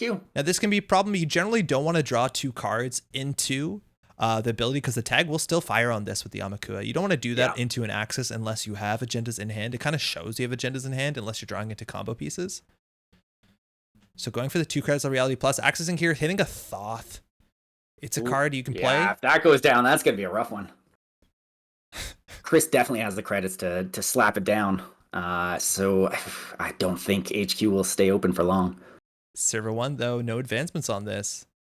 Not the one of tomorrow's headlines, but yeah, Chris, you're right. In an awkward situation, those turning wheel counters building up. The Maw getting trashes is an issue. We're down 2 Spin Doctors. That being said, she has a lot of work to do, that's for sure, but you can't let that hole open because you're giving such an opportunity. Hard-hitting news. Oh, you're able to spend 7 credits plus 1 for the, admittedly, you have to watch out. There is Link now in the digital Hoshiko. Yeah. But you are refunded 2 credits off of the Reality Plus. Now those QPMs, the quantum predictive models, are incredibly safe. I don't know what you do when you're Shu right here, right? Like, do you try to dump your turning wheel tokens this turn on R&D, I guess? Do you just clear? I suspect that's the ping. Yeah. Because that's one of the issue. I'm pretty sure this deck isn't running meat damage, but it's so easy for a Reality Plus deck to run meat damage because every time you take more tags and go deeper into that tag meat plan, they're drawing more. And they're more likely to draw into their kill package. Running into a turnpike here, again, you might not want to break it. You can, though, with the Amakua for 1. The Mouseless, you probably just let this fire. I think it's just firing. Yeah, there we go. So we'll see if it's 2 cards or 2 credits here. Losing the career fair in hand. So they do have the way to cheat out the Liberated. Not that the tags are going to keep the Liberated around for too much longer. So again, quantum. We've seen like what 1 axis of R&D, 1 quantum predictive model. Let's see if it's 1 for 2. I didn't realize the card in server 1 was advanced. That seems important. Yeah, that was a bold play, which, maybe that's a Bologna. They're confident that she doesn't have the econ to take, right? Chris has no further action. We're accessing 1 off the top or more off the top. We have a turning wheel. We're dumping it in. Just it's dump a resource. Yeah. We got a Maker's Eye. Not long Eye. For this world. Maw trashing 1 from hand, hitting a food. 4 cards face down in archives. I think they're all Maw triggers, maybe, and nothing else there. So Shu only on 2 points. Now exchange of information is the game. That's right. Yeah. It's hard for Chris to have it considering the damage Maw has done. They're also not drawing, which means they probably don't have it because I think they want to dilute their hand. But an exchange of information for 15 minutes into that Global Food Initiative will be game if Chris has it. But what's been in hand, what's out of hand? Is there another Seamless in there to score that Bologna next turn? I think the deck only has 1 and it's out in the heap already, or archives, excuse me. IP block connecting 3 tokens on the Amakua. You're 1 short. That's going to end the run. There's no access to Paperclip if I'm not mistaken. Yeah, you have to hope that EOI is gone. The exchange. Trading agendas if the runner is tagged. Okay. So you're pretty confident if this tag is on meat damage, the damage that you've done with Maw means it's unlikely for them to have the piece they need. Yeah. Let's see what Chris does here, because again, I think you're right. Server 1, it looks like a quantum predictive model, which isn't game point, and you have no real reason to score it because it's incredibly safe there unless you want the remote. Yeah, unless you want to jam something else. Maybe you just want to make room in that server for when you do have the card you want to score, you slam it in there. I don't know. So abstractly, minus the fact that you're giving value with Reality Plus, R&D is free to run, right? Like just take the net damage. You have how many Ivadors? 1 left, right? Like this could be a problem if Chris doesn't like value the turning wheel. You still have the Maw. Isn't it 1 net damage per tag on Thoth? On Thoth, yes, you're right. Thoth could be an issue, but I think we probably trashed the Thoth, right? Like I think we must have mod the Thoth at this point. Maybe I just assumed it was installed on HQ, but it might not be. Oh, on HQ. Sorry, I mean R&D, right? Oh, on R&D. I gotcha. No, but you're right. Thoth will be a problem. You can get those single accesses, but yeah, you're just feeding the R plus. Are you really gonna win on the single accesses on R&D? I don't think so. I don't know what else do you have. But right? At this point, yeah, like you're just hoping for the Maw triggers, hoping to get your Paperclip in the bin. Because you're assuming there's a quantum predictive model in server 1, right? So you only have to worry about 1 quantum. So what else is in the deck? Is it tomorrow's headline, a food, a Bologna? I think that might actually be 18 there. Boomeranging on IV block, just getting out of hand, so it's not lost to the net damage, and dirty laundering it here into R&D. So this will trigger Maw, and then I think Erin, she's going to go check archives to see 5 cards, assuming that the Maw triggers. It is worth knowing that the turning wheel was trashed by Chris, which seems like a good thing to do. This might just be an NGO, actually. Yeah, maybe. Yeah, it could be. That's for sure. We've only seen 1 so far. The list runs 3, if it's the exact list I'm thinking of. Unseen card. There's the headline. Okay. Ooh, we are 1 Bologna away. Wait, don't we know the Bologna's in archives? Whoa, it's Bologna's in archives. Did we forget Bologna's in archives? It's still there. I'm seeing it. And a QPM. You choose the order of access. Not that it matters. Oh, wow. What a game. Oof. Oh my god! And we need to rewind because I'm not sure whether the Bologna was thrown in there or whether the Bologna ended up in there due to the Maw trigger. But the Maw did work. The Maw did some work there. It looks like the Maw, yeah, absolutely. Oh, I can't believe we forgot there's 3 points in archives. That's such a big deal. Well, Shu didn't forget. So that's the most important. That Shu did not forget. Oh man, that tomorrow's headline is the only agenda. Oh no, they could have stolen the food, assuming that the other food, yeah. Mod me good. Yeah, so if there's a food in server 1, that was the only agenda that would have been game on that turn. Man, that's great. Yes. Yeah, as the tomorrow's headline wasn't in there, but they would have just slammed that one out, I think. Yo, good games. That was fantastic. Let's see, where are we going here? We wanted to look at the table 4, I think. Yeah, We've got yeah. Adam player versus Sangren. When you're saying Adam player, is that their icon or they literally showed up to the? They're both. They're both so playing cool. Adam, okay, and right. I think it's the yeah. Someone was making alt arts on PCBs. Oh, that's a really good. I think Adam. it's a little pick from that. Yeah. They look fantastic. Okay, so if you're just tuning in, or maybe you're new to Adam, it is not an Nisa card. This is an old FFG card. There's a lot of backstory to say here. Adam is one of the mini factions that showed up in Data and Destiny, one of the deluxe expansions, and Adam is his own faction. And Adam starts the game with 3 directive cards installed. They don't count to the deck size. You don't have to pay to install them. They all cost 0. And there are 4 directives right now in the game. Generally, 95% of the time, all Adams pick the same directives, and they are as such. Safety first reduces your maximum hand size to only 3. It reduces by 2, but at the end of your turn, you draw a card if you're below hand size. Beginning of the game, that's a problem. The more hand size that you build up, and there are a lot of cards that will build up hand size, this becomes free card draw throughout the game. You have neutralized all threats. The first time each turn you access a card with a trash cost, you have to trash it. And that can be a really big deal in some asset matchups where you're not excited to spend cards or credits to trash, especially in the early game. But it does mean when you access HQ, you see 2 cards, which is quite nice. And then finally, the newest directive, Find the Truth. It says whenever you draw a card, you reveal it to the corporation. So do pay attention to the chat log because we can see everything Stoned is drawing. But most importantly, the first time you make a successful run, you get a look at the top card of R&D. So you know what it is, so you can run R&D and steal it. You can scare the corporation and run R&D. It's such a powerful card. So this is the Adam setup. This is usually how Adam plays, but Adam can be, I think, a bit of a feast or famine. They need to get an early agenda. They need to get down their brain chip, which increases their hand size based on how many agendas, and then they get the free card draw. It's really hard sometimes to watch Adam matchups where they just are stuck at 3 hand size the whole game. It's quite difficult. So it's rough, but yeah, one 2-pointer even, it just accelerates them so hard. So we got down to Earthrise with the Career Fair. You want to end your turn with 2 cards in hand, and it's not a big deal in this matchup. There's no snares, there's no damage, so playing with low hand size can be easy. And mind you, Sengren is playing a PD. We've seen this, a precision design on stream before. It looks like we got an early Rashida. We fired at advanced assembly lines. I think Sengren did that AAL into Rashida trick, which is always fun to watch. And it looks like we're scoring out as soon as turn 3, if I'm not mistaken. Seamless launch, scoring out a sandbox or an off-world office. We're at an off-world office, 7 credits. Getting that money. So here we go, R&D wide open. Earthrise going to draw 2. Maybe you want an RNG key. Maybe you have some additional multi-access for R&D. It doesn't always show up outside of maybe Jailbreak, considering you already have really good R&D pressure with Find the Truth. What do you think the business case is for like an office on the moon? That seems like it'd be more expensive. I don't see how you get 7 credits saving on that. There's a lot of work to be done on the moon. They're mining a lot. I guess so. There we go. There's the jailbreak. Digging for that agenda here. Okay, we got Okay, 2 we got it. points. We got it. Adam's gonna start rolling here. And you see a bit of their Um, hand there. Find the truth, showing that they drew a dirty laundry and N'Golo. And N'Golo is one of the favorite breakers here when it comes to Adam, because you get it down and it's a one-stop solution. I think Stoned would love to drop down their brain chip, which they don't have just yet. So they're actually going to have to Yeah. discard a card. Rozeki hitting the table, an overclock in their hand. They're probably digging for something like Creative Commission, which will let them just grab that brain chip from the stack and install it, maybe for some savings if they throw out something else. What I'm worried for in this matchup is the defensive upgrades that PD runs.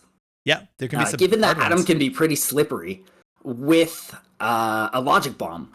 Yeah, no, that's a huge point. Typically, that's great, but you've got those hard ETR upgrades that, if it's on your last click, you're just not getting in. Yeah, exactly. Logic Bomb with 3 of in just about every Adam deck forces you through a piece of ice. You get through the ice for free, but unfortunately you lose all your turn, the rest of your clicks. So again, yeah, border control, it's a problem. Anoetic Void, a problem. Manic Arm, arguably a problem. It looks like we have a really aggressive line here, though. Turning Wheel coming down, N'Golo coming down. I think a credit into the overclock, which gives you just enough to get through the Hagen +1.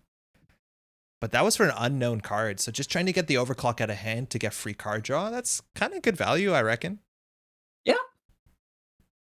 Rashida, You're at least churning through your deck. You're looking for your brain chip. yeah, they did throw out a T400, which, mind you, is not a brain chip by any imagination, but it'll get you hand size. That's what it does. Yeah. If you're really struggling, at least you have that.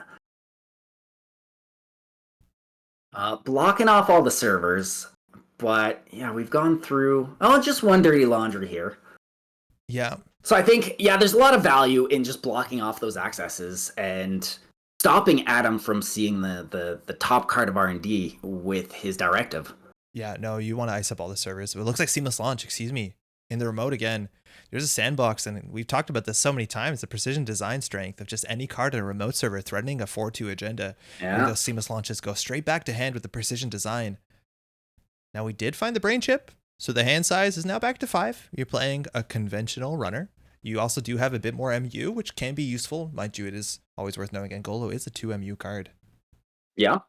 But they've still got 2 spare, like anything they want to slap down right now. We're likely to see some... What's the program with all those hands that gives free money for icebreakers? That's a good one.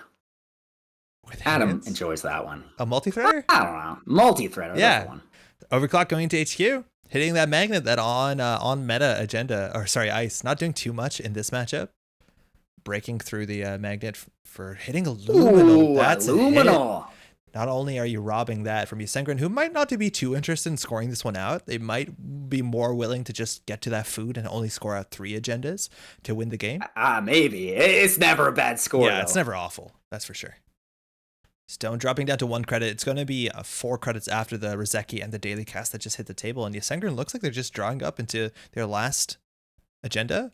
Now, Stone isn't on a lot of credits. Hasn't seen, I don't think we've seen yet a Logic Bomb. So just Anoetic into a Global Food double seamless. Like, that's unassailable. Yeah, no, that'll be really tough. And I think Stone knows it, right? That's why he's being so aggressive. That's why he's trying to get those agendas out of hand so they can't be jammed against him, where he knows, like, probably not going to get in. Yeah. And there is a lot of pressure on HQ, mind you. Adam does have that built-in multi-access, so sometimes the remote just is a lot safer. And admittedly, though, we do have 6 hand sides, but I'd bargain that a remote server is pretty good. Magnet on HQ is a bit of a liability here with the turning wheel. Because if he wants, he can just bounce off a couple times and get extra accesses. That's what he's doing. Yeah. So if you're seeing in the chat, it says click to use the turning wheel shortcut. The idea is that you can run into HQ, let the end of run trigger fire off the magnet. There's no worse subroutines. There's no subroutines that do anything else, and you can just build up tokens.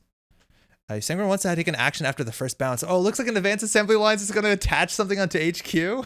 Ooh, that's not bad. That's not so bad. Cool. Advanced assembly lines showing its flexibility once again. Yeah, such a cool card. I'm assuming that's what it is here. So generally, there's not a lot of reason to like give a paid ability window, but Advanced Assembly Lines is one of the few cards that allows you to install it just about any paid ability window, as long as it's not during a run. So now Stoned has to reconsider whether they want to plant into the magnet. They could always like just bounce off the Hagen to get the same ability, but they would end up losing the Rozeki, which, It's probably a bummer, but I Not don't know the if end of the world. yeah, the game's not going to But go on that much longer. you do like that drip in money. Yeah, I love that play. HQ has an ice up That here. is fantastic. And you have to guess that this ice isn't just like an end to run, right? Because otherwise, it Like, could be a why put it up? bluff. Could be a At the bluff. same time, yeah, it could be. But I'm assuming it's a drafter, a gatekeeper. Both of those kind of line up a bit better. Dirty Laundry with 4 credits. I think that's all you need with Corroder. You can still, like, you're spending a credit to keep your Rozeki, right? So you might as well just let it go. Yeah, yeah. Maybe not. No, that's a good point. Because how much longer are we going? Yeah. Dirty Laundry in. Going to be 5 crits after the run, so you don't have this money to trash anything that you interact with, which is sometimes exactly what you want with Adam. Choosing to use the turning wheel counter, so we're going to see 2 down off R&D after we see the top card, which is a Mana Garm. Oh, it's revealed, right? Everyone sees it. Yeah, no money to trash it, though, so that's going to be a problem. First time he makes Cecil run. Oh, because you have to reveal card you access because you have to prove you can't trash it? Why? Wait, why is that card? Whatever. Card in server 3. Icing up R&D as well. Again, we know there's 1 Seamless in hand. 2 Seamless into Global Food Initiative. That's only, again, to score out a Global Food Initiative, that's only a 3 credit play. So Sengren can afford to spend a lot of money here. There's the hands. The multi-throw. Yeah. Juggling the fork and the SMC. Or not the fork, the horse. Brain chip. There might be a fork in there in the back. Drawn up as well. Stone Strip Economy. Has a bit of multi-axis threatened with the turning wheel and the neutralize all threats, but we're overclocking. And again, while we don't have access to a killer, then Golo can deal with any type of ice at least once per turn for a kind of expensive premium, especially at these credit levels. But you get in. You do always get in. Going here on R&D, banking there's something at the top here. On Cell 1.0. Ooh, that's a big one. That's a really hard one. With only 1 click left, you can't negotiate with a Spyroid.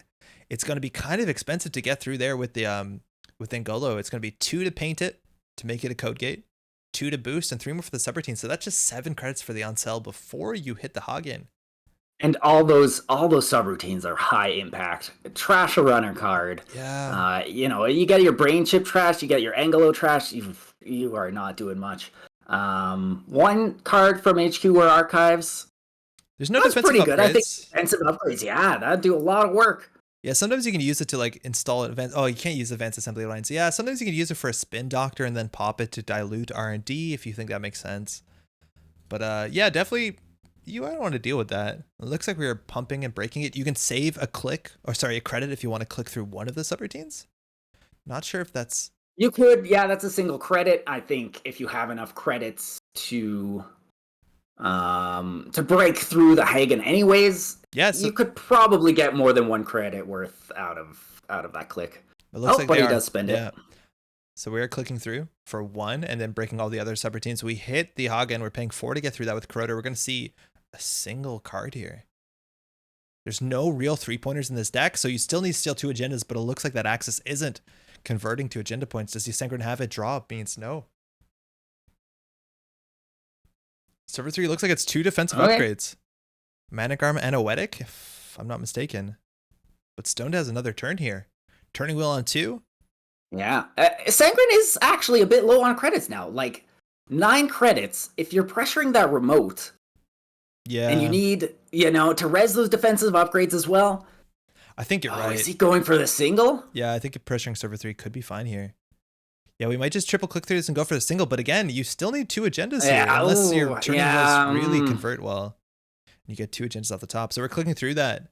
It does save a fair bit of money, but you don't have a rest of the turn. Hagen, paying 4. Axis turning wheel counter you're going to be used. We're seeing 2 here off the top. No credits, neutralize trash, forcing the trash on Rashida Yahim. Yeah. And turn wheel, getting nothing there. Revealing the emergent creativity in hand. Sengren again. If they have a food in the remote, it's only this could be game, 2 seamless launches. Okay, just gonna jam some more stuff in there. Don't worry about car remote server. The root is really big. There's a lot of, it's all data, so you can really jam a lot in there. So drawing first after Rosy the Tranquility. Yeah, that is curious, right? That's a bit Maybe he was curious. just They're just looking for getting a bit something zealous and then better. plan to bet rest of turn. Yeah, they're going to res it A hedge regardless. fund. Yeah, so now the economic pressure that could have been applied to Sangren, I think, is a bit gone now with Yeah. that home grid and the hedge being played. They can't break the Hagen, right? Like they just can't afford it. And it's worth noting, like spending so much money and time running R&D, you can always try pressuring archives or HQ first and then see the top card of Yeah. R&D. And assuming there's no spin doctor in their mode, then you can understand when to run it, but the money just might be too little. There's a seamless launch into the Oh, second this is seamless it. This launch. is it. And Sangren's going Yeah. to pull this out with only scoring 3 agendas. That's 5 points with the Global Food Initiative. A deck that's running almost all neutral agendas besides a single Luminal. Mm-hmm. And very strong deck, Yeah. but hey, no Vacheron in it. So, Nope. maybe just getting rid of Vacheron won't solve all of our problems. I don't know. The idea with this deck that they have to steal 4 agendas is probably worth the Vacheron, considering this deck goes, a bit longer. We're on, okay, turn 11 isn't too Absolutely. long, but you know how it is. All right, well, good game to both of Shall we those. jump into another one? I don't know where we're at we got on time. table 2 is Janktavis versus the King. Let's do it. Let's get on in here. Okay, so we're pretty deep into this one. It's another precision design. Janktavis is only on 2 points, and it looks like we've been rebirthing into an Omar. Definitely an Apocalypse list. We see 2 out of the Ashes. There is even a small chance that this is the Apocalypse threat of a turn.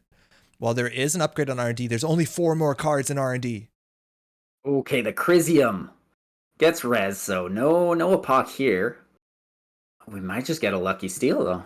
So Omar going in somewhere with 4 cards in R&D. Janktavis has a lot of work to do before they mill out, and there's probably a lot of trashables in this deck. Only 1 Spin Doctor accounted for so far, if I'm not mistaken. But that Crisium is definitely going to buy 1 turn for the Apocalypse.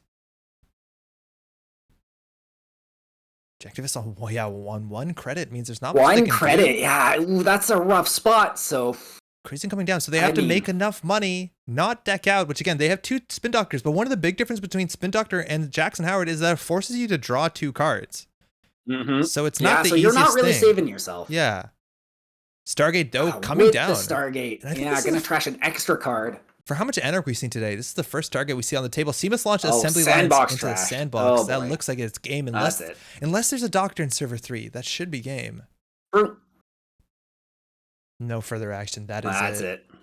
Brandon, figuring it out, finding again, we talked about how you have to steal 4 agenda points, but if you look at the disparity there in credits, 106 to 64 on turn 16. So definitely a lot of struggles there. I wonder what sort of pressure we saw. It looks like an Apocalypse did trigger at some point with 2 face down cards. At least 1. But Janktavis's board state's pretty impressive, barring, how few cards in their R&D. Absolutely. But yeah, R&D was getting ravaged, obviously. Shall we go? If you scroll down, that's actually the newer ones now. It used to be the top ones. The top games in the list were the newer ones, but they flipped it around like a couple months ago. Actually, if you want, because then we can get a game from the beginning, because I think that was only game 1. Oh, did they start another one? Yeah, they said they would. Janktavis Runner. Oh, there we go. Let's hop back in. Yeah, you're right. It's at the bottom. That's wild. Okay.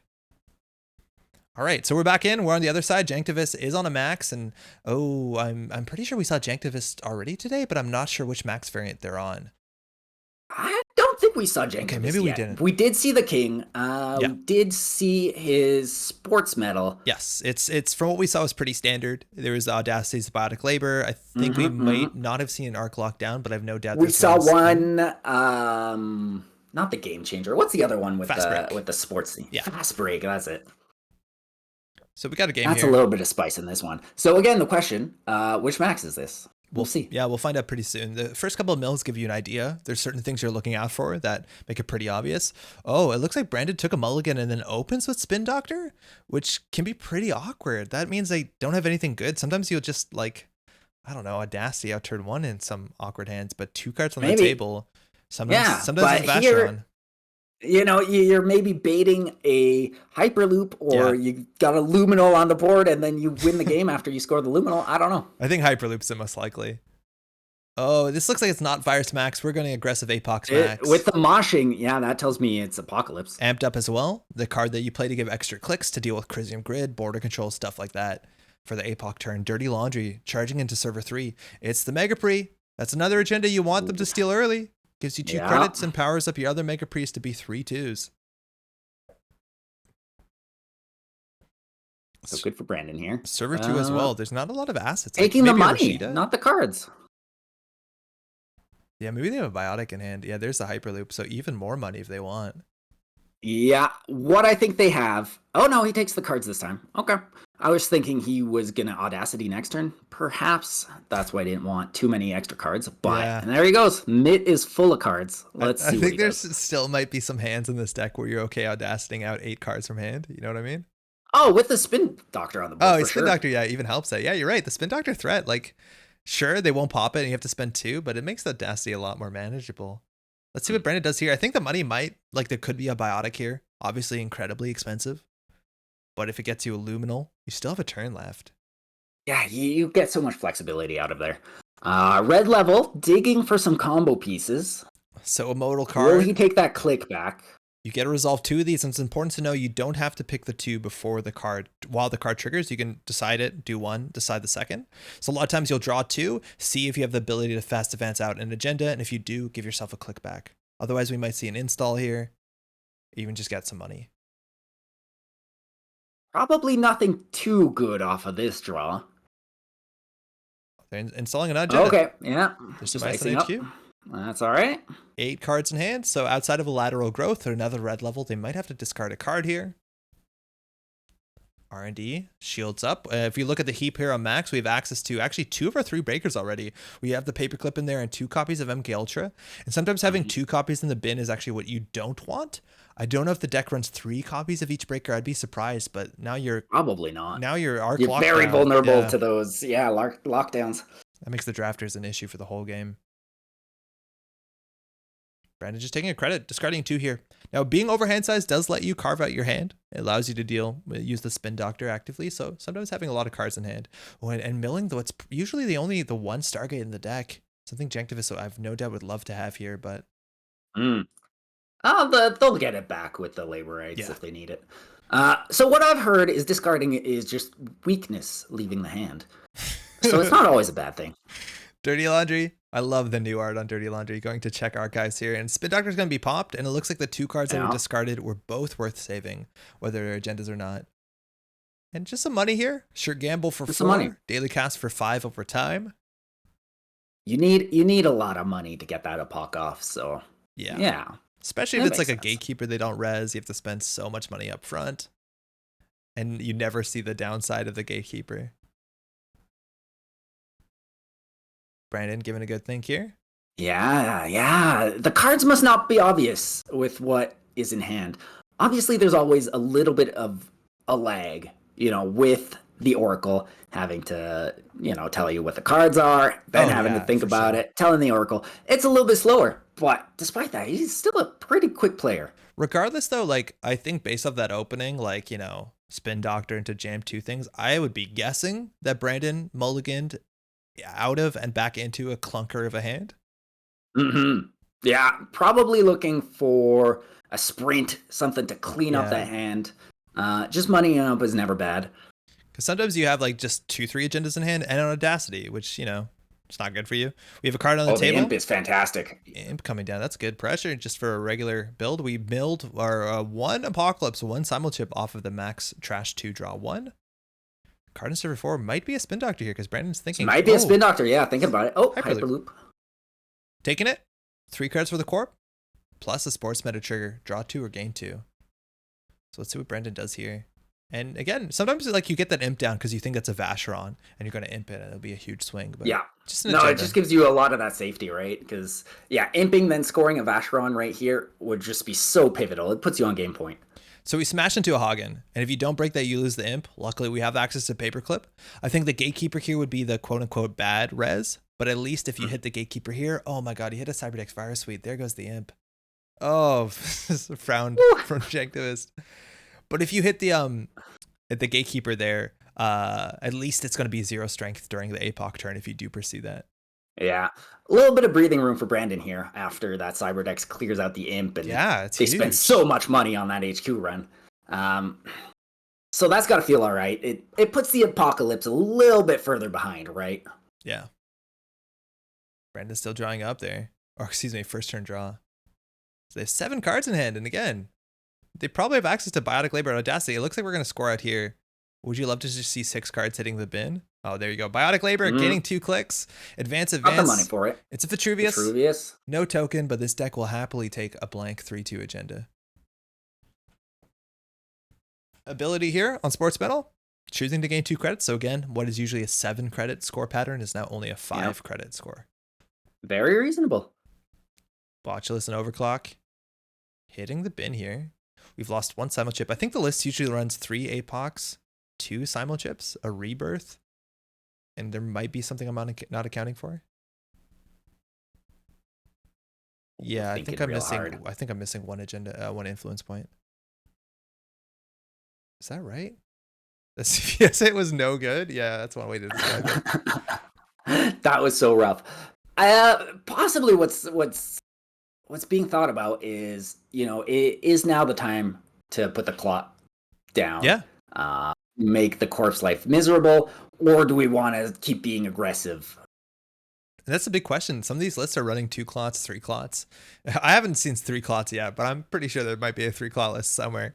But the simul chips are obviously a big pressure, but we've been seeing this so much more in the meta that people are just like straight hard casting the clot, just putting it on the table and say like, okay, it's not going to like, it's still good. You're still trading one click and 2 credits for 3 clicks the whole of the corpse turn. Yeah. It's a good trade at any rate. Obviously, the threat of interrupting mid fast advance with the simul chip is great, but you still get amazing value just slamming it down against a deck like this. We've seen now the Black Orchestra hitting the bin, so we have access to all breakers, and mind you, these lists are running our clock down, sometimes even 2 of. And right now, I think the biggest liability would be the MK Ultras, making the 3 drafters in the list, I'm guessing. Kind of a big problem outside of the Botulus. Not impossible, and mind you, you can sometimes fire drafter before an APOC turn, and you don't care that much as long as you get the ordering right on the centrals. So doing a think here, there's got to be some a Vacheron in hand or something that he just doesn't feel comfortable audacitying out. Yeah. No, this definitely seems a bit strange here. These decks are way more explosive.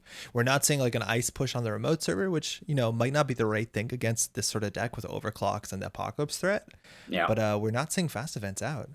Card in server 6. All right. There we got some ice. Ooh, okay. Wow. Might be making a play here. Maybe there's a Jeeves in this list and you need that Jeeves to get some sort of scoring pattern. Clock going in the bin here. And yeah, second paperclip, and there's the overclock, just charging it. Even if they don't res, you generally get value from the overclock, barring a spin doctor. So you feel pretty good about this regardless. I'm stoked that this card is actually seeing play, and it makes so much sense with the Anarch Breakers. It's not, it's not stim hack, but it still gets most of the job done. I like that it's good enough to still get play. Yeah, absolutely. Because it was a little heartbreaking seeing stim hack rotate out. It's it's a foundational card in my opinion. Seeing its value kind of cut in half here with overclock doesn't feel great to play in comparison, but the power of those free credits still shows. Hey, that was a spin doctor in the remote. So with no res on server 6, no 5 credits to dump, like you have no way to gachapon or simul chip or self-modifying code. Those credits just went down the drain. So paid 1 credit for that run. Threat is real though. Yeah, that's a huge deal. With the simul chip. And you don't feel bad trashing your imp to get that clot back. Again, simul chip forces you or requires you to have trashed a program this turn for it to be used. So shouldn't be an issue with that imp hanging around. You also can be aggressive, run centrals before you access trash the imp to reinstall that same imp with simul chip. I reckon the cloth threat is a bit more impactful at this point in the game. I think so, yeah. Right now it's 3-2 and it's turn 6, and this sports metal doesn't seem to have the sort of forward momentum we're used to seeing. So absolutely not. He's not getting any agendas out, right? Yeah. That's the power of the HB sports. You just windmill out those agendas and it keeps you going. But Janktivist hasn't stolen anything since the start of the game. Yeah. The king hasn't scored anything. Like there's just no gas for it. So yeah, it's got to be something in that hand what's the hand stopping him from executing anything, because like the amount of things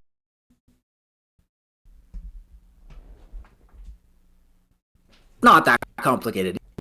It's got to be some tough decisions to make. Sorry, Phil, 1 second. My headset ran out of battery, so I can't hear No, you. yeah, I'll keep talking. I'm really bad at that. Oh, the Andre's audio so went down on the fantastic whole at just stream. talking. Okay, 1 second. Oh man. Hey, the fast break going down. So 1 credit for each agenda in their score area. So 3. Draw 3 cards and install up to 3 cards. So this is actually really powerful as a fast advance move, possibly with the Fedora wearer based Chirabunga. Hey, sorry. Is that what we're gonna see though? I don't know. Phil, I think we lost audio for a second. I just want to double check with the Oh, chat okay. that everything's back up because I lost sound for a second. Yeah, but for sure. I think we're good at this point. All well. I now, just checked the stream. We're good. Lovely. Yeah, fast break's coming in with a claw on the table. Is this a tempo fast break? Aren't they all tempo fast breaks? Install up to X cards is actually fascinating because if you have another Cyberdex, you can install that on top of an agenda, right? Yeah. Oh yeah. So you can beat the clock and you can force them to use their simulchip. Those are very limited resources. Okay. All sorts of stuff. Phil was able to be okay. Everyone heard you. I feel way better about that. Oh, well, that's fantastic. So yeah, giving a little leeway here. The runner is acting. There you go. Trashing that imp. Simulchip bringing get that clot. Yeah. Are such an important card to be reprinted in the system update. Are we going to see a purge and then an audacity from a CVS that's in that server? Maybe. Man, what a play if that's the hand. Oh, there you go. Audacity to 3. And again, not that there's a way to bring back the clot, but you can purge and score all in the same There's window. the purge. So yeah. That purge. It's not a sandbox purge, but it gets you the Vitruvius. Yo, the amount of work Brandon had to do to score 2 points there. What was his hand? What was his hand? That's so wild. Who knows? There's 3 in the bin right now. So I've never seen. Do we have Netrunner in the bin? And that's what was stopping him earlier. Man. I don't know. Oh, that's so scary. Sometimes you get a hand showing you the power of Cyberdex here. Yeah. Cyberdex twice in this game. Just been super impactful. A lot of these lists during APAC were just on the 1.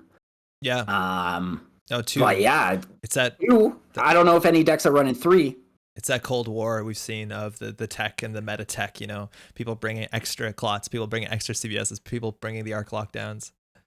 So Jankovic is thinking we see 3 cards in the archives. There's a chance that they're just like multiple audacities. I think that is the one pure dead draw you can draw in an audacity hand is the second audacity because it is unsalvageable unless you sprint it back into deck.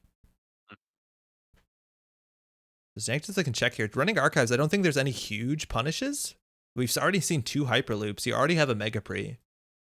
Yeah, at this point, an additional hyperloop is not bad to bring you up to 4 points. Yeah, because then you do win off of that. Well, eventually you do win off the Vashon. It's the second Hagen there. Jankovic on 18 credits might just be an APOC turn here and not doing too much damage to the board state, but it's definitely not going to be good for Brandon. Fire all. No, and just opening up those centrals, while not like game winning. Yeah. Like we saw with like a Ma deck or something. It definitely hurts the sports medal. Oh, wow. Just a bounce. Just a bounce. That just to bring him down to 0 credits. Doesn't do much else. So it's 0 credits. You might not want to run archives because, again, as soon as you hit something like a hyperloop, that's a 5 credit swing potentially, and then they're back on board. I think Max is going to try to mill the rest of their deck here and get the Stargate online. Yeah, Stargate would be huge. And I don't think this deck runs more than 2 simulchips. It can't, I think, if it runs 3 Apocalypse. So, yeah, you have to wait. A lot of times the play pattern here is make sure that you have at least a single Labor Rights in hand. And we've only seen 1 so far in the heap. And then once you have no cards left in your stack, Labor Rights isn't, like, there's no risk. The trash 3 top cards in your stack doesn't do anything. And you just set up your next 3 cards, draw 1 of them. And that's when you get the simulchips, the clots, you bring back the Stargates, the liberated accounts if you need them, the Apocalypse if you're feeling really hateful. There's a lot of options. So Jankovic is very happy here, just letting the king struggle, click for credits, while he's making bank off of this big liberated account, just making 4 credits a click compared to the king's 1 credit per click. And then once they're back up, hey, I'll pock them back down and maybe open up that Stargate. Yo, we're at a real risk here to some extent. Like, we lost a Rebirth, which I think was out of control, if I'm not mistaken. But we're down 2 orchestras. So again, a lockdown here could remove I'm guessing, all of the orchestras, all of the MK Ultras. And Brandon would still need to work to be able to capitalize on that. But absolutely, yeah. Could be a problem. I've had worse, getting played click 1 just to draw 3. That damage subroutine doesn't really matter, or that damage text, excuse me. Charging here to server 6 with only 2 credits. I don't think there's any resible ice here besides the lowly vanilla. And is it even in this deck? I don't know. Yeah, it might not be. You're right. Spin Some Doctor. of these sports weren't running any vanillas. Now checking archives is such a bummer. That waited 1 turn for the Spin Doctor. If you hover over archives, you do see which cards they select. Spin Doctor letting you return 2 cards from archives. If it's any of those face down cards, I'm going to be a bit crestfallen. But and it makes more of the game and puts more of the game into R&D. A CBS. Okay, CBS and a fast break. Fast break. Wow. That's cool. So there might not be anything good. That's cool. In archives. So that CBS is something that King wants back into rotation for the fast break plays, for the red level clearance plays, and there you go. There's the clot. So you have some options. Find that CBS or just spend your whole turn purging. And you really can't do that in this game where you're only on 2 credits and still have a lot of work to do. Now, I think this is a list without Jeeves.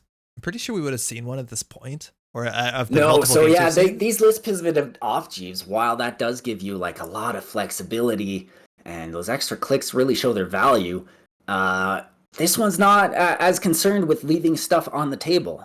Yeah, so the question is, how much teeth does this deck have to score out a 5-3 from hand? Because I think a lot of times they're going to have to score 4 agenda points, which, with Audacity isn't too big of an ask. We have a new card in Service 6, and Janktivist just went through the last cards of their deck, so we know for sure all Apocalypse in the bin, 2 Labor Rights in hand. I don't think there's really any circumstance where you're trying to score a 5-3. No, probably not. In this deck, and that's kind of what it's built around, right? You hide the Vacheron until you kind of don't need it anymore, and then... Yeah, I mean, if it gets stolen at the end of the game, you have 3 turns to score out. That's not a problem. You weren't going to score it anyways. So Rashida trashed in the remote server for free off the overclock, again, denying that value of not rezzing. And Labor Rights is being played. So the 3 cards that are being shuffled back in are Simulchip, a second Simulchip, and a Rebirth. The Rebirth has been drawn off the top, but now if Janktivist... Oh, I guess because you Rebirth, exactly. You won't lose the top 2 cards of your deck, which is fantastic. Omar? Yeah, now they can take their time drawing those. Hitting HQ. Into HQ. The red level clearance admittedly does add an additional cost to the scoring, but it means that you can install a Cyberdex Fire Suite from hand if you have it, clicklessly, which can help to deal with the clot. Yeah, so Brandon might be digging here for an Arc Lockdown. Gonna try to do a purge. Hopefully. Here we go. Yeah. This is gonna force Omar to put down a Simulchip and get that clot back up before Brandon can find that lockdown. Funny enough too, right? If they like trash their paperclip to Simulchip in the clot, you have like some potential play to arc lockdown out the paperclips. That's true. Yeah. So I'm interested to see what happens here, but definitely just getting down the Simulchip is a really big deal, and I think we 100% know that Janktivist now has 2 in their hand. So we might see an Omar run, then see the Simulchip hit the table. We'll see if there's a play around the arc lockdown of the paperclip, because again, Simulchip requires you to trash a program to reinstall something from your heap, a more nuanced clone chip of sorts. And the runner's heap otherwise. So if you're very familiar with the deck, looking at this information, you can tell exactly what's in hand.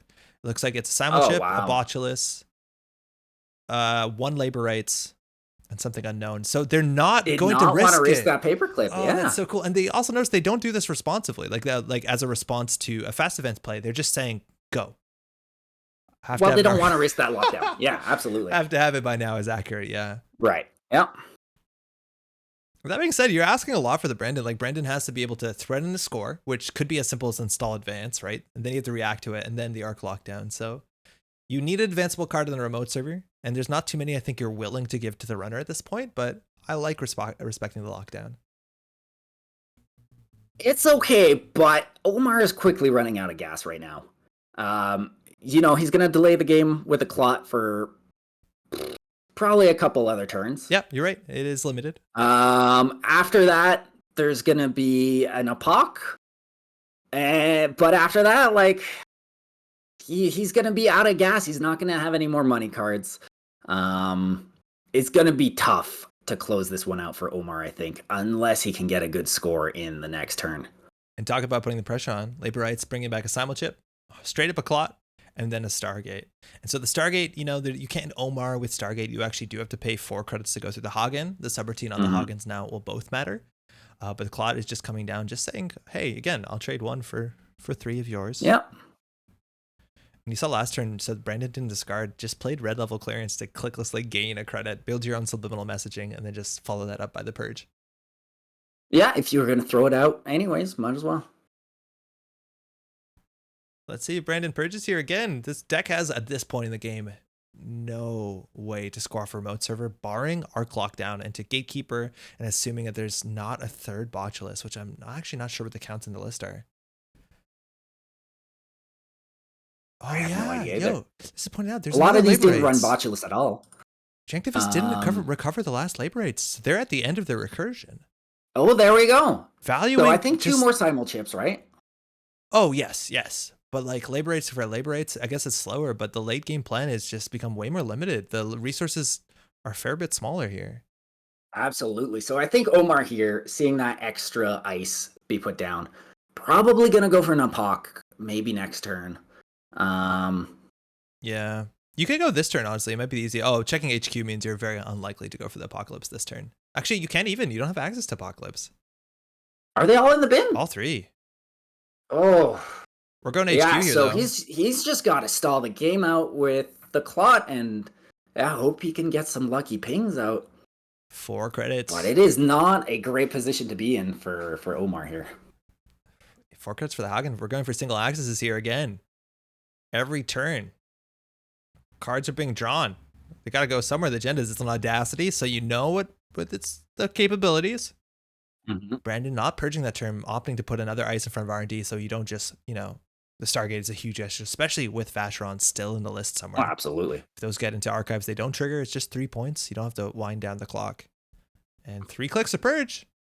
Janktivist has a simul chip in hand. Again, they're running out of things to feed to the simul chip, so they'll have to give their paperclip. We're going to go for Stargate coming down. All right. This is cool too, because outside of a barrier, it forces another program onto the table so that Janktivist is less susceptible to a lockdown play. But I think that means, they'll get the Black Orchestra out. They can maybe slam down the a simul chip as their last click and get the Clot back on the table. Mm-hmm. The best case here would obviously be a Vacheron. There it is. Boy, there it is. Okay. Ooh, this is a huge turning point. We're going to the archives. There's a Vacheron in there. If there's another agenda point, that's largely game. That's game.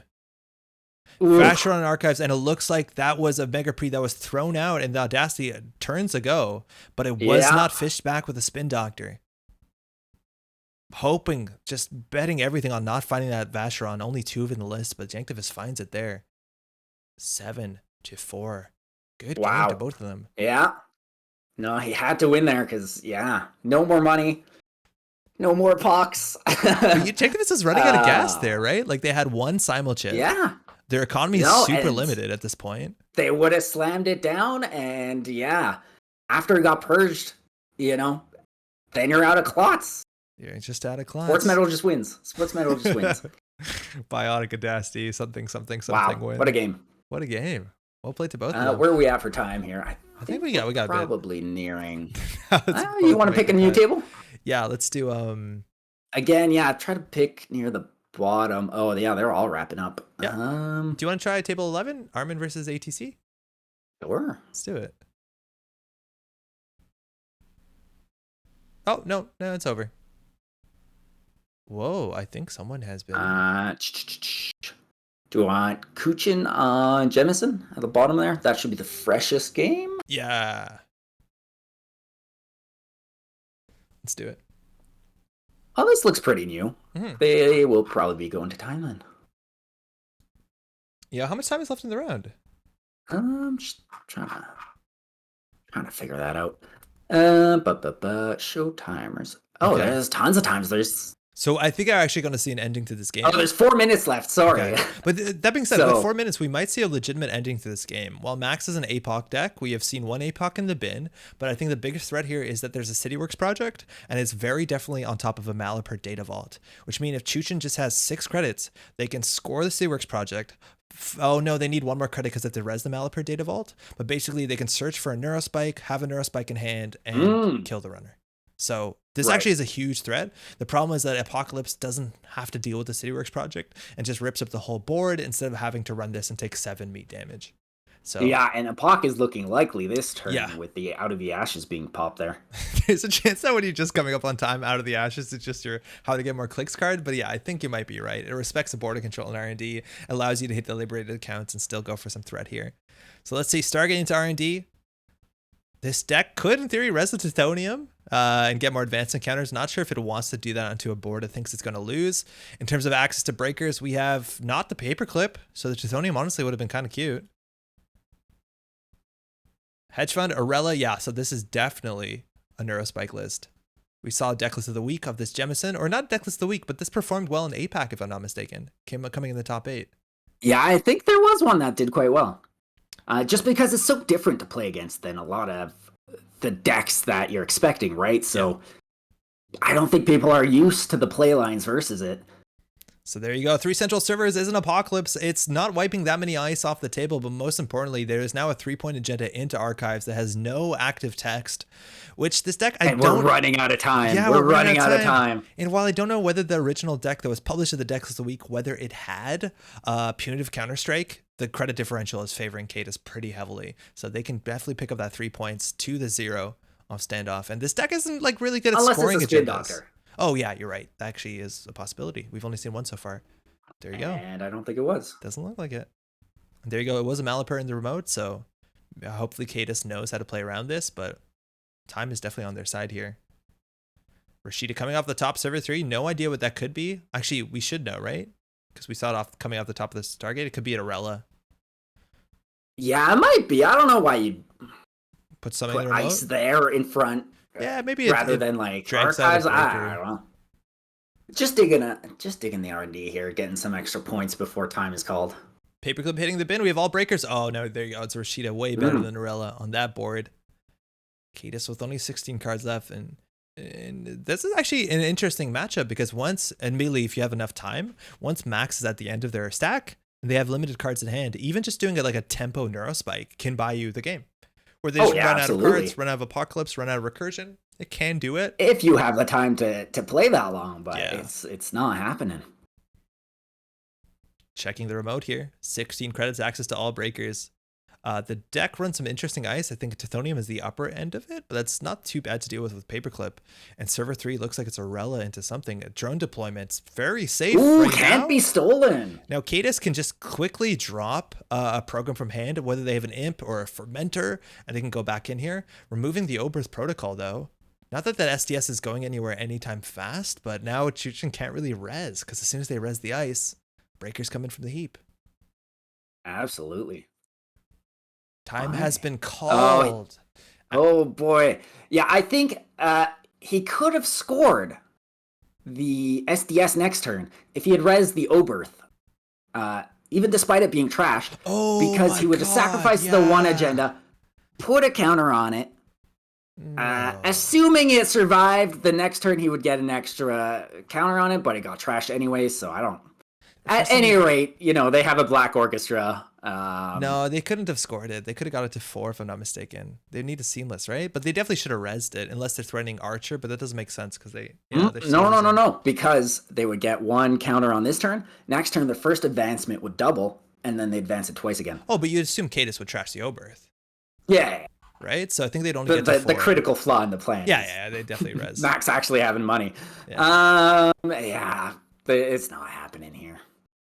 There you go. Was time called? Triple advance time was called, so Chujin doesn't get the additional turn. Cadus takes it. And that will be it for the runner. Just 3 points. That brings us to lunch. It looks like their first round. 30 minutes. Yeah, we got some time off here. Phil, are this is your last cast for today, if I'm not mistaken? I'm out. This is way more than I usually talk in a day. So yeah, I'm gonna have to get out of here. All right. Well, hey, huge thanks so much for joining me, man. Always a pleasure. Super excited that you could take the time. I love doing this stuff. I love it, and yeah, it's a lot happy of fun. rest of the America's Continental to everyone, and yeah, good luck in the casting booth. Thanks, man. All right, see ya. Take care. Remember, y'all, to tune in. We have season 2 of the ShadowNet that's going to be coming in, I think, next week, Phil said. So huge thanks to Phil for joining me. Now, this is the end of round 3. And so there's a couple things that are going to be going on right now. If you want to see the Cobra standings, you can get those in the Twitch chat. We will obviously be returning. There's 3 more rounds. We have somebody joining me for comms. We got a lot more Netrunner to play. I think once we get this last posting, we can see what the standings look like. But the very important thing is that we're going to have a half an hour break right now. The stream is, though, going to be pulled down. We're not going to be streaming during the break. I'm going to cut the transmission, and then I'll be back on it, what I'm assuming around 6:30. I'll be a bit sooner. We'll start a bit sooner, and we'll talk about where things are before things start. So I'm just going to wait until we get confirmation of when the next round starts. But just so you know, if the stream goes down during the break, that's on purpose, just so that the VOD is shorter and easier to put up on YouTube, which is what Project Nisei wants to do.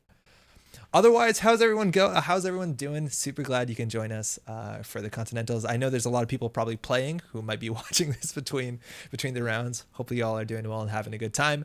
I think we got some still maybe undefeated players. It looks like TF34 and Brick might still be undefeated, if I'm not mistaken.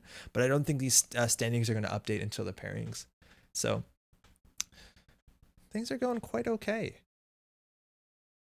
I'm just going to make sure. When we're back on cut the feed station and ShadowNet. Yeah, exactly. It looks like we have all our pairings in, so we look at our standings. Maybe I have to hit the refresh. Give that a second to come back in. Today we've actually had some really exciting games. The top right now, there's a lot of sports, metal, and max, and albeit I think there are a couple builds of the max deck that we're seeing. These games are very exciting, and they're coming down to very tense axes, to some very, I think, very close decisions of how they have to go. Feed the cat, as they say. Oh man, I think that might be it. Oh, there we go. Okay, so there's actually only 2 undefeated players. We have TF34 and Brick, which are, I think, both very strong contenders. Both had top 4 finishes at Worlds last year, and they're closely followed by a pack of 15s. We have a clear top 8 division between the 15s and 12s. And while we still have 3 rounds left, I think there's a lot of players that can still definitely make it to the top cut. I don't know what the math is, but the 12s are definitely competitive, and there's a chance some of the 9s can make it in as well. So definitely a lot of work to still do. We have 3 more rounds in Netrunner. The biggest thing, though, right now is we will be taking a half-hour break for everyone to get some dinner on the East Coast, maybe another meal. It doesn't matter what you're eating at, really. But we'll be back in half hour. Right now, I will cut the stream, but we'll be back in about, let's say, at 6:20 Eastern Standard Time. We'll be back online. Enjoy the break, y'all. Don't go anywhere. We'll be back, and good luck to everyone still playing. Ciao.